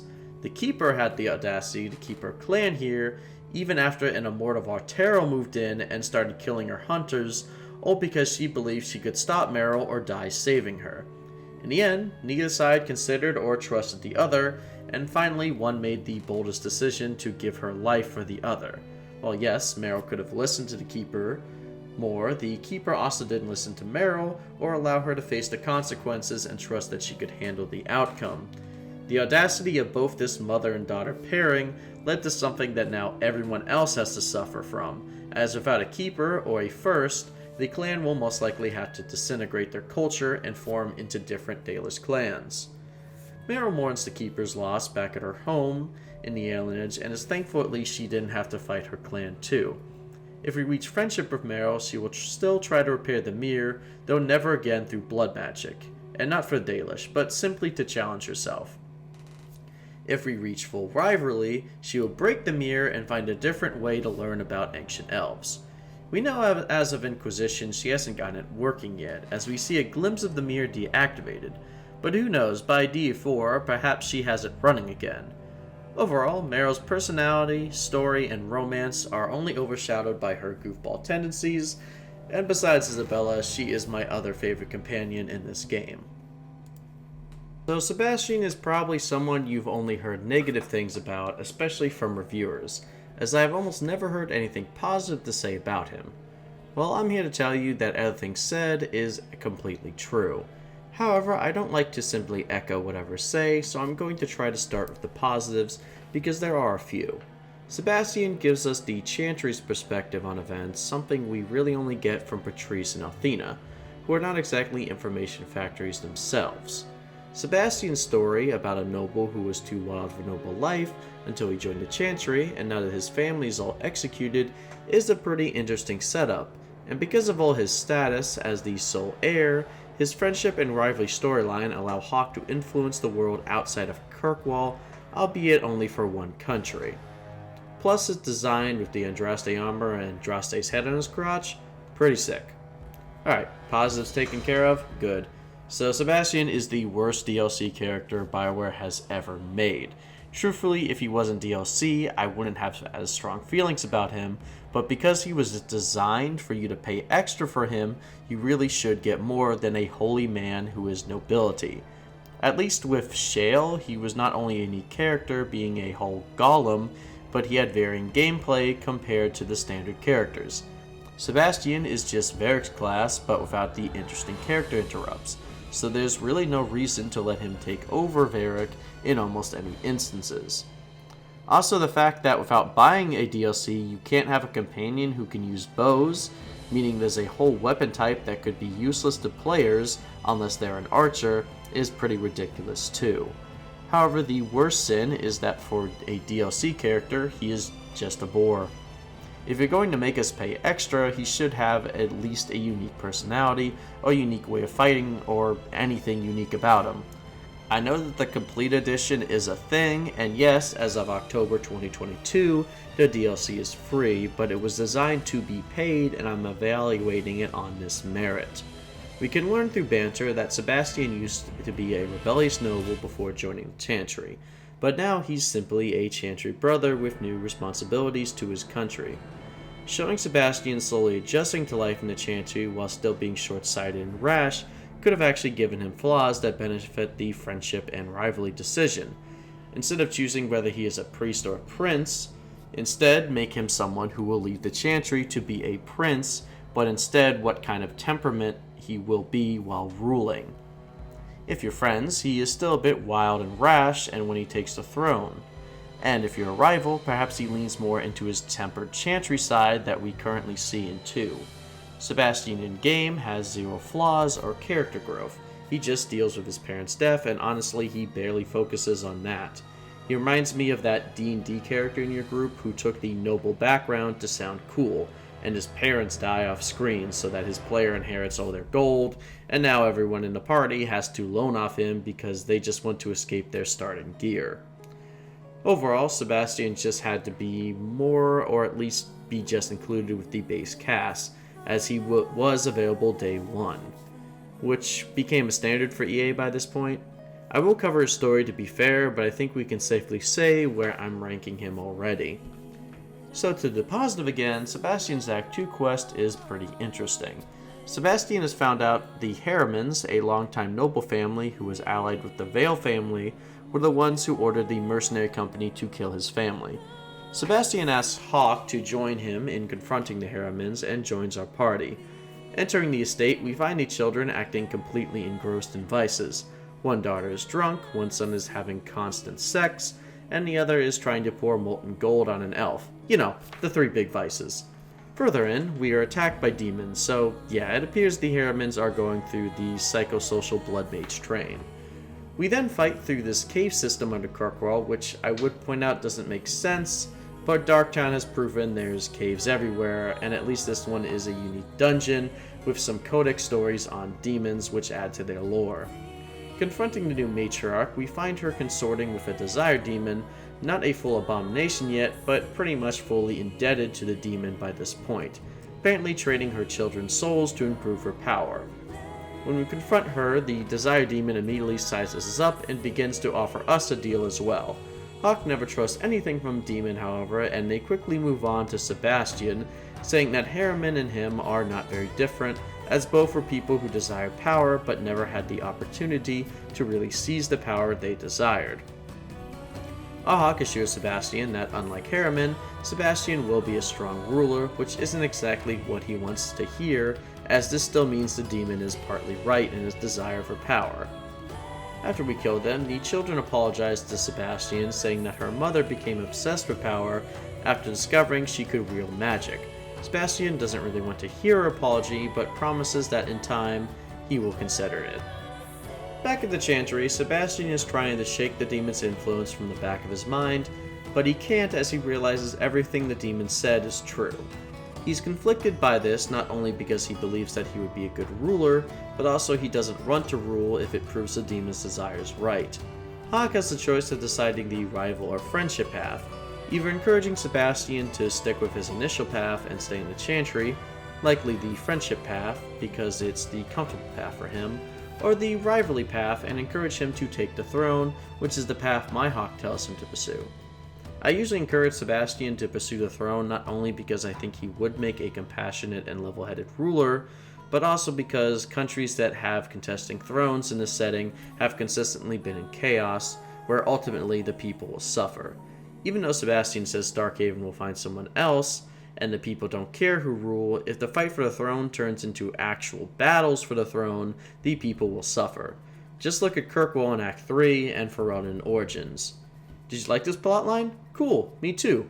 Well, too bad for you, because Act 3 doesn't even cover Sebastion, but rather chantry politics and Althena, who, considering she is a mother-like figure, somewhat similar to the Keeper from Merril, albeit more distant, let's talk about the Grand Cleric.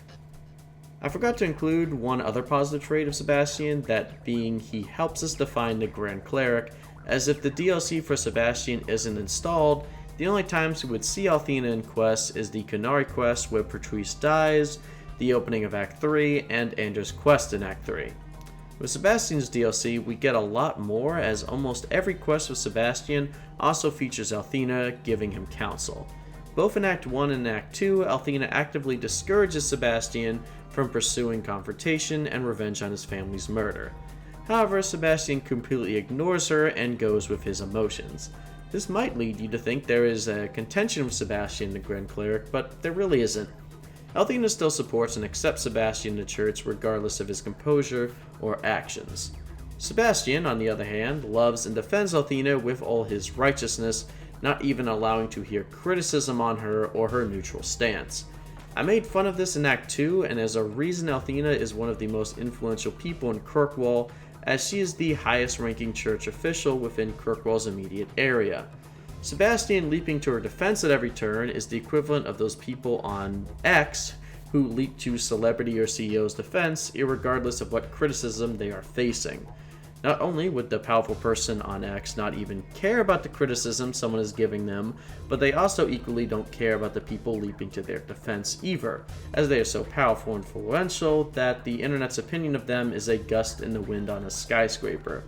Not saying don't ever use the internet to spread actual awareness when someone does something deplorable, but just keep in mind the impact it may have on the actual celebrity is minor, so don't think you have to unpaid intern as their public relations speaker. Anyway, that's about as political as I'll get in this video. Moving on. Althena is more than capable of defending her own actions, Sebastion, and she needs to, as her stance on Kirkwall's major issues is to let the Makers sort it out and pray. Althena being neutral on these issues is a problem no matter what religious wisdom she may be quoting here, as her being neutral is telling her mass following that there is no real issue and there's nothing to be concerned about. Say what you will about Divine Justinia, but when the Circle conflict and Inquisition got out of hand, she at least called a conclave to hopefully end the tensions before more innocent lives were lost. Meanwhile, in Kirkwall, tensions are so high with the Mages and Templars that eventually they're going to explode, dealing collateral damage. Althena is the only person who could see that Templars are no longer following Meredith's orders, and Meredith herself is becoming too unstable to lead and actually do something about that. Look, even if you are the biggest Templar supporter on the planet, you can't tell me things wouldn't have ended better in Kirkwall if Althena removed Meredith from power and put a new Knight Commander in charge, likely Cullen, given the chain of command. Sure, Meredith would have gone local and probably killed Althena for her mage collusion, but I see that as a win-win. However, Templar and mages aren't the only forces that Althena is risking Kirkwall being assaulted with, as we will find out in Sebastion's next quest. Althena has received a letter from the Divine herself asking to meet her agent. However, Althena asks Hawke and Sebastion to meet her instead and tell her the situation in Kirkwall is handled and that there is no need for Divine involvement. While the situation is certainly not handled, Hawke does agree that a Divine's involvement would only harm more lives than save.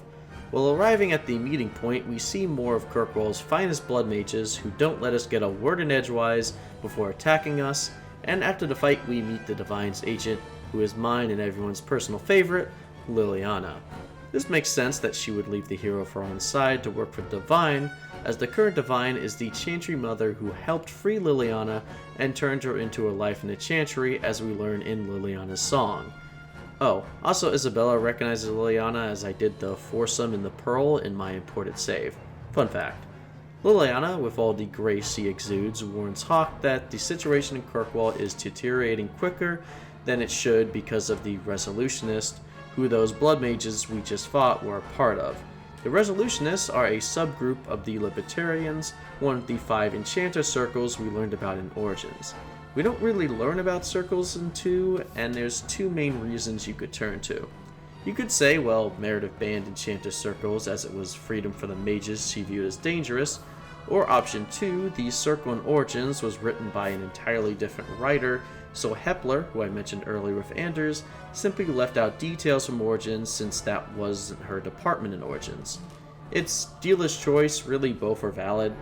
However, these Resolutionists are behind most of the unrest in Kirkwall, so they are likely behind most of the incidents that we will cover in Act 3 very soon.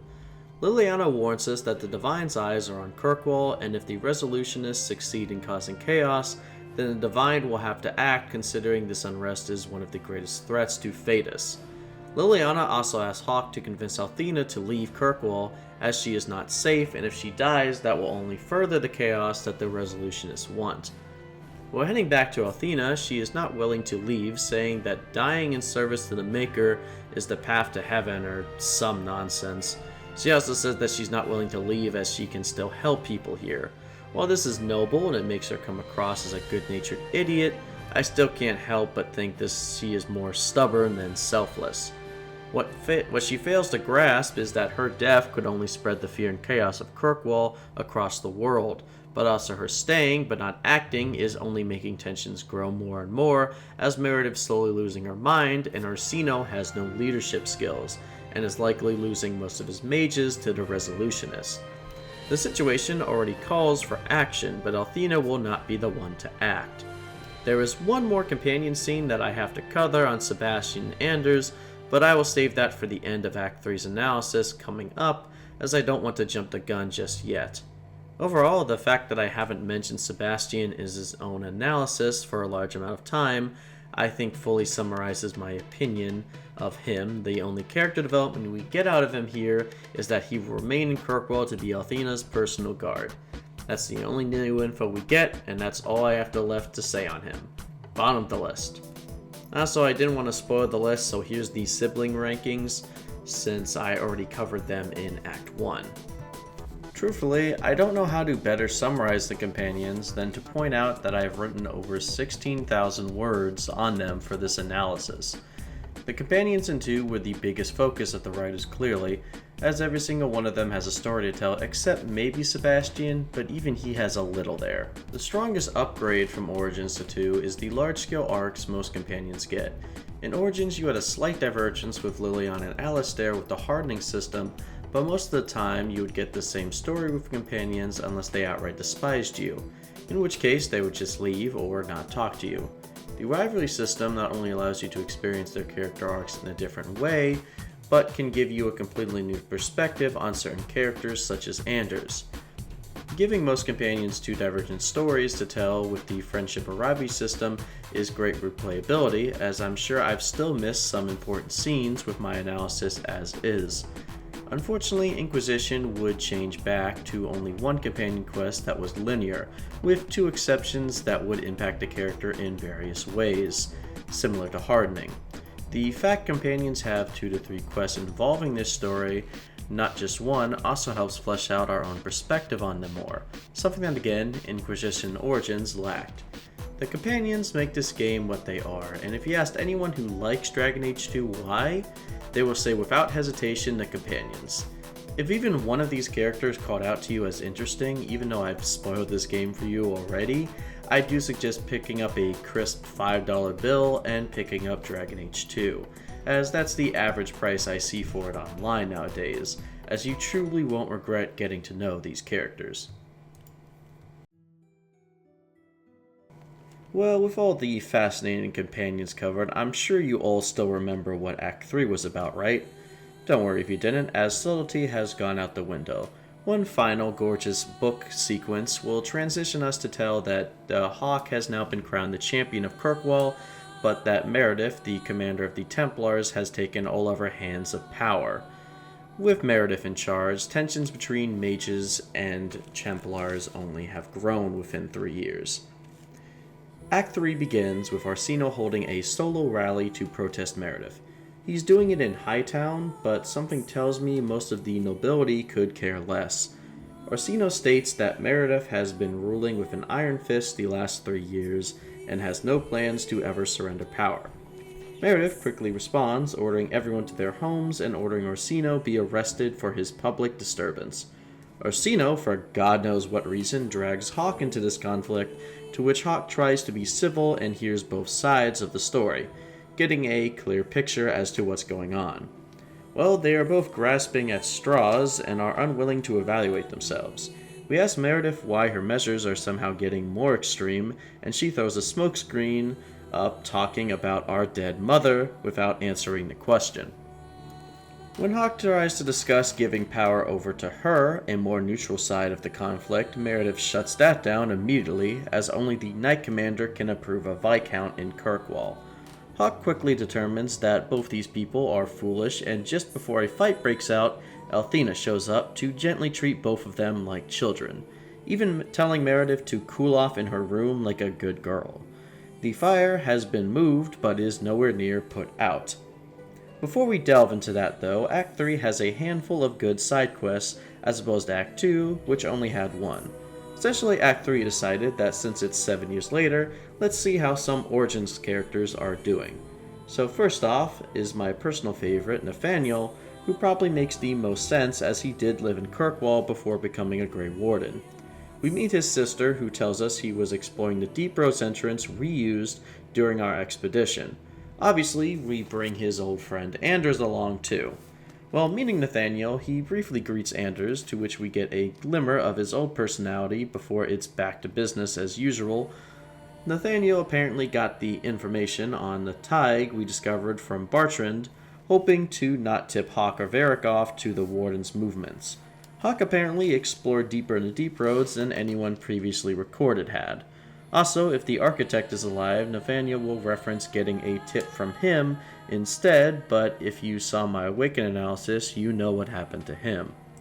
Well, Nathaniel isn't the only welcome sight we find down here, as we can meet our sibling here if they became a Grey Warden, which makes sense as they braved the same trial we did. Carver is less than happy seeing us, but Hawke is just glad to see her brother alive again. If our sibling join the Wardens, this is the only way to get them to join the final quest in Act 3, as they will confront you back in the city, revealing that they were cold to Hawke because they blamed you for the taint forced upon them. However, they're willing to concede that it did save their life, and you are still family. Carver especially enjoys the purpose the Wardens gave him, and enjoys being in a position to fully use his fighting skills. As for the end of Nathaniel's quest, we fight through a horde of Darkspawn before finally clearing the Tig out. Nathaniel thanks us and tells us he's going to see his nephew and sister again before leaving with Carver, and I cry because my favorite character is already gone. Well, we still have 2 more. We can meet an Ativan merchant who is hunting an assassin in Kirkwall. Apparently he is hiding among the Dalish due to being a part of the Dalish himself. Hawke is slightly curious to fight an assassin that has apparently looted and killed hundreds of men, so she agrees and heads to Sundermount. Already hearing Ativan and Dalish heritage alone should ring bells to more experienced Origin players, but I do like how they don't immediately name drop Zevran here. Additionally, we find out Zevran told Merril's clan to direct anyone who asked for him, as he didn't want to risk any elven lives, which is in character for Zevran. Also, as you may remember from my Merril analysis, it's possible to have fought and killed her clan before doing this quest, which softlocks this quest as Act 3 was very rushed. I did this quest before Merril's just to be safe. We also have to fight the Vartero here, again in which Merril points out she knew it was immortal, giving her a point up in revealing that she probably knew more than the Keeper on this regard. Well, we find the Vartero guarding our favorite Dalish artifact, Zevran. Of course, Isabella is excited as they share a few dirty quips as we learn Zevran was integral to Isabella's story, but they don't get into that, of course. Zevran's design also looks weird. I haven't mentioned it much, but they changed the elves' designs from Origins to 2, and they overall look pretty terrible. I see what they were going for to make them distinct, as in Origins they were just shorter humans with pointy ears, but Inquisition did a far better job there. Merril and Fenris look good, probably because they were more touched up, but when we get to Orsino or Zevran, it just looks ugh.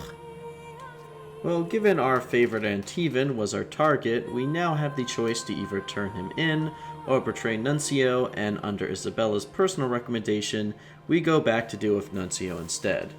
Either way, we will have to fight him, as Nuncio will betray us if we do capture Zevran for him, and before we bid Zevran farewell, we have a few options to sleep with him if we brought Isabella. If we are in a relationship with her, we can have a threesome or ask her not to, and if the Warden is in a relationship with Zevran in Origins, he will actually decline, which is crazy character growth. One more fun fact about this quest is the voice actor John Curry, who for reference is one of my favorite voice actors in BioWare. He did an interview about 2 years ago about his VA work in Origins and Inquisition. When asked if Zevran may make a return in Dragon Age 4, he straight up said, well, Zevran died in the first one, so no. It's understandable why he thought that, as he never played a Dragon Age game, but that statement makes me question how they reached out and did his role in 2, as he definitely references his time with the Warden in the past.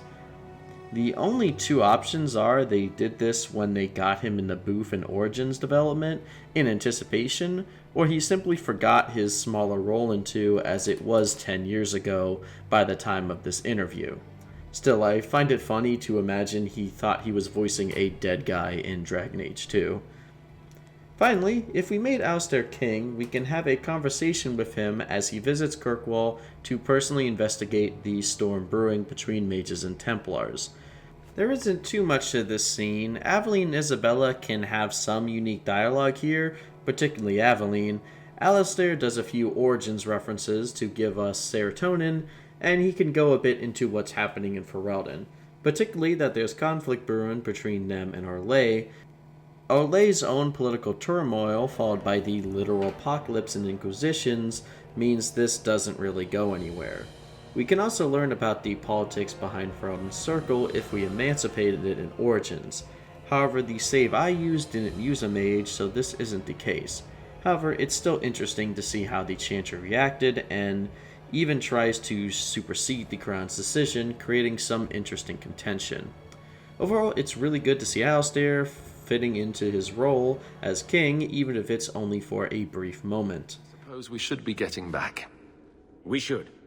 The hero of Ferelden should be back in Denerim by now. You're always so formal. She has a name, you know. Finally, in Act 3, you can fight the optional High Dragon fight, which is scaled even harder from Origins by improved AI, as well as flying up and being untargetable. I like to imagine this was Varric trying to one-up the Warden here, but either way, it's a great fight that really makes me miss how dragons used to be treated before Inquisition, as the first 2 games only had 1 or 2 dragon fights that made them more memorable, rather than every map getting a special snowflake High Dragon. I guess I can talk about the champion armor here, as the High Dragon drops the chestplate. The armor is iconic and probably one of the best designed armors BioWare has ever made, justifying its box art placement. It has 3 variants depending on Hawk's class, and while they are all good, I have to say the mage armor is my favorite overall, with the fur hide edition and exposed arm. I wanted to cover some positivity before we get into the main quest, as, oh boy, we are in for a ride.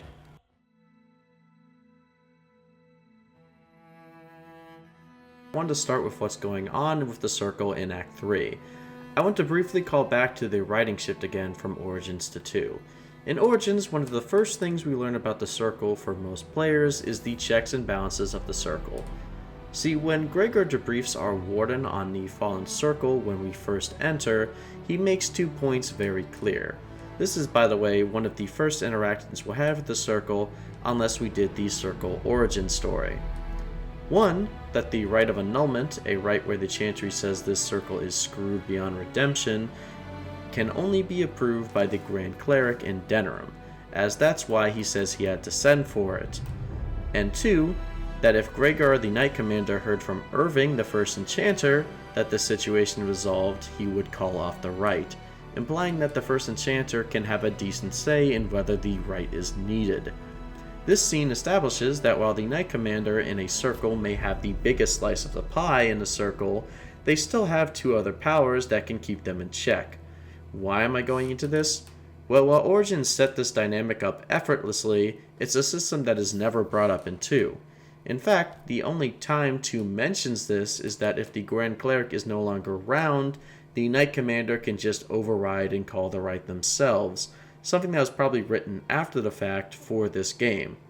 The fact that this is never brought up is likely an oversight on Hepler's part, because the story that unfolded in Act 3 is a clear example of how the circle fails when all the checks and balances aren't doing their jobs, which tells me Hepler was aware of how the circle worked from Origins, she just chose not to convey this established system, which I think was a bit of a mistake and leads to oversimplification people have with this story. See, our first and admittedly smaller check, Orsino, is an intentionally written incompetent leader. He is someone who defaults to confrontation even when there's bigger issues like with the Qunari invasion. This means he constantly pokes the bear with Meredith every opportunity he can. And while no, I'm not saying the Circle needed a first enchanter who is laid back or rolls over ass up to the Templars, a good leader knows when to argue and when to put aside his issues for the better. We also see he is someone who cannot handle pressure and is simply overwhelmed when conflict approaches him. He is not calm under fire. Finally, and this is only really established with Sebastion's Act 3 quest, he is not a charismatic leader who can rally or unite the mages under him. While yes, Meredith's policies are too harsh and would cause some to leave, if Orsino was more charismatic, he may have been able to still unite the mages to cooperate with him rather than go their own way behind his back. He is a fool who has the respect of no one, and unlike Meredith, he doesn't have the cop-out of insanity to default to. He's just someone that should never have been placed in authority. The much larger failed check is the Grand Cleric, who I have bashed the entire video and still will now, because this chick may be the actual main villain of Dragon Age 2. Not Meredith, not the Arashock, her.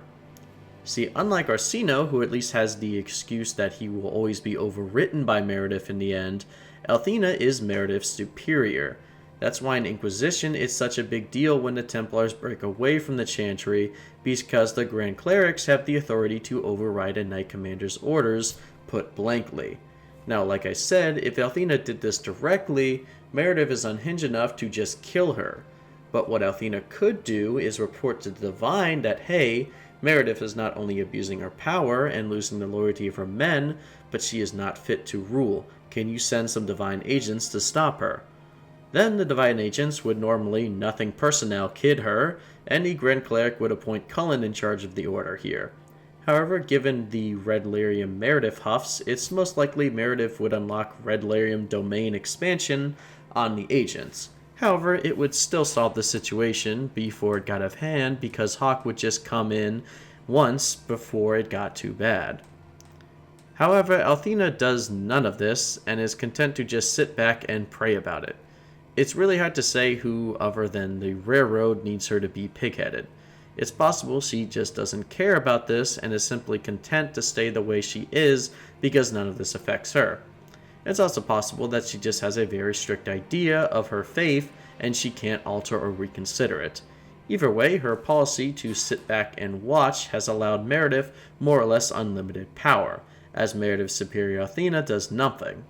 Meredith is allowed to never put someone in charge of Kirkwall, put down mages, and corrupt the entire system of the circles because both of her checks failed, and it's a very real situation that I'm sure many people can relate to in their work life, when someone with power is allowed to act without any checks or oppositions. It's a very underrated aspect of this game, and even if the writing for most of this quest is rushed and poor, there's a really good base here that could have been highlighted with more time and care had Act 3 not been such a mess. Act 3's quest was rust, no question. It's the biggest victim of EA's short development cycle. I believe what we were supposed to get was a branching quest line where we either explore the Templars and quash the Resolutionists Liliana mentioned, while slowly seeing Meredith's insanity grow more and more. The other branching path we would have sided with Orsino and possibly helped the Resolutionists.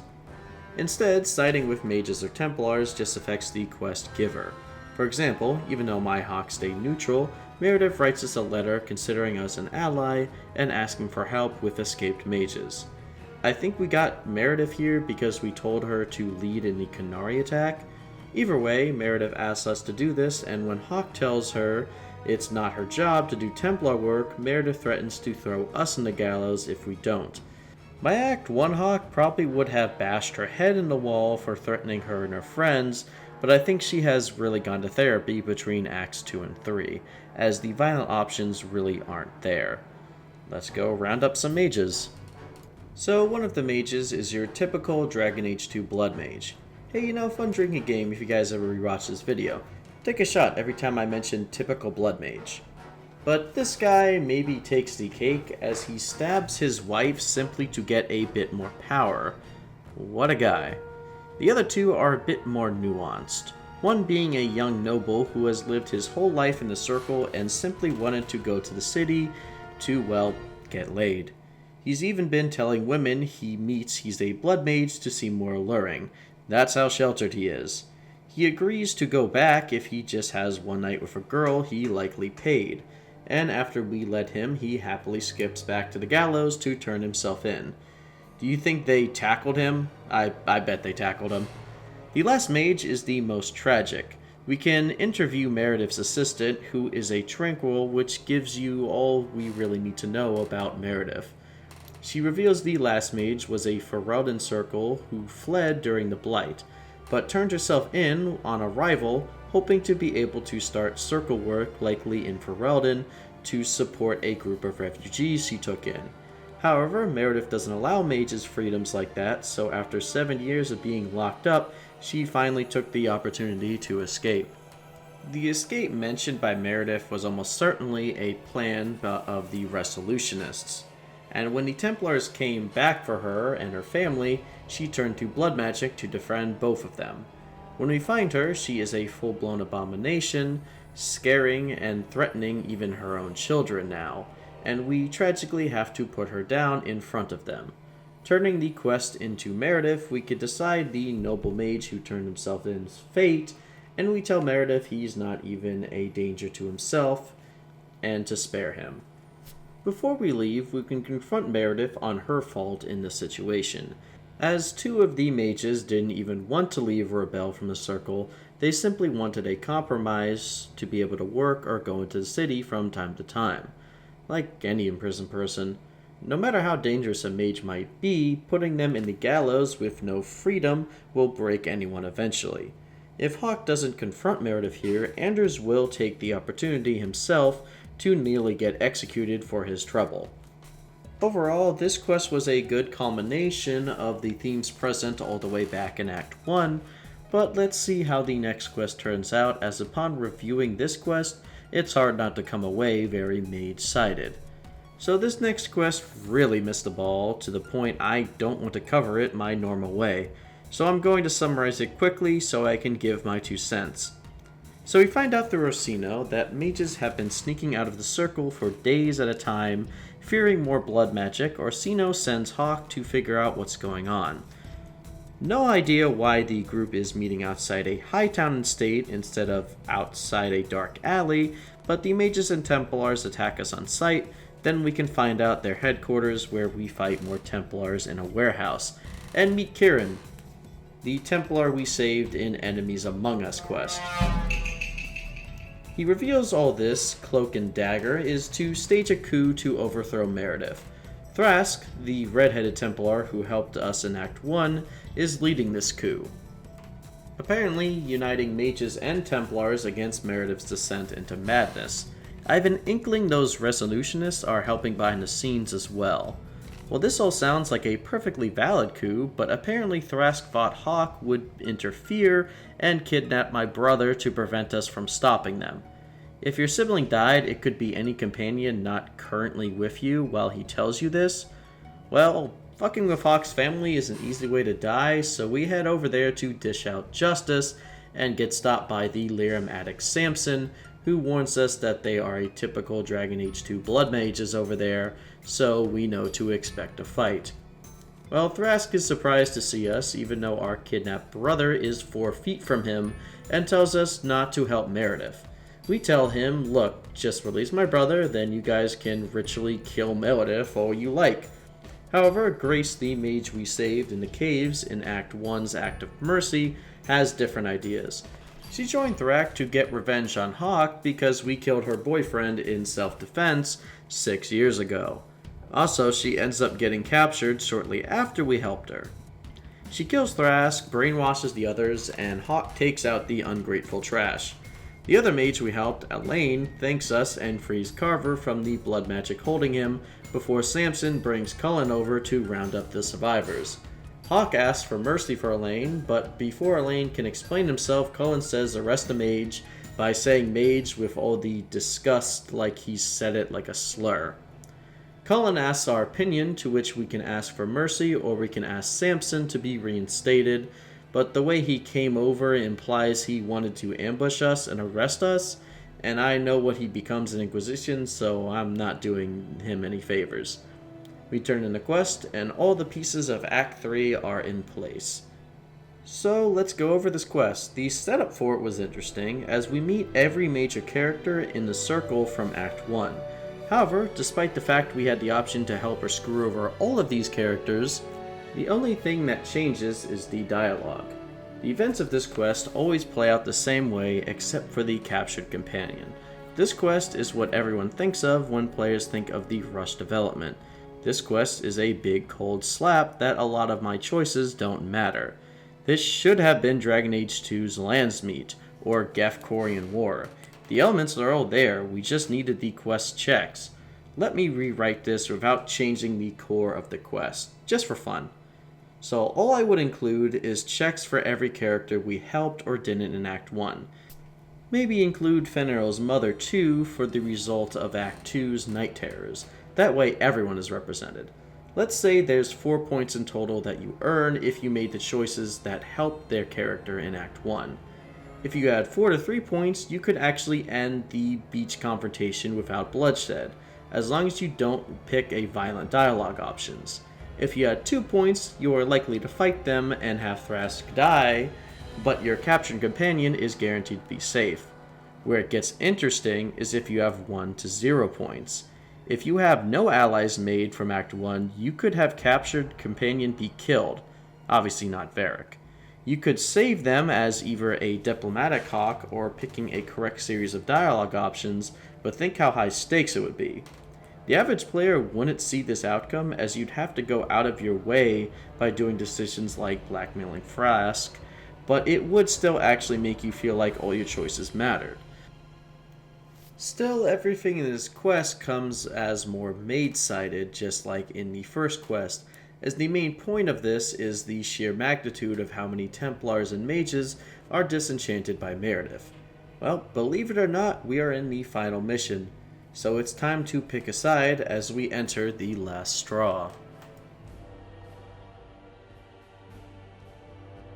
So Meredith and Orsino are at it again over additional suspected blood mages and wanting to do a full tower search. Once again, both these children turn to Hawke for her opinion, and after seeing Meredith's paranoia, Hawke tries to show Meredith that some mages need to be trusted.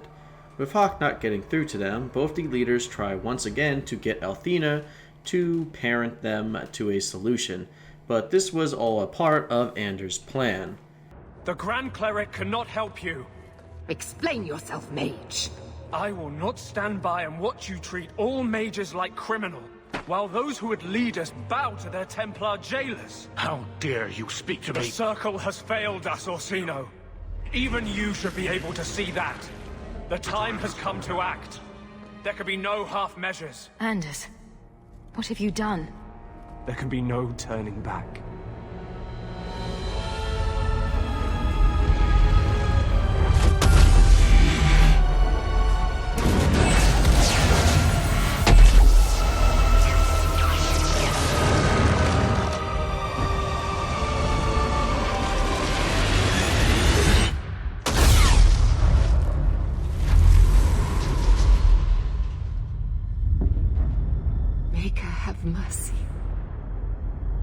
There can be no peace. Anders' Act 3 quest, unbeknownst to the player or Hawke, was to plant a bomb in the chantry to remove the only person who was delaying the inevitable, and finally igniting the Templar and Mages in Kirkwall to war. Sebastion is inconsolable after seeing his surrogate mother blown away as Anders just sits there and waits for Hawke's judgment, expectingly. The scene plays differently whether we have a friendship or rivalry, where a friendship with Anders saying that this was his idea as him and Justice are one, while a rivalry with Anders has him breaking down and admitting that Justice is too difficult to fight and begs for death. No matter what, even if we don't help Anders plant the bomb, it will still detonate and Hawke will have a choice to make. Now, full disclosure, I somewhat agree with Anders' thinking here. His thinking, not the execution. As I've said countless times before, Althena was being dumb beyond belief by staying in Kirkwall and continually being a neutral party that let the fires of Meredith and Orsino grow more and more despite countless evidence of this getting worse and worse. Also, when Anders said there can be no compromise, he was half right. In Kirkwall, there could be no compromise unless Meredith, Orsino, and Althena were all disposed of and new leaders took over. However, Anders' method is straight-up terrorism, and that is something completely deplorable. I've seen people criticize this explosion as not fitting the setting and being a bit over the top, but that's the point. Anders wants people to be afraid and talk about this to spark a revolution. It's also unknown how many people Anders kills by doing this, as not only were there bystanders in the chantry, but the explosion covers debris and fire all over the city.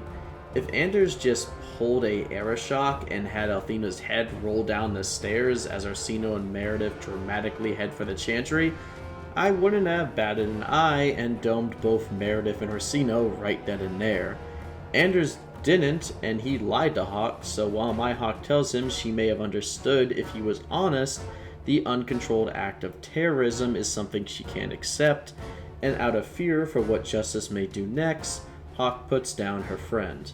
The first ever friend my Hawke has had to kill in my playthrough. Anders accepting death both so his name can start a revolution, and so his friend from Awakening can finally be free is really moving, but nothing compares to Anders' face after being stabbed. He falls to the floor in sudden realization as a wave of happiness comes over his face. This is Dragon Age 2, a tragedy of broken characters who sometimes only find happiness in death. Now, after the scene, you might think nothing can sour it, but that's not the full case, as we still have one more companion to talk about. Sebastion is completely enraged and unconsolable by this point. Therefore, if we spare Anders, regardless of what side we chose, Sebastion will leave the party and can't be convinced otherwise. I actually do like this, as it gives Sebastion some realism, as real people have moments that they can't back down from, regardless of what evidence the other side has. The problem is what Sebastion says when he leaves, as he vows to return to Starkhaven, even if beforehand chose not to pursue the crown, and says he will bring an army to not just kill Anders, but raze Kirkwall to the ground, in akin to what the Qunari just did 3 years ago. And this really happens in Inquisition. If we spared Anders, we get a war table mission where Sebastion and Aveline are on opposite ends of a war of attrition. Now, given this straight up threat Sebastion made, not just to her friend, but her city, why is there no option to kill him here? I mean, look, his stance is great. He finally becomes a character with opinions and convictions. But my Hawke has killed dozens of people for far less threats than this. What Sebastion is threatening to do is far worse than the current Gallows War happening, as he's promising to bring war to innocent civilians. The fact that there is no option to murder knife Sebastion here is probably the biggest frustration in lack of choice in a Bioware game for me personally. I don't know why that one bugs me so much. Maybe it's coming from a hated character like Sebastion, but I would kill for a mod that lets you murder knife Sebastion as he walks away here. This instance bugs me more than the Talus one because it's not even an option brought up. Talus still bugs me, but at least the option was there. There was just no execution. Still, In my playthrough, Anders paid for his crimes, so Sebastion is okay with helping the mages now. So Meredith declares the right of annulment, and our party can possibly split here if the friendship or rivalry isn't maxed out, depending on our choices. Siding with the mages can have Fenris and Aveline fight against us, and siding with the Templars can have Merril and Anders turn against us. All party members can be convinced to stay with max relationship. Even Anders can side with the Templars out of guilt if he is max rivalry, a point that is such a stab in his beliefs that if he vows to kill himself after the battle is over. As such, Fenris and Aveline naturally both stay, and right after dealing with Anders, Carver arrives to help us since we met him with Nathaniel, and the brother and sister combo is back again. Clearing through the destroyed city, we can reach the galas to have one more talk between Orsino and Meredith before the war begins. It is at this moment we can plead for any companion to join us if they left beforehand. No matter which side we picked, we get a moment to say our goodbyes to our companions and love interest, which I'm sure is just a thing because the Battle of Denerim had the same scene.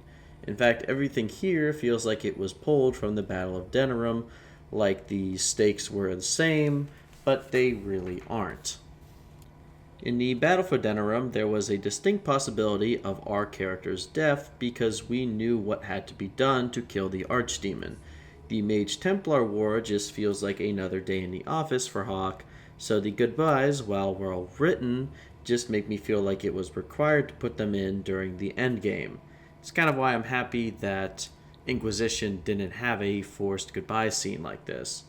Speaking of requirement, let's get into what we are all thinking. While my Hawke was defending the mages and even winning, Orsino decides that we can't win and turns to blood magic, becoming a harvester. Now you might be thinking I'm leaving something out or that sounds stupid, but I'm not, and it is. You see, EA had promised a harvester fight from the Origins DLC, Golems of Armgarok, and EA had a required number of boss fights in the game, so here you go. Now I've heard some people defend this part because Varric is the narrator and he wanted to make the final fight more dramatic, but nope, that's what I call the Varricopium again. Now if this was EA's call, you might be wondering why I'm so hard on Orsino. Well, if you side with the Templars, Orsino will resort to killing some mages in order to kill Meredith and Hawke. But more than that, the ritual he uses was actually Quentin's, the blood mage who killed our mother and several other women. He not only knew of him, but was in constant communication with him, and simply kept him hidden so Meredith wouldn't have more of a reason to crack down or impeach Orsino's position. Orsino, without EA's interference, is an idiot and ultimately a selfish person. The fault of this chaos is partly on him and his inability to lead, and unlike Meredith, Orsino can't claim magical-induced insanity, he's just like this normally. The Harvester fight also doesn't hit the mark, as unlike the Origins fight, there's no gimmick of switching weaknesses, so it's just another tanky boss. Besides the Orsino confrontation changing slightly, there is no major difference with who you side with, as it still is a large slog of Mages and Templars to fight. As always, our salvation comes in the form of Sandal, as we find him in a room filled with slaughtered demons, even a dead Pride demon. I love the callback to Fort Dracon, and I'll cherish his appearance once more before he leaves in Inquisition. One thing I don't have anywhere else to put is that Sandal has a random dialogue after beating the game when he perfectly summarizes the Trespasser DLC 5 years before it comes out. One day the magic will come back. All of it. Everyone will be just like they were. The shadows will part, and the skies will open wide. Huh? What's this? When he rises, everyone will see. By the ancestors, what's gotten into you, my boy? Enchantment? That's more like it. Again, I really hope we see more of Sandal, but that he is never fully explained. Just like with Orsino, we are also forced to fight Meredith, regardless of who we sided with.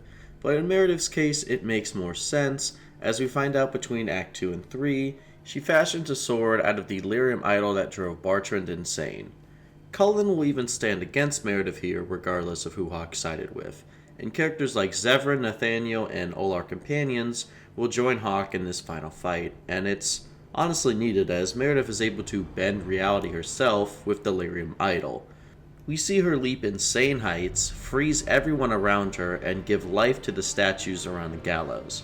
It's a bit far-fetched for Dragon Age, but given the fact we don't fully know the capabilities of Red Lyrium, besides them being linked to Blight Disease, it may be feasible that Red Lyrium is far more potent, so I'll give some leeway here. As Hawke is about to finish her, she finally pushes her limits as the idol breaks and she is coated in pure Red Lyrium, becoming a statue. Hawke then walks off, the rest of the Templars dismayed at their leader's death. This would have been the last thing I had to say about Meredith, but while finishing this script, I watched the Netflix Dragon Age Absolution animation. Spoilers for that show, by the way. If you haven't seen the show yet and want to, I recommend skipping to the next time card. In the final episode, a order of Templars known as the Crimson Knights are revealed to be attempting a coup with the Templars of the Tevinter Imperium, while the leader of the Crimson Knights is revealed to be Meredith, who is now a crystal-like entity who is controlling the Red Templars, possibly in a similar fashion to the Mother or Archdemon with Darkspawn. Meredith, who is now going by the Crimson Knight, is obsessed with creating a war between the Red Templars and Tevinter. Given that Dragon Age 4 is likely to take place in Tevinter, Meredith may end up returning as a tertiary antagonist in 4. Also, it would be the second time a villain wreaks havoc, well, more havoc, because Hawke fails to kill them. I'm just excited to see what becomes of this plot point and Meredith's return 12 to 13 years later after thinking she was dead all this time. After Meredith's not death, the epilogue plays but not showing any of her choices like origins, instead showing the mages revolting one after the other and learning that all of Hawke's companions parted ways except for their love interest. We pan back to Varric and Cassandra, who now has the full story, realizing that Hawke isn't to blame for the Circle uprising, and instead the blame was more on Meredith and Anders. With the Mages and Templars now raging independent wars, Cassandra's last question to Varric is where is Hawke now, as even if they became the Viscount by this point, something that you can only become if you side with the Templars, Hawke has still disappeared with his whereabouts being unknown. Varric simply shrugs and says he has no idea where Hawke is, which isn't true, but by now we know Varric is a serial bullshitter. And the game ends with Cassandra and Liliana marching off before panning to the Inquisition logo on the book. Now, before we wrap up with my final thoughts on Dragon Age 2, we still have the Legacy DLC to cover, which, as promised, I saved for last. Now, I did do this DLC before the ending of Act 3, so that Anders would be alive because Anders has unique dialogue, so Anders is alive for the moment. So please bear with me while we get into the true ending of Dragon Age 2. The Legacy DLC is the best ending to Dragon Age 2's story that we could have gotten. We bring focus back from a world-ending conflict and focus more on Hawke and their family, which is the premise of this DLC. We also set up the villain for Inquisition, and while the hype isn't exactly paid off, he is still a 10 out of 10 villain for a 3-hour expansion. The story begins with Cassandra confronting Varric over an incident with the Grey Wardens in the Vinmark Mountains, a large mountain range north of Kirkwall. Cassandra, as always, has to press Varric for the truth, and we're immediately told that Varric withheld this story up until now because he believed the story is too outlandish for even him to tell, which is a red flag of things to come, considering there is bullshit in the world even Varric won't touch. We are transported to the mountains led by Varric, who used his Merchants Guild contacts to find the Carta. Apparently, the Carta have sent assassins into Hawke's home, as well as a warden base to target Carver. Since Carver is involved, we can bring him back into our party for this DLC, just like with the final battle. Apparently, BioWare thought this would be a trend, as they include the sibling in the Mark of the Assassin DLC, but unlike Legacy, the sibling's business in Chateau Haine is flimsy, and even more so, there isn't any unique dialogue or quests associated with them, so I didn't mention it in my earlier analysis of that DLC. However, Legacy being about Hawke's family partly means Carver or Bethany are almost a necessity to bring along. Varric and Anders will also have unique interactions, but we will get to those. Approaching along the mountain path, we see a destroyed merchant caravan, which Varric points out is odd, as the Carta wouldn't normally attack the Merchants Guild since they pay them for protection, and they also help their smuggling operations, so this is overall bad for business, as they work hand in hand. As soon as we meet the Carta, they immediately begin salivating that Carver and Hawke brought themselves here, as they need our sweet, sweet blood. They also refer to us as being the children of Malcolm Hawke instead of the champion of Kirkwall, which is definitely different. Malcolm Hawke was our father, who died years before Hawke and her family fled Lothering. He isn't brought up much in the base game besides the father being a mage who married and took our mother with him when he fled Kirkwall. He is also the one who taught Bethany and a mage Hawke magic, but until now that is all we knew about him. Hawke and Carver theorize Malcolm must have had some dealings with the Carta that they are trying to collect on. We push through the outpost after outpost of Carta and can even eavesdrop on conversations for small bits of information about the Carta's supposed master. It's important to note not only the visual splendor of this DLC, but also the difficulty increase in fights, as not only are these Carta stronger than any Kirkwall Thug or Templar, but they also employ tactics such as flanking and traps, which means you need to mind your positioning in this DLC, which is always a benefit in this game. The highlight of the first section is a secret boss and probably the most obscure boss in the series.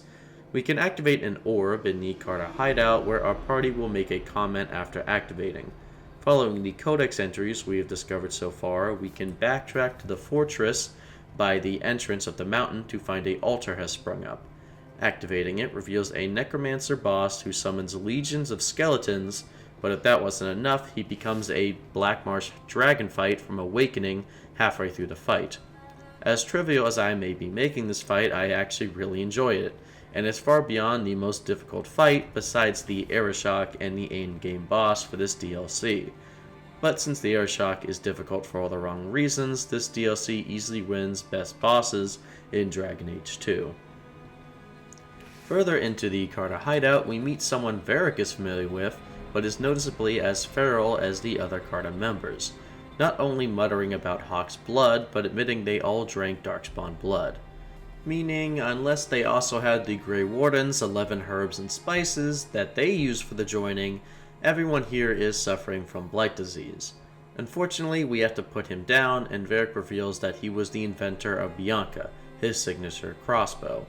Although he did not name the crossbow, despite inventing it, the story will only be revealed in Inquisition, as to the naming. After killing Varric's old friend, we meet the Carta leader, who finally gives us a name for this master they keep mentioning, Corypheus, before we fight him as our second boss for the DLC. The fact we have had two bosses in the first 30 minutes definitely sets the tone for this DLC.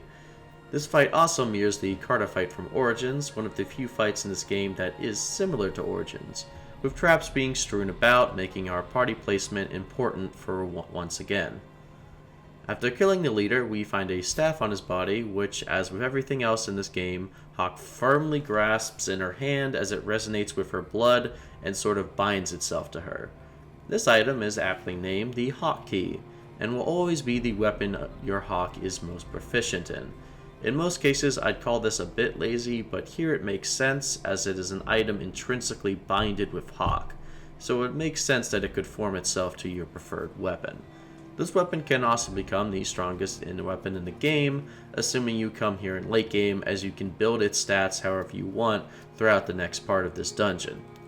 Descending with the key, we hit the deep roads, and it's here the DLC does something interesting. Before the Carta boss fight, you could actually return to Kirkwall to store items, or pick up the DLC when you're ready. I don't know what kind of psychopath would pause this DLC to continue the main quest in the base game, but I guess the option is there. Ideally, it was just made to store and sell off your item load before the next half of the DLC. Also, once you reach the deep roads, you get another chance to change your party, in which I switch out Varric for Anders, as Anders has several unique interactions that no other character has for this deep road segment. The deep roads are distinctly different from previous deep road segments in the base game, with all new Darkspawn types too, since between Origins and 2, the spawn have been munching on performance enhancers. We also meet Larius, a Grey Warden who seems to be completely overcome by the taint, but surprisingly still has some of his mind, unlike others we have seen that have been this tainted. Carver and Anders theorize he must have been down here for his calling, but it's unusual that he isn't dead yet. Larius gets giddy when he finds out we are a hawk and tells us that to follow him to get out of here. We fight a pride demon and break what appears to be the first seal, as Larius rambles again, revealing he used to be Warden Commander and that he also knew our father. It's very scattered information, but that's intentional, and it's nice to not have all the details laid out before us. The dungeon designed in this segment is perfect. There's plenty of lore scattered throughout the area, new enemy types and side quests which help reveal a bit more history on Hawk's father and his magical prowess.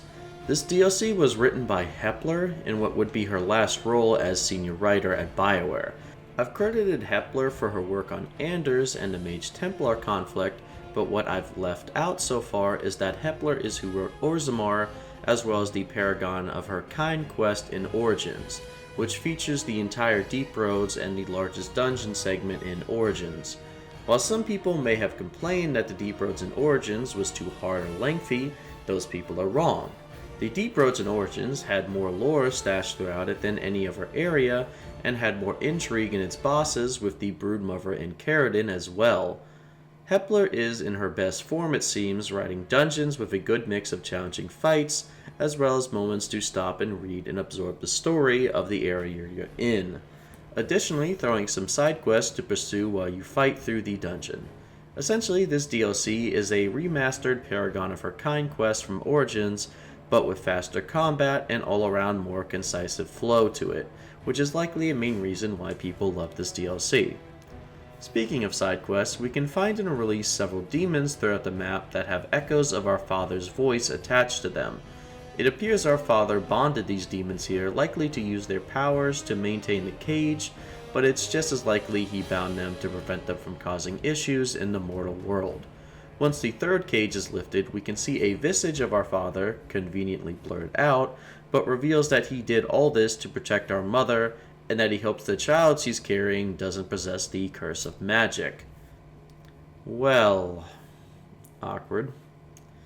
We get a bit of heart-to-heart with our sibling after hearing this, revealing a bit on how they grew up with Hawk and Bethany learning magic, as Carver learned swordplay from his father to protect the house while he was away training both of us.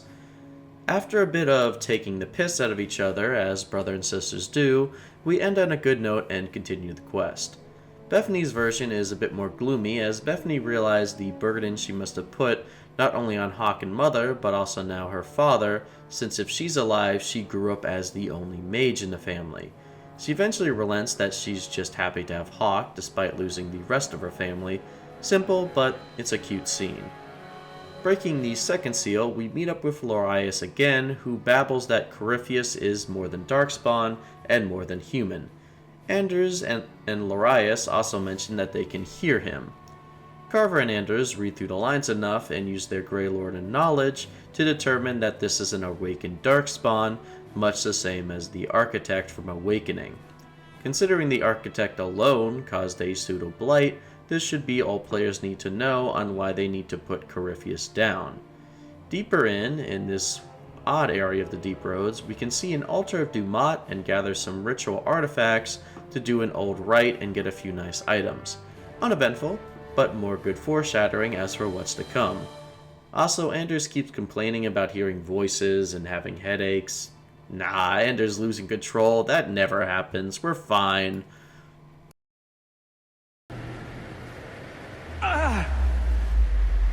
What's wrong? I can't. The voices. Wardens. The joining. I have too much taint in my blood. I can't shut him out. Help me. I will not be controlled. Do not do this to me here. So Corypheus not only has control over heavily blighted wardens, but also has a stronger hold over mages as we learn through codex entries. It's also theorized by the Wardens he influenced the corruption of Kirkwall as well, as to why there's so many blood mages in Kirkwall compared to other areas. While this is speculative by the Wardens, it's very likely there's enough tidbits for its own separate conspiracy video. Either way, we beat up Justice, or Anders, who briefly got controlled, and make our way to the third and final seal, where after breaking it, we run into another Warden group led by a woman named Janica. She also gets giddy finding out we are a hawk and asks for our help. She's also quick to admit that she sent the Carta after us for our blood, as well as affirming why our father is so relevant. The Wardens need a mage every few decades that is not tainted by the Blight to reinforce the seal. Obviously, they can't go to the Circle with this as they need blood magic, so finding a willing apostate must be a very difficult prospect. Either way, the reason she's here is not to kill Corypheus, but to ally with him to end the Blights. Yeah, these people have decided to veto our Warden from Origin's decision to kill the Architect and have another go at it. Anders is quick to point out that these same lines of reasoning Janica is using, such as Corypheus must care about how many Darkspawn die during the Blights, is reason enough to help them, which is not only a hilarious in-joke by the writers being self-aware, but also bodes ill for the Architect faking his amnesia, as, yeah, if it isn't obvious from all the hints we've seen so far, Janica is indoctrinated by Corypheus. In a subtle manner, fairly akin to how Sovereign was in Mass Effect 1, as she doesn't even realize she's not in control here. You have a choice here which ends up really only choosing who stays alive during the final encounter, Larius or Janica, as the choice obviously doesn't affect the ending, as Corypheus is not actually going to side with the Wardens. All that being said, I have to ask, has anyone actually sided with Janica over Larius for any reason besides just seeing what happens? Not only is her plan not well thought out, and it's fairly obvious she's being controlled, but even if you ignore all of that, why would you trust someone who sent the Carta to kill you and your sibling?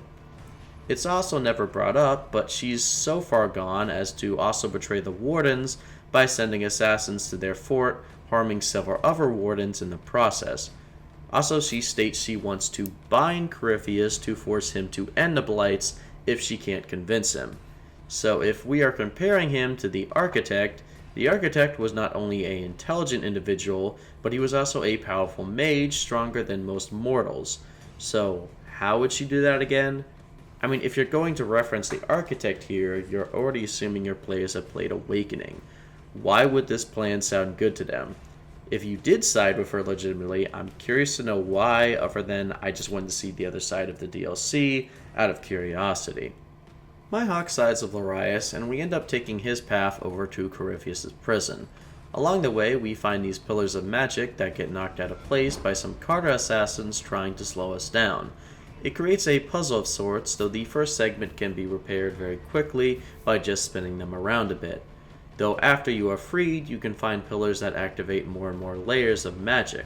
If you connect all the layers of energy by lining the pillars up just right, you can get the unique armor for this DLC, which is Warden armor.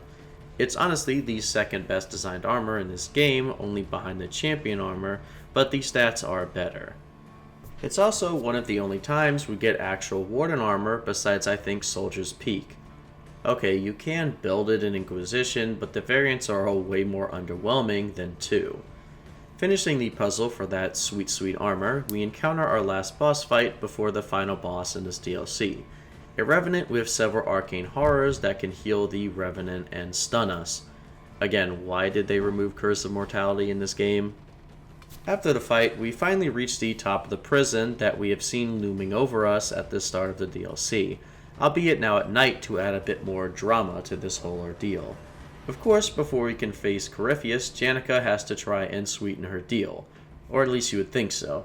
Instead of trying to elaborate more on her plan, or why it's totally not indoctrination, she instead acts like a politician and tarnishes Larius, saying that Larius is not only the Warden Commander who recruited Malcolm, but that he had to force Malcolm's hand to perform the blood magic needed to seal Corypheus by threatening his wife Leandra, our mother. This is not great, but certainly par for the course by Warden standards, and as Hawke points out, this information does not remove the fact that Corypheus is dangerous and needs to be destroyed. So Hawke kills this wannabe Saren, and now it's time to finally reveal Corypheus, albeit with a bit more suspense as we have to run around the room turning off these pillars first.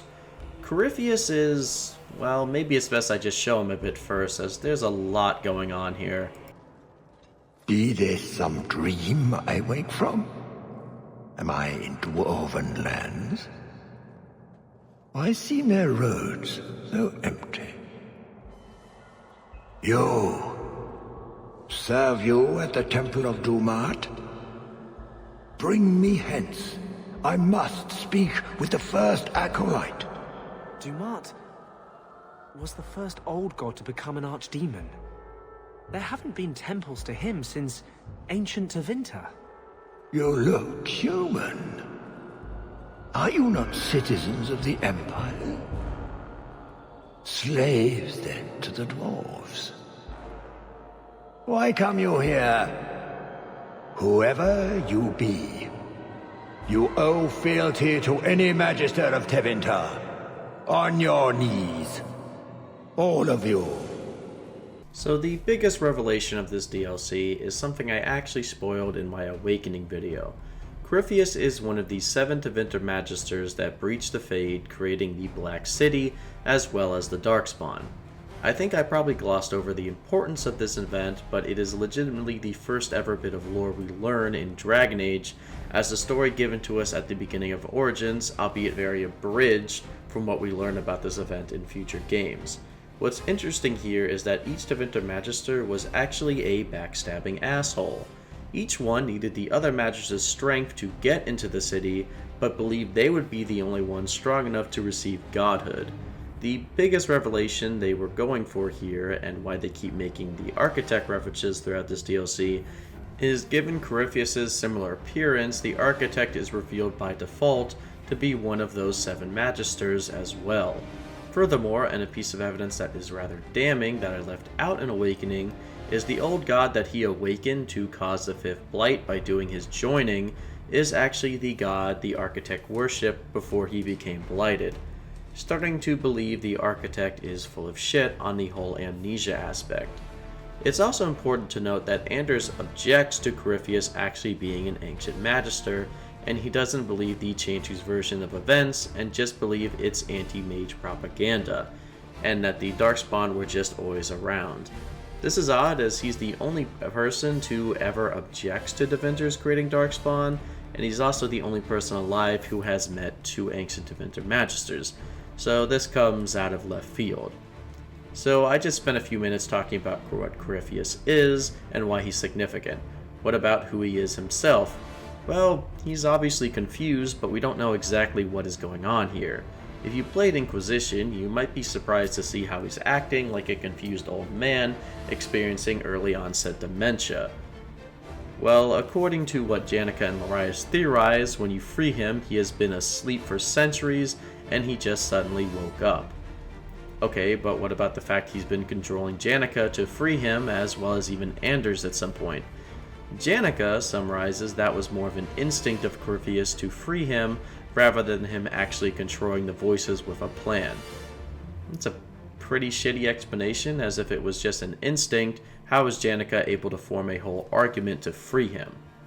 But this is the best reason we will get, so Corypheus is just sleepy and needs his coffee first to realize what's going on right now. However, he isn't sleepy enough not to attack us. So what about the fact he keeps calling to Dumat? More old man ramblings? Well, no, there's actually a reason for all this. Corypheus was actually a priest, and the whole backstabbing asshole routine I mentioned had a little more reason towards it. Corypheus later states that Dumat spoke to him and told him to pursue godhood in the Golden City. All the other gods told their high priest to do the same, and that they would be the chosen one. However, guess who was the first archdemon to biff it in the first Blight? Dumat. Corypheus can't hear him anymore because for all purposes, he's been dead for centuries. I don't think this was rhetorical on Corypheus' part. I do believe the old gods were talking to him, and I think the old gods had a plan here behind the scene, and they were using these 7 cucks to do it. Now, we don't actually know what the 7 old gods are, as there is never a confirmed god in Dragon Age, as even the Maker is pure speculation, as we'll see in Inquisition. Solus and Mythal are probably the closest to godhood, but even they are not confirmed gods. However, there are demons. The history the Chantry teaches is that the Tevinter Empire was established by human dreamers. Much like Fenris, they had control over the Fade and were being given messages by the old gods in the Golden City. This eventually formed Tevinter, who had a pantheon of these 7 old gods. The old gods would pick a magister of exceptional power to speak to and guide. I believe the old gods were likely trapped in the Golden City. Furthermore, they simply gave the illusion the city was gold to tempt mortals to enter it. This is confirmed by Corypheus in Inquisition, who I don't see has a reason to lie about that, as it's a lie that only makes him look gullible in hindsight. Once the Magister entered, that was all they needed. They escaped and corrupted the Magisters along the way so they could conquer the mortal world. Once they got to the mortal realm, they were not only essentially immortal, but had an army at the ready to conquer the world in the form of their blight. In a sense, they are the most powerful and prominent demons to ever exist. They just underestimated mortals. I mean, it's even in the name they call the old gods, Archdemon. So if they all escaped at once, and this was their plan, why didn't they all rise up at once, and why were all but one of them cast into the deep roads, where they couldn't escape? Well, if each of the old gods spoke to a different Tevinter, and had their followers be backstabbing assholes, what does that say about the old gods? More than likely, once they escaped, Dumont realized he was immortal and did need to share with the rest, likely striking first. Again, a solid plan. He was immortal. It's just mortals found a loophole in the Grey Wardens. This is one of the most compelling lore stories in this game, and it's compounded even more in Inquisition when we learn that many elven gods were trapped in the Golden City as well, so there may be even more entities that didn't escape with the original 7 old gods. Unfortunately, Corypheus doesn't ever get the screen time to elaborate on this story, and instead gives us bits and pieces between 2 and Inquisition, and the wiki has to fill in the gaps. Corypheus himself is unfortunately a powerful mage who was used and tossed aside, and that's left him with quite the inferiority complex as he tries to become a god on his own terms, and bumbles horribly because he can't admit to himself that he's not as important as he thinks he is. That's Corypheus, and if it sounds kinda lame, it's because he is. He's powerful, don't get me wrong, as he is a difficult boss, especially in 2, and a master of magic to rival the Architect, but that's all he is, a fake archdemon with powerful magic. As we give the finishing blow, he transfers to Larius or Janica, and unlike an archdemon, decides to keep their form to remain undercover. Hawk doesn't know this, and Corypheus gets away, ending the Legacy DLC on a loss for Hawk, and the only win Corypheus will ever really get. Honestly, it's a proper way to end the tragic tale of Hawk. He's not someone who is destined for a happy ending like the Warden, and defeating a foe as strong as Corypheus is sadly above Hawk's pay grade. Also, if you're keeping count at home, Hawk has gone 4-6 on actually killing final bosses. At this rate, I wouldn't be surprised if the Rock Wraith or Aeroshock come back in 4 to give Hawk this L. Corypheus ends this DLC, unfortunately just making the Architect look more interesting than himself, as if he can transfer himself to blighted individuals the same as the Archdemon, then the Architect can as well, and as I mentioned, Valana's sister, a blighted individual, was nowhere to be found if we do kill the Architect. The Architect was also planned to just show up in Inquisition, but that was scrapped likely because a lot of the original writers for Dragon Age have left BioWare since Inquisition. He's someone they wanted to utilize, but it's unknown if they ever will now. Guess we just need to wait for a Dreadwolf. Still, despite my contempt for Corypheus, he's a fun boss fight here, maybe a bit annoying, but certainly mechanically a refreshing fight, and a good challenge to end our Dragon Age 2 story on. The final note I'll end Corypheus on is another interesting setup for Inquisition I didn't know BioWare did before doing this video. If we do Legacy before completing Act 3, and before completing Dish Best Served Cold, the quest where your sibling or companion is captured by Templars, a note will appear on Hawke's desk in his room. The note describes Hawke spotting Larius or Janica talking to Samson, the drugged-up ex-Templar, before the Warden flees upon seeing Hawke. Given what we know about Samson's involvement in Inquisition, this makes sense. It's also interesting to see that Corypheus has been plotting in the background while the Mage-Templar War was only starting.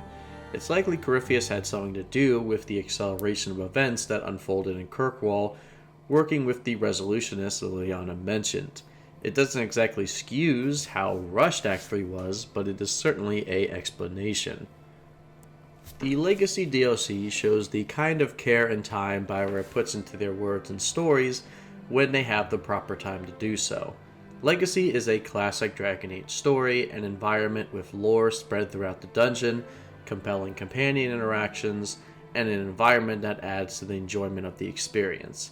Legacy is a highlight of every Dragon Age 2 playthrough because it's so different, and it helps set the standard for Inquisition's 3 expansions in terms of quality and intrigue players want out of Dragon Age.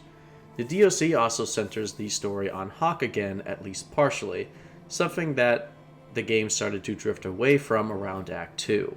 We can finally reconnect with our sibling and actually talk about their relationship. We can finally understand whose Hawke's father was, and his relationship with his kids growing up. We can even reflect on the death of Hawke's mother and give Hawke a moment to reflect and grieve the loss of their parents. Something that, besides the conversation with Aveline, was sorely missing from the base game. I'm glad I was able to end this analysis on a positive note, and a bit of lore that will come back into for Inquisition when I get to that next. It's important to note the cancelled expansion for Dragon Age 2, Exalted March, which would have been an expansion the size of Awakening or close to it. The expansion was cancelled because the process of moving Dragon Age Inquisition to the Frostbite engine took up most of the team's time, while Exalted March was ready to develop. The story kicked off after Act 3 and dealt with the Chantry's response to Meredith, as well as the Qunari invasion in Kirkwall. In Exalted March, the Qunari would have started their invasion in the Free Marches, similar to what we see in Trespasser. Hawke would have to confront the Qunari this time with the help of Starkhaven, which was Sebastion's homeland, and the pirates of the Armada, likely with the aid of Isabella. The expansion would have also branched out to new locations, such as Eswatch. The DLC was going to expand on all previous companions, including possible marriages to your romance companions, which was later seen brought back in Trespasser. Most interesting, and what probably sticks in the minds of most fans when they hear about the expansion, is that Varric was planned to die at the end of the story. Which, as sad as that would have been for fans, it would have solidified Hawke as one of the most tragic characters in gaming. It's a shame we never got to experience a true ending for Hawke in 2, like the Warden Inquisition got in Awakening, Witch Hunt, and Trespasser, respectively. So Dragon Age 2 in review. If the last several hours have showcased anything, it's the love-hate relationship that I have with this game. But overall, I think it's strong, and maybe even the best game in some aspects. Dragon Age 2 does offer a more concise story than the other 2 games. Your playthrough in 2 can offer a narrative engagement thanks to the compelling companions and the friendship and rivalry system. Hawke's story is also more down-to-earth and tragic, which can speak to a lot of people more than the Warden or Inquisitor, who are more grand heroes in scale. If given more time to flesh out Act 3 and the environment in Kirkwall as a whole, Dragon Age 2 could have offered the definitively best role-playing experience out of the 3 games. I'd say Act 1 was overall perfect, with great setup and character freedom. Act 2 was overall pretty strong, but was a bit fast-paced to the point where the player wasn't able to sit back and process what was happening. Plus, the repeating maps started becoming an issue towards burning out the player. Act 3 had the same repeating map issue, but also a huge dip in quality, as well as back-to-back examples of choices not mattering, from the conspiracy to Orsino's boss fight. The final boss is solid, but it doesn't do enough to make the characters forget the frustration and burnout they started feeling. Really, most of my problems in Dragon Age 2 were nitpicks until Act 3 and Hawke's mother's death. That's large portions of the game that are great between intriguing villains and amazing companions, but the bad parts happen frequently enough that it's never going to leave the player's mind, especially with small things like the maps that appear constantly. It's harder to forget the bad than the good, and that unfortunately is where Dragon Age 2 lies. But if a player can look at the game analytically, then I think we have a real gem here, and most big-time Dragon Age nerds like me love this game, and I thank everyone from the bottom of my heart to anyone who made it through this whole analysis with me. I've been working on this video for probably about a year and a half because of comments pushing me to make more videos, so I couldn't do it without any of you. Thank you all very much for watching, and I hope to see you all in Dragon Age Inquisition, the full analysis.